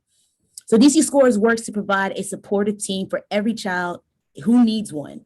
Our focus has always been, especially from the past to today, through today, to keep our youth feeling safe, supported, connected, and hopeful despite the chaos swirling around them. For more than a quarter of a century, DC Scores has been a trusted community actor in the schools and communities across the district. It's perhaps the most critical role we play, and it's taken on a new importance over the past 14 months. Our poet athletes are eager to get back on the field with their teammates, but families are understandably worried about their safety. Our schools have opened their doors to students, but many are struggling to connect with families to assure them it's safe to come back.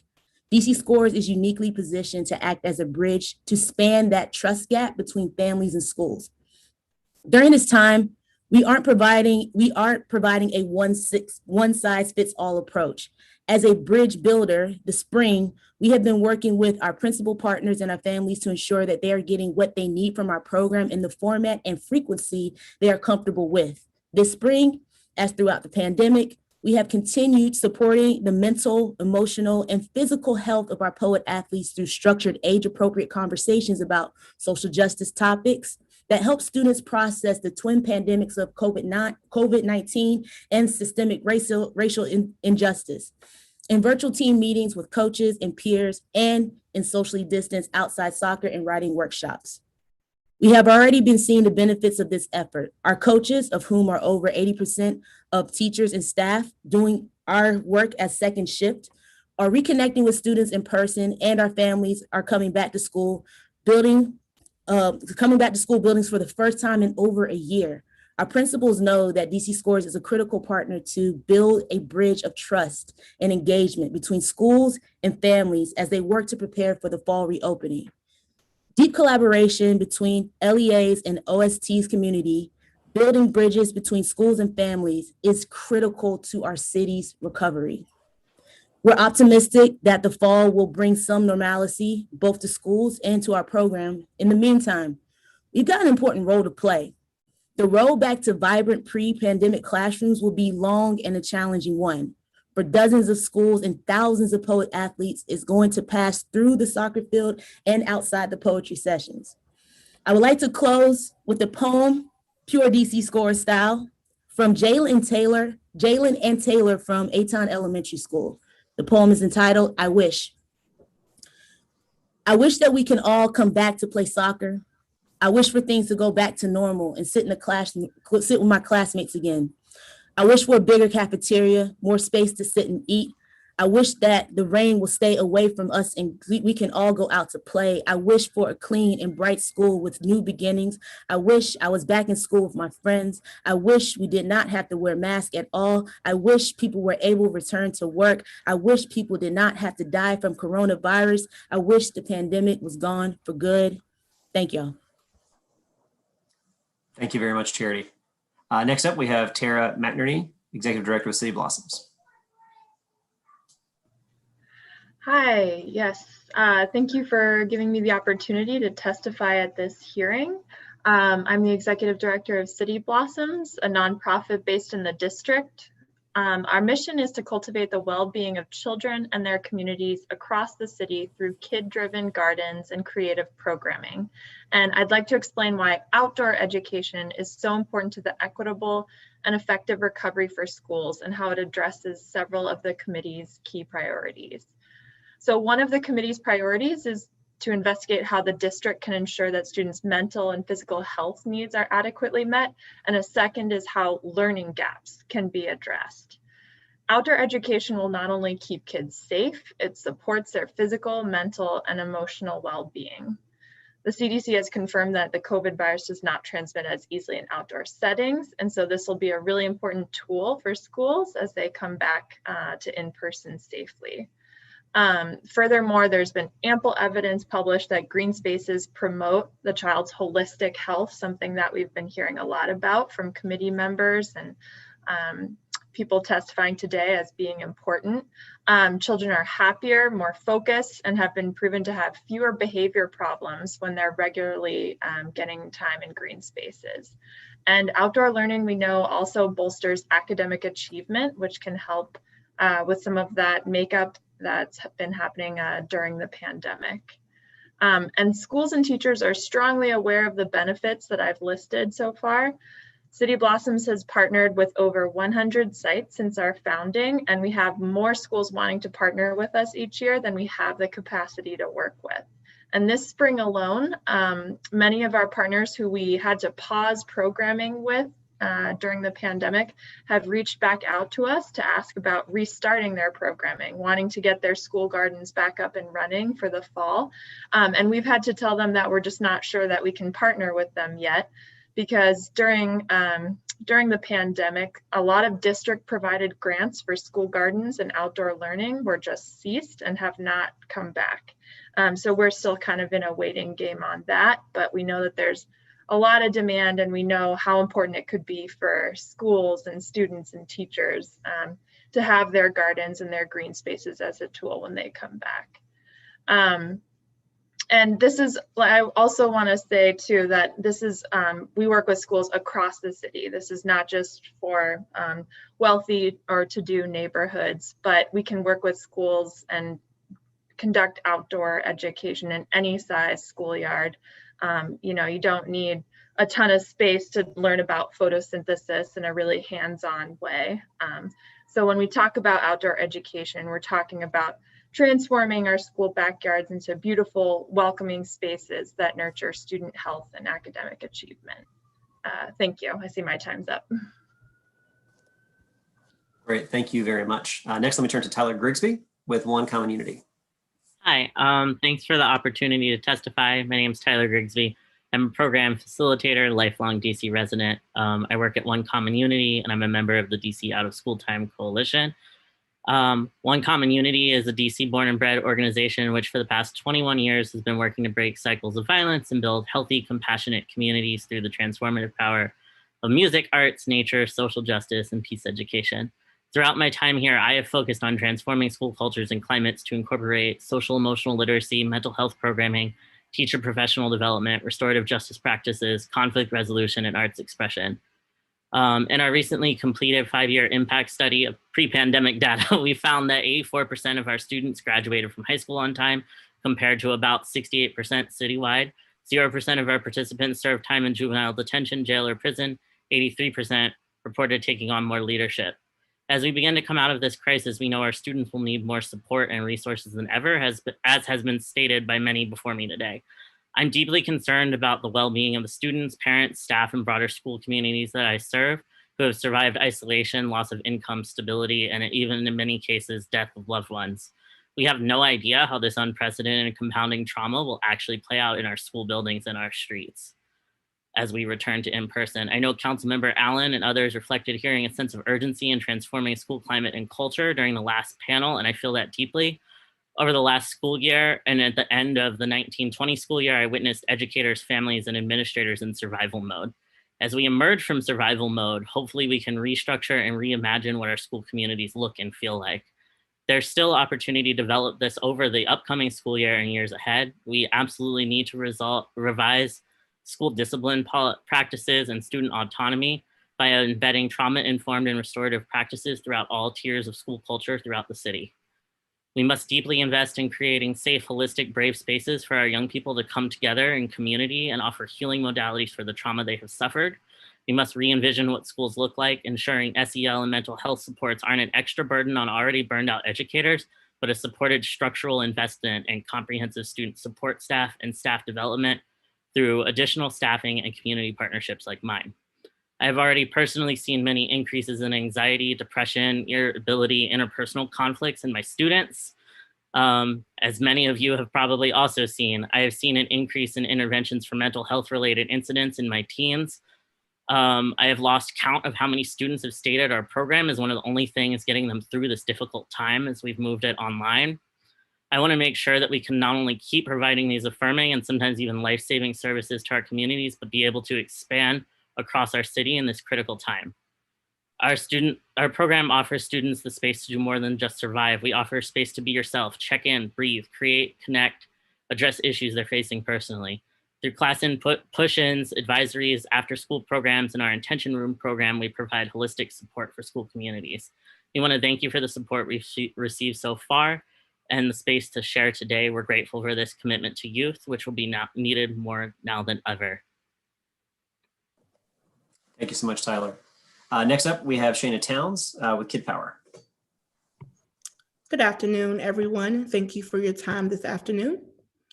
Hi, my name is Shana Towns. I'm the program director for after school and summer programming here at Kid Power, as well as a commissioner for the Community and School Advisory Board serving under the mayor's office. Kid Power is also a member of the DC Out of School Time Coalition. Before I start, I would like to extend a thank you for all of you all's support and time. As a partner with DCPS, we at Kid Power want to emphasize collaboration and community.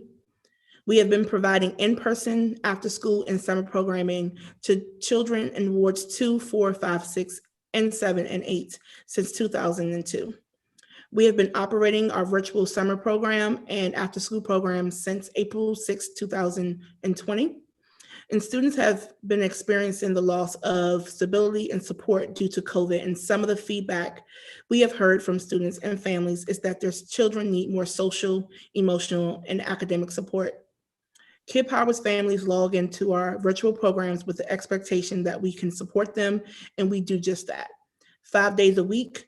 Overall, we serve 425 youth at our 6 different school sites. Through this pandemic, we have been servicing around 120 youth. Our families are eager to have that social interaction with our staff and other youth and has expressed this time after time. A quote from one of our parents: "I love Kid Power and the support that you give to my son to help develop his social skills since elementary school, and he is now in middle school." This was from a parent from Jefferson Academy. Now, as we embark towards a new school year and families are still facing continuous challenges regarding virtual school day learning, and will begin to transition back in person this fall, as an organization, we recognize this transition will not be easy. We want to continue to provide our school partners with more accelerated SEL activities and support the academics, as we know many students will have experienced learning loss. OST programming should be protected and funded through the reopening of DCPS schools this fall for many reasons. Our families have depended on Kid Power and many other OST programming for years and have really relied on OST programming heavily throughout the pandemic to support social needs, technology needs, food needs, supply needs, and overall mental health support. Kid Power closes the gap from daytime learning to after school to reach the families and what they may be lacking throughout the day. We have had families directly impacted by the pandemic with loss of employment. Our staff have worked extremely hard to connect them with DOES to ensure unemployment was an option and even help translate for our Spanish-speaking families. Kid Power works with several parents, and employs them by talking to the community and surveying the needs and the wants of the families. In one conversation, we learned that one-on-one tutoring provided by Kid Power was a huge request and was not available in the daytime for their child. Our parent ambassadors are active members and continue to support Kid Power's OST programming and went the extra mile to try to talk to other DCPS schools regarding our services. Some schools have expressed interest in partnering with us next year based on our parent ambassadors' testimony. As a committed community member, Kid Power sees the benefit of being more involved in the decision-making when it comes to supporting our DC youth. We all can benefit from collaborating with each other, whether it's through us continuing their support and after-school programming, collaborating with after-school enrollment process, and providing continued support to for those furthest from the opportunity. Our Kid Power staff are passionate about supporting our youth in person and express being more effective to our families. Through a more collaborative planning process, we continue to provide academic and social emotional support to DCPS students through individual and small group tutoring, enrichment activities, homework help, and projects with their peers. We believe there are missed opportunities to support students, and we would be honored to collaborate with school administrators to discuss tangible opportunities to ensure the most effective way to leverage resources and students. The positive impact and need for OSC programming is necessary more now than it has ever before. I feel the news and the other negative things that we are seeing is evidence that our youth need ways to cope with trauma in an after-school setting. We look forward and working more closely with DCPS soon and putting together some effective plans for the youth in our city. As always, we appreciate the DCPS team and our supporters, and thank you for your time and consideration. Thank you, Ms. Towns. Next, let me turn to Charles Wilson.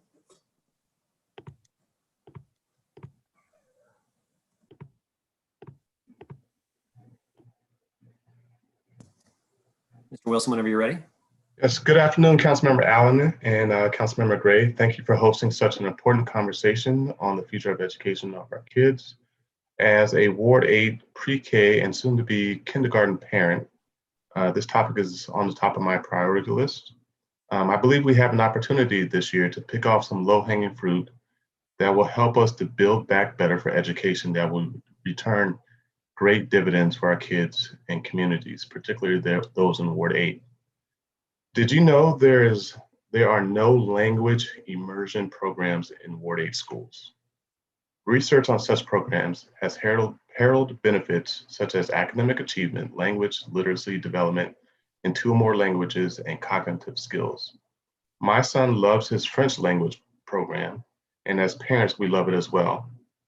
When it came time to choose a school through the lottery, we were surprised that there were no schools in Ward 8 with such programs. Unfortunately, we had to drive 30 minutes each way to get him to school. It would be great to be able to send him to school in our neighborhood in Anacostia. It is my belief this is low-hanging fruit. I believe Ketchum Elementary School would be a great location for such a program out of the many deserving schools in Ward 8. I believe there's also another opportunity we can take advantage of that touches on education, climate change, and economic development.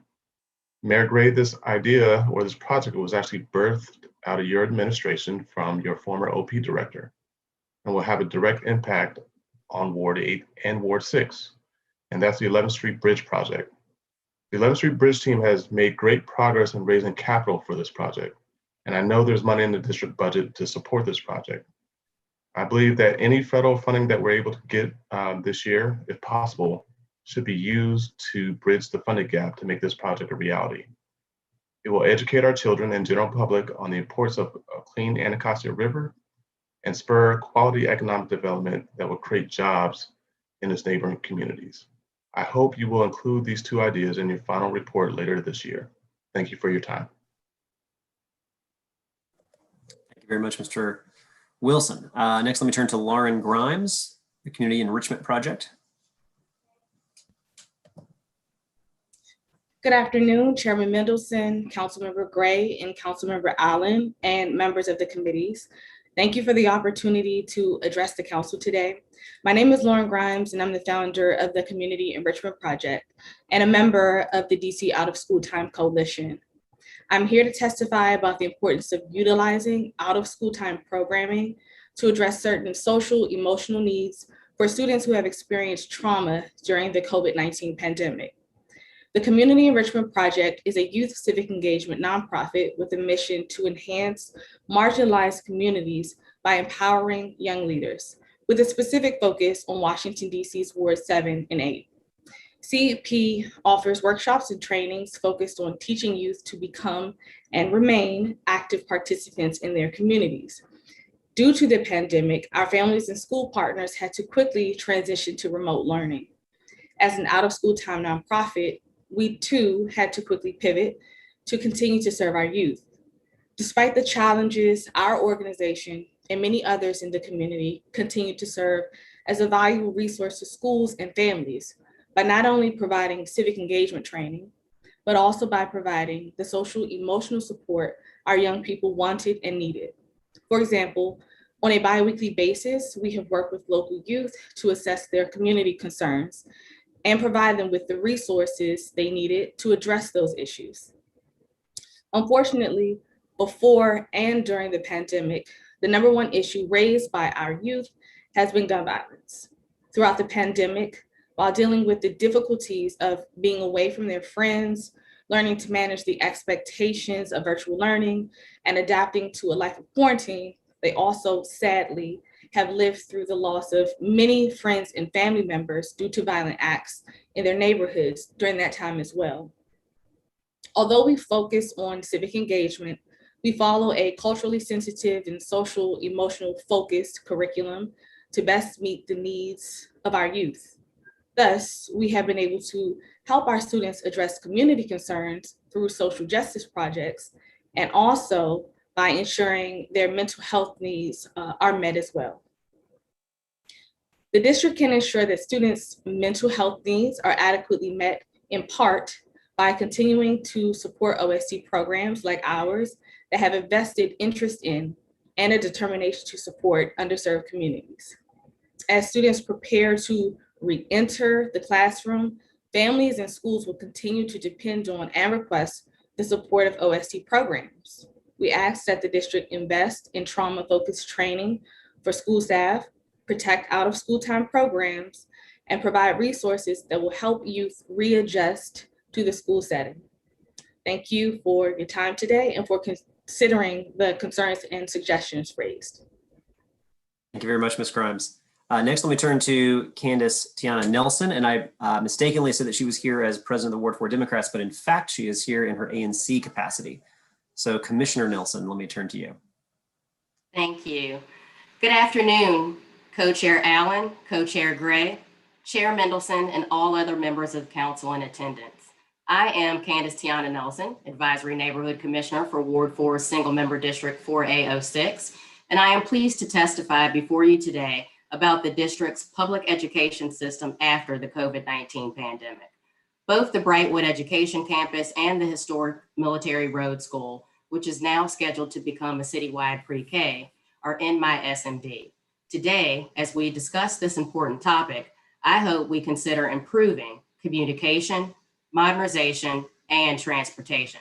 I witnessed firsthand a major breakdown in communication between the Department of General Services, District of Columbia Public Schools, and the community when notification of the $8.3 million purchase of the historic Military Road School made by DGS on behalf of DCPS left us with room for improvement. As opposed to focusing on any missteps or miscommunication, I am directing my focus towards advocating for more intentional communication with the community, especially as we reopen schools. Ward liaisons should not be responsible for outreach in multiple wards. One liaison per ward would be helpful. However, I imagine even if that adjustment was made, we would find that we still need more. In January, Mayor Bowser committed to bringing 3 quick wins to fruition for our students at the Brightwood Education Campus, one of which is coverings over the trailers children have been in since 2015. I asked for your commitment too, as we were told that there is not enough money for the covering. Could you consider using some of the federal funds designated for recovery to purchasing a covering for the trailers? This would help to ensure that our children are no longer rained on or subjected to inclement weather when moving back and forth from the main building to the trailers. Lastly, in 2020, a survey and focus groups administered by the Office of the Student Advocate revealed that more than half of the respondents reported felt uncomfortable, concerned, afraid, and in danger on their commute to school. I joined 5th graders and 6th graders, those that were commuting from Brightwood Education Campus, and saw horrendous bus stops. Trash, needles were everywhere. We should dedicate focus and funding towards safer routes to school.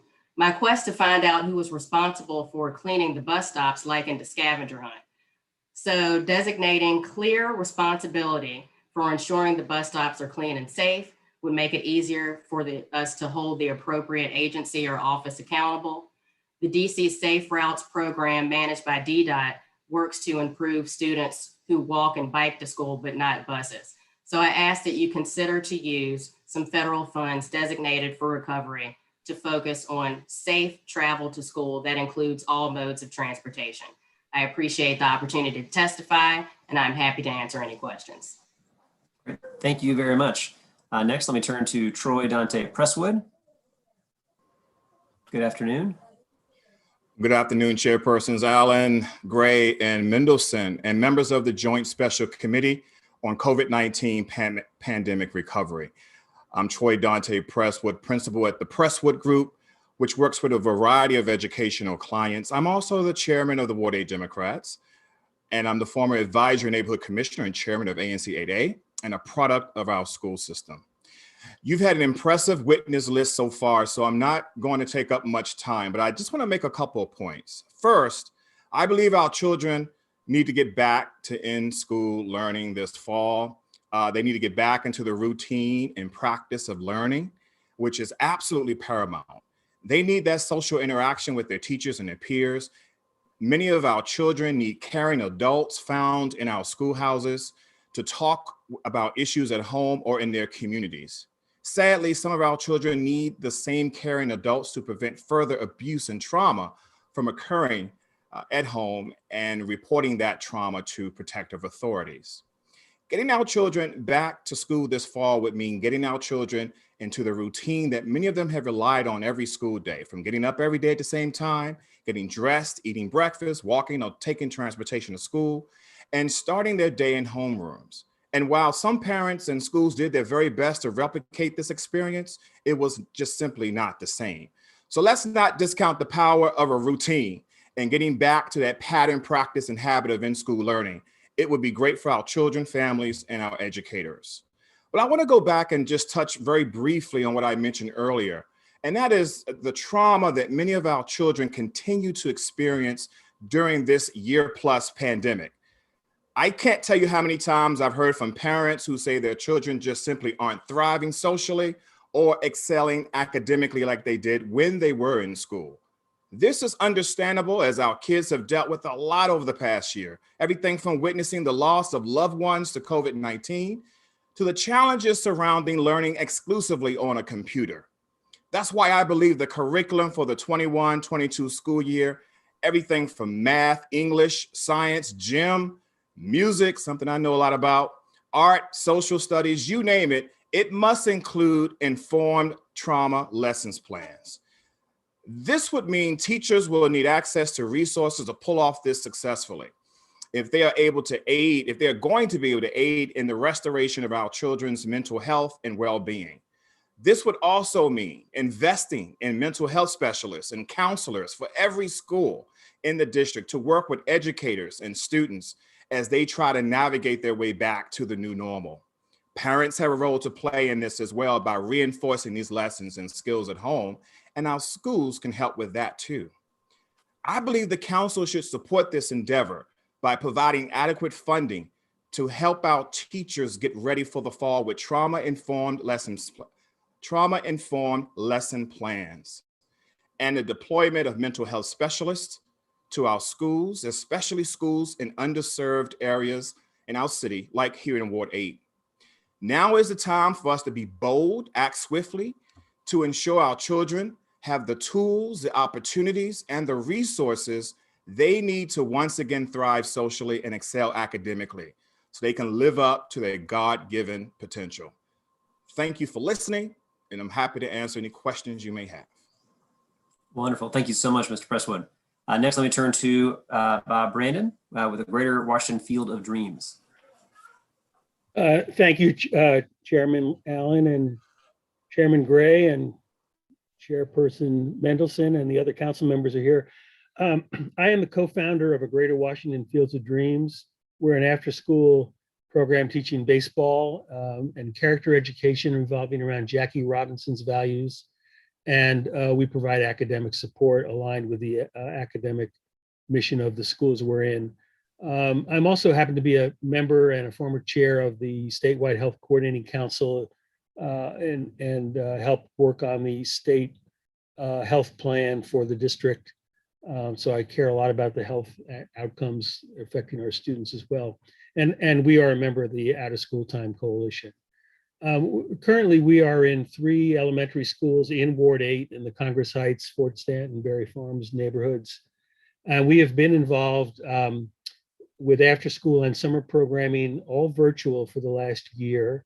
And we've continued to do that in spite of all the challenges. And we're just now beginning to have in-person outside activities. For us, the key and what we think we provide for schools is the physical activity for our program, baseball skills and the teamwork and that goes with baseball, nutrition education, and mutual respect. Those are all parts of our program that lead to the outcomes of better attendance at the schools, higher levels of self-worth for our students, and a greater level of fitness. And we think in particular now, the physical activity and those activities that we provide are crucial to address some of the mental health concerns that we all have about the kids that have just gone through a very difficult time.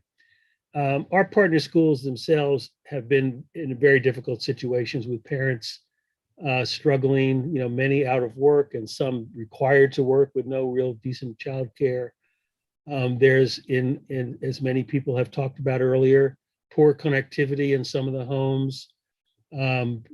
Kids sometimes grouping together with cousins and others to sort of deal with the one family that has the best Wi-Fi connection. And so a lot of distractions, and very few of the kids we work with are in there, have been in their schools even now, 15, 20% in the schools that we're working in. As I mentioned, we're now working outside. We expect to have a full summer camp that will wrap around the academic academies that are going to be taking place in our schools, and that will be important. And I just really want to, I have 3 suggestions, recommendations as somebody that's been working on out of school time programming for the last 20 years. As you all heard today, and I know you all agree with, increased student and family services are going to be key for the fall. I know we want everybody back in school, and I think we still see a great deal of reluctance and concern by parents and students alike. And we know that it's a much better situation if they can be in school. So the cities are just going to have to spend a lot more time and effort. And I was struck earlier today with, I think the person from the KIP network of schools talking about all the resources and the individual outreach. It may have been somebody else too. I think we need to just provide a lot more resources for ongoing individual outreach to parents.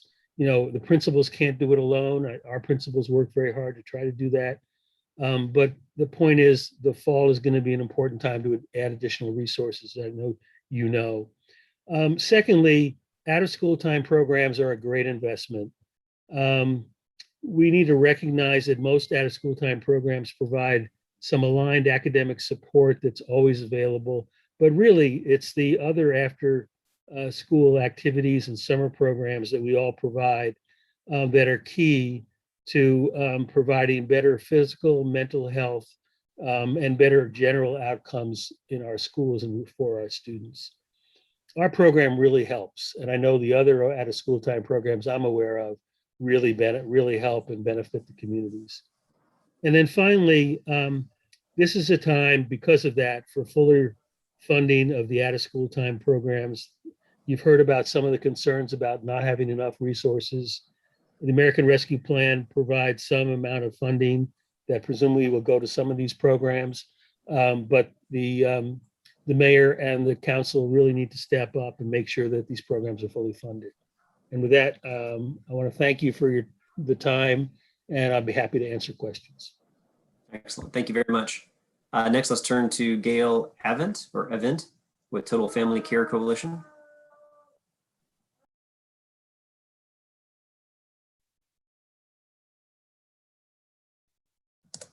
Is Ms. Avent there? I don't actually see her name popping up, so maybe not. So Sandra Bishop, I think we'll turn to you as our final public witness, and then we'll do a round of questions after this. Ms. Bishop? Okay, can you hear me? Yep. Great, okay. All right, so I am very grateful that y'all are giving me the opportunity to talk. I do not have a well-rehearsed speech because I was attending and been given the opportunity, so thank you so much. I am a parent, a charter school parent, and I have 4 children who attend different schools in the district who've had various different reactions to going virtual. But I want to talk about one of my daughters who is a 5th grader. And she is an inclusive classroom and has significant aggressive behaviors and a trauma history, which I think a lot of the panelists on this understand what that means. In January of 2020, we had 2 different therapists break up with us because they told us that our family was too complicated to manage. Our family was in crisis. This daughter was putting holes in walls, and we didn't know what we were going to do. Things shut down in March, and my daughter just calmed. Her world got small. She was able to stay home. She was able to be herself, and she didn't have to go to school in mask. And she just got to be her own weirdo self. And she got to rock around and flap her arms and just be goofy. And virtual learning has been such a gift for her. And she has learned for the first time. She has fetal alcohol syndrome, but she functions and masks within the general education system. But she continues to function 1.5 years behind, and she's starting to catch up. She hasn't engaged in an aggressive behavior in 1 year. And I have to tell you, it was funny, somebody else was mentioning, she's learned to listen to her body for the first time. With a history of abuse and neglect, she doesn't know what her body needs. And now she knows when she has to pee and when she needs a drink of water. And that when she goes back in person, they're gonna take that away from her. And I really hope that there's going to be some sort of opportunity for her and kids like her to be able to somehow have access to a virtual option, because she was so depressed and so angry and so dangerous. We were about ready to, she would have ended up with a psychiatric placement at some point because things were so awful. So that's what I have to say. Ms. Bishop, thanks so much for sharing that. Absolutely. Let me turn, I've got a couple of questions and I'll come back around and then I'll turn to my colleagues as well. I do feel if I've got David here, I do need to give a quick shout out. Of course, Stuart Hobson Middle School, I believe, just won the national championship for debate. So great work out there. Charity, my kid's gone through DC Scores, and so I know how incredible DC Scores can be. And Tara, I got a note from Malcolm Laskowski's dad, who works on my staff, who I think you were Miss Tara to him for many years. And so he wanted to pass along a quick hello. So thank you all very much. I was going to ask, one of the things many of you consistently talked about was both the urgency of the here and now, the urgency of our out of school time funding, what's needed to make investments right now to be ready for this upcoming school year. And I think I feel a sense of urgency and feel like we're only 13 weeks away and we're already way behind. Part of the committee's function, of course, is to also think about like the longer term recovery as well. So one of the things I wanted to ask you, and I'll ask of our OST providers this question, and here's the context of it. One of the things I've heard talk about from a need to continue some virtual settings, and Ms. Bishop, I think her story is not alone. I've heard from a lot of folks that have talked about a very positive experience actually for their student, both behavioral, academically, but we also know that we have some families where their own health decisions are going to be such that it is in the best interest for them and their family's safety to have some type of virtual option. We've heard some schools talk about creating like a virtual academy of kind of pulling out any students that need to be virtual and not having them be a part of the regular classroom. And one of the things I think that perhaps it's coming from I'll start from the assumption it comes from a good intention of trying to think about how do I create something that's going to be tailored to that virtual experience. But there's a bit of me that also thinks about if we see the disparity and inequity right now in terms of who's choosing to go back in, does a decision like that, and I'm going to start from giving people the benefit of the doubt, does that unintentionally create or expand the inequity because the students who are least likely to come back in person are going to be our students who may be most at risk. And so it almost has a tendency to completely segment out. And from an OST provider perspective, how hard is it to be able to reach so many of our at-risk students and the students who really thrive in so many of our programs if we have our students who are in this kind of constant virtual setting, and then you also are going to be probably running some type of in-person setting. So to our OST providers, I'm with you that we need to put more money into this. We want to continue to enhance supports, but as I try to think long-term and strategically around what choices we see over the next year or two, would love your reactions to kind of what your thoughts are as you look at school choices around this. I see Mr. Trudeau's hand go up. I see Charity, you look like you want to jump in as well. I see Bob's hand, so I'll just try to follow my best here. David. Thanks, Charles. I think that I don't think there's a firm answer in some ways. Some students, as you said, there is on average, the students who benefit from in certain ways from a online cohort, if you will, are the ones who are most at risk. But sometimes they're not. So giving choices, I think, is kind of where my organization is. One of you gave us a great shout out about the folks going to nationals and winning nationals this year. One of the octa finalists from Capital City, I've worked with her for several years. She's not an underperforming student by any means. She loves online debate more than in-person debate because she just has stage fright. She's afraid of talking in front of people, and she be willing to do great testimony to you here today. She could talk to 100 people online and it wouldn't get to her because it's just little boxes on the screen. It's not, warm bodies in front of her. So, a student like that would choose an online program more than not. So I think giving people choices is sort of a structural piece to it. And the other thing I'll note just from where our programming is for those programs that involve travel, which we do, Nationals isn't, for example, was supposed to be in Tulsa this year, and we did not get to go to Tulsa. Online in programming, it's a lot cheaper to get folks together trying to fly all over the country. So there are some places where being forced to get comfortable with it and create an online platform, an online community can make the program more accessible. Okay. And we've definitely benefited from that sliding scale there. Yeah. Thanks, David. Just to be aware of time so I don't run out. I've got a couple of hands up, so I want to make sure I get to them. I see Shayna, Tyler, and Bob. And Charity, if you want to jump in too, feel free. But Shayna, do you want to go?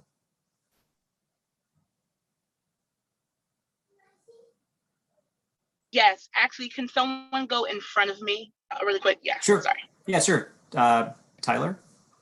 Yeah, thanks so much. Yeah, my take on this is I would love to be able to continue giving our families choices.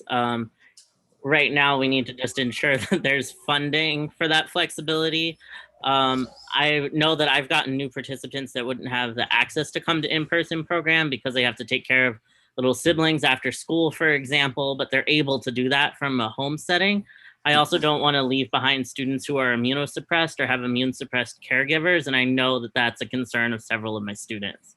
So I would just love to be able to, maybe we have one program facilitator like myself who offers virtual programming while the rest of us are back in person, right? Or just thinking about what that flexibility and inclusion looks like. That's really helpful. Thanks. I can go to Bob, Tara, Shayna.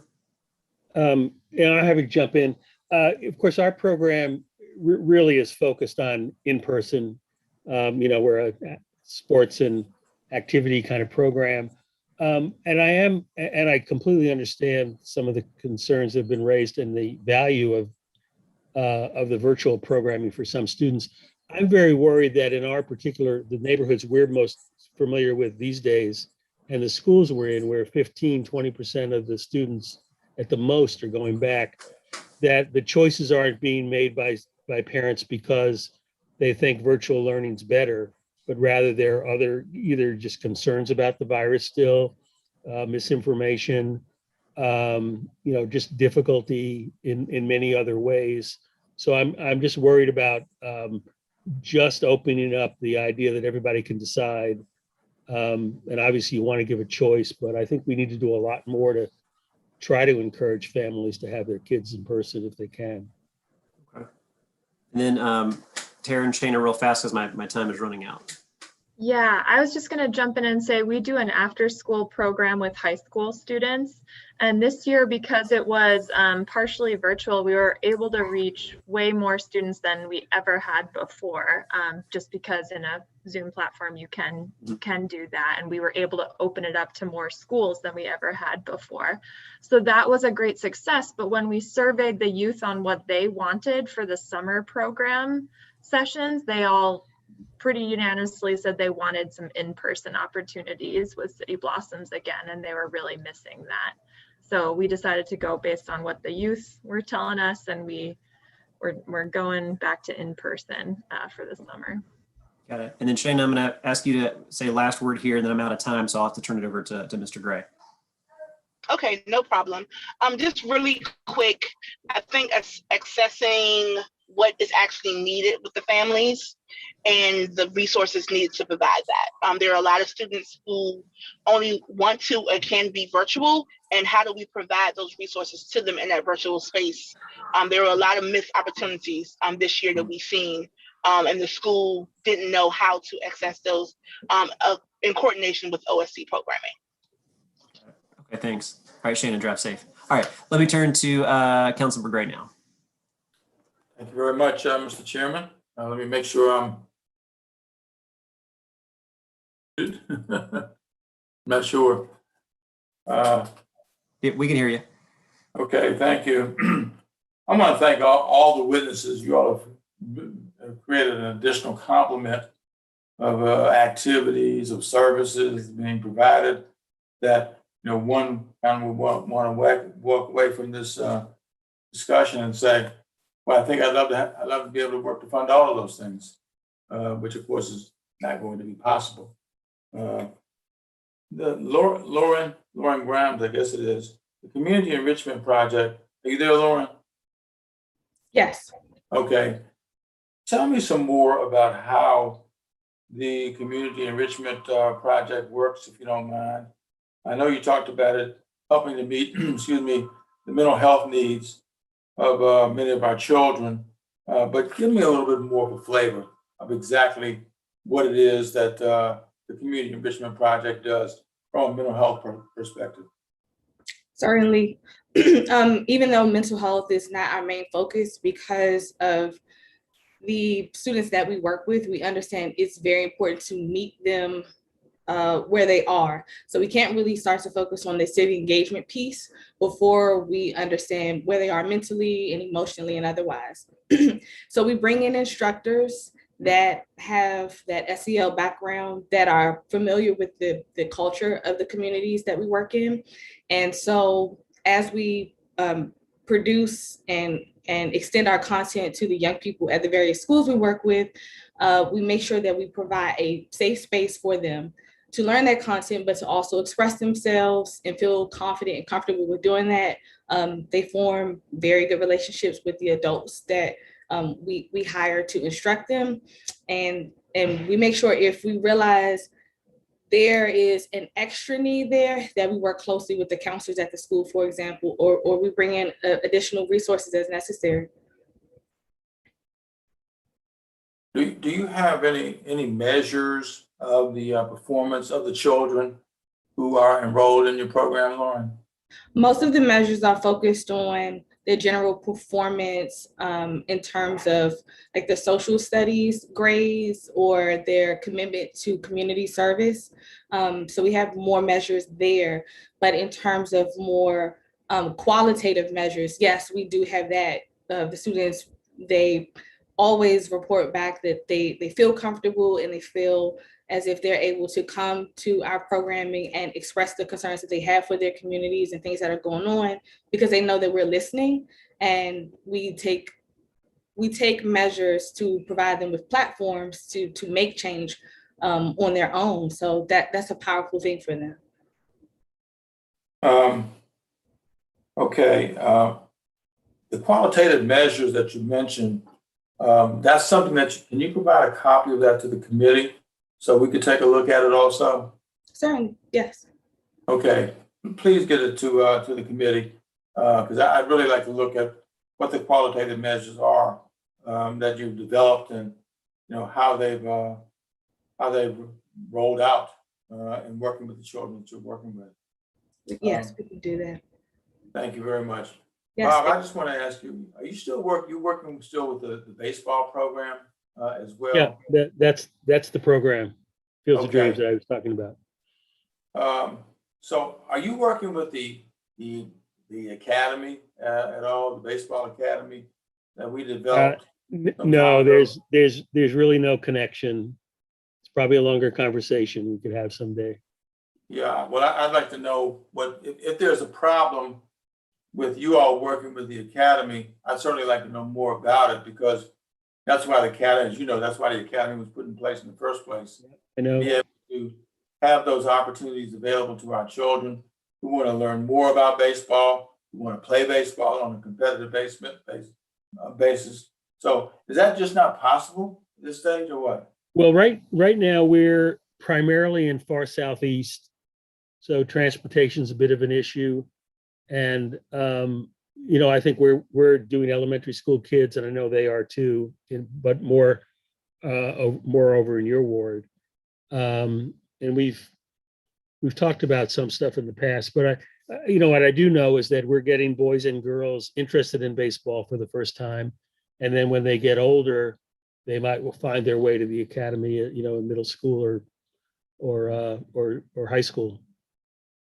Is there an impediment to the young people you're working with being able to use the academy for developing their skills further and doing more? I don't know. We're operating in our schools and in the summer in our area, and the academy recruits people. They don't seem to recruit kids, elementary school kids from our particular schools that I'm aware of. Can you tell me what those schools are? I mean, I really would like to know more about it. If there's something I can do to help. Right now we work with Moton, Malcolm X, and Simon. And okay. Moton, Malcolm X, and Simon. Well, right. Bob, if there's something I can do to be helpful with getting you further connected, or the kids you're working with getting further connected to the academy, I would love to be able to do that. Appreciate that. Okay. Candace, I have one question for you, and that is, you talked about covering trailers. I'm not sure I fully understand exactly. Can you articulate for me quickly exactly what it is you would be doing if you're covering trailers? Sure. There are trailers behind Brightwood Education Campus, approximately 8 trailers out there where we've got first graders that are having their classes in those trailers. They're not actually inside the building.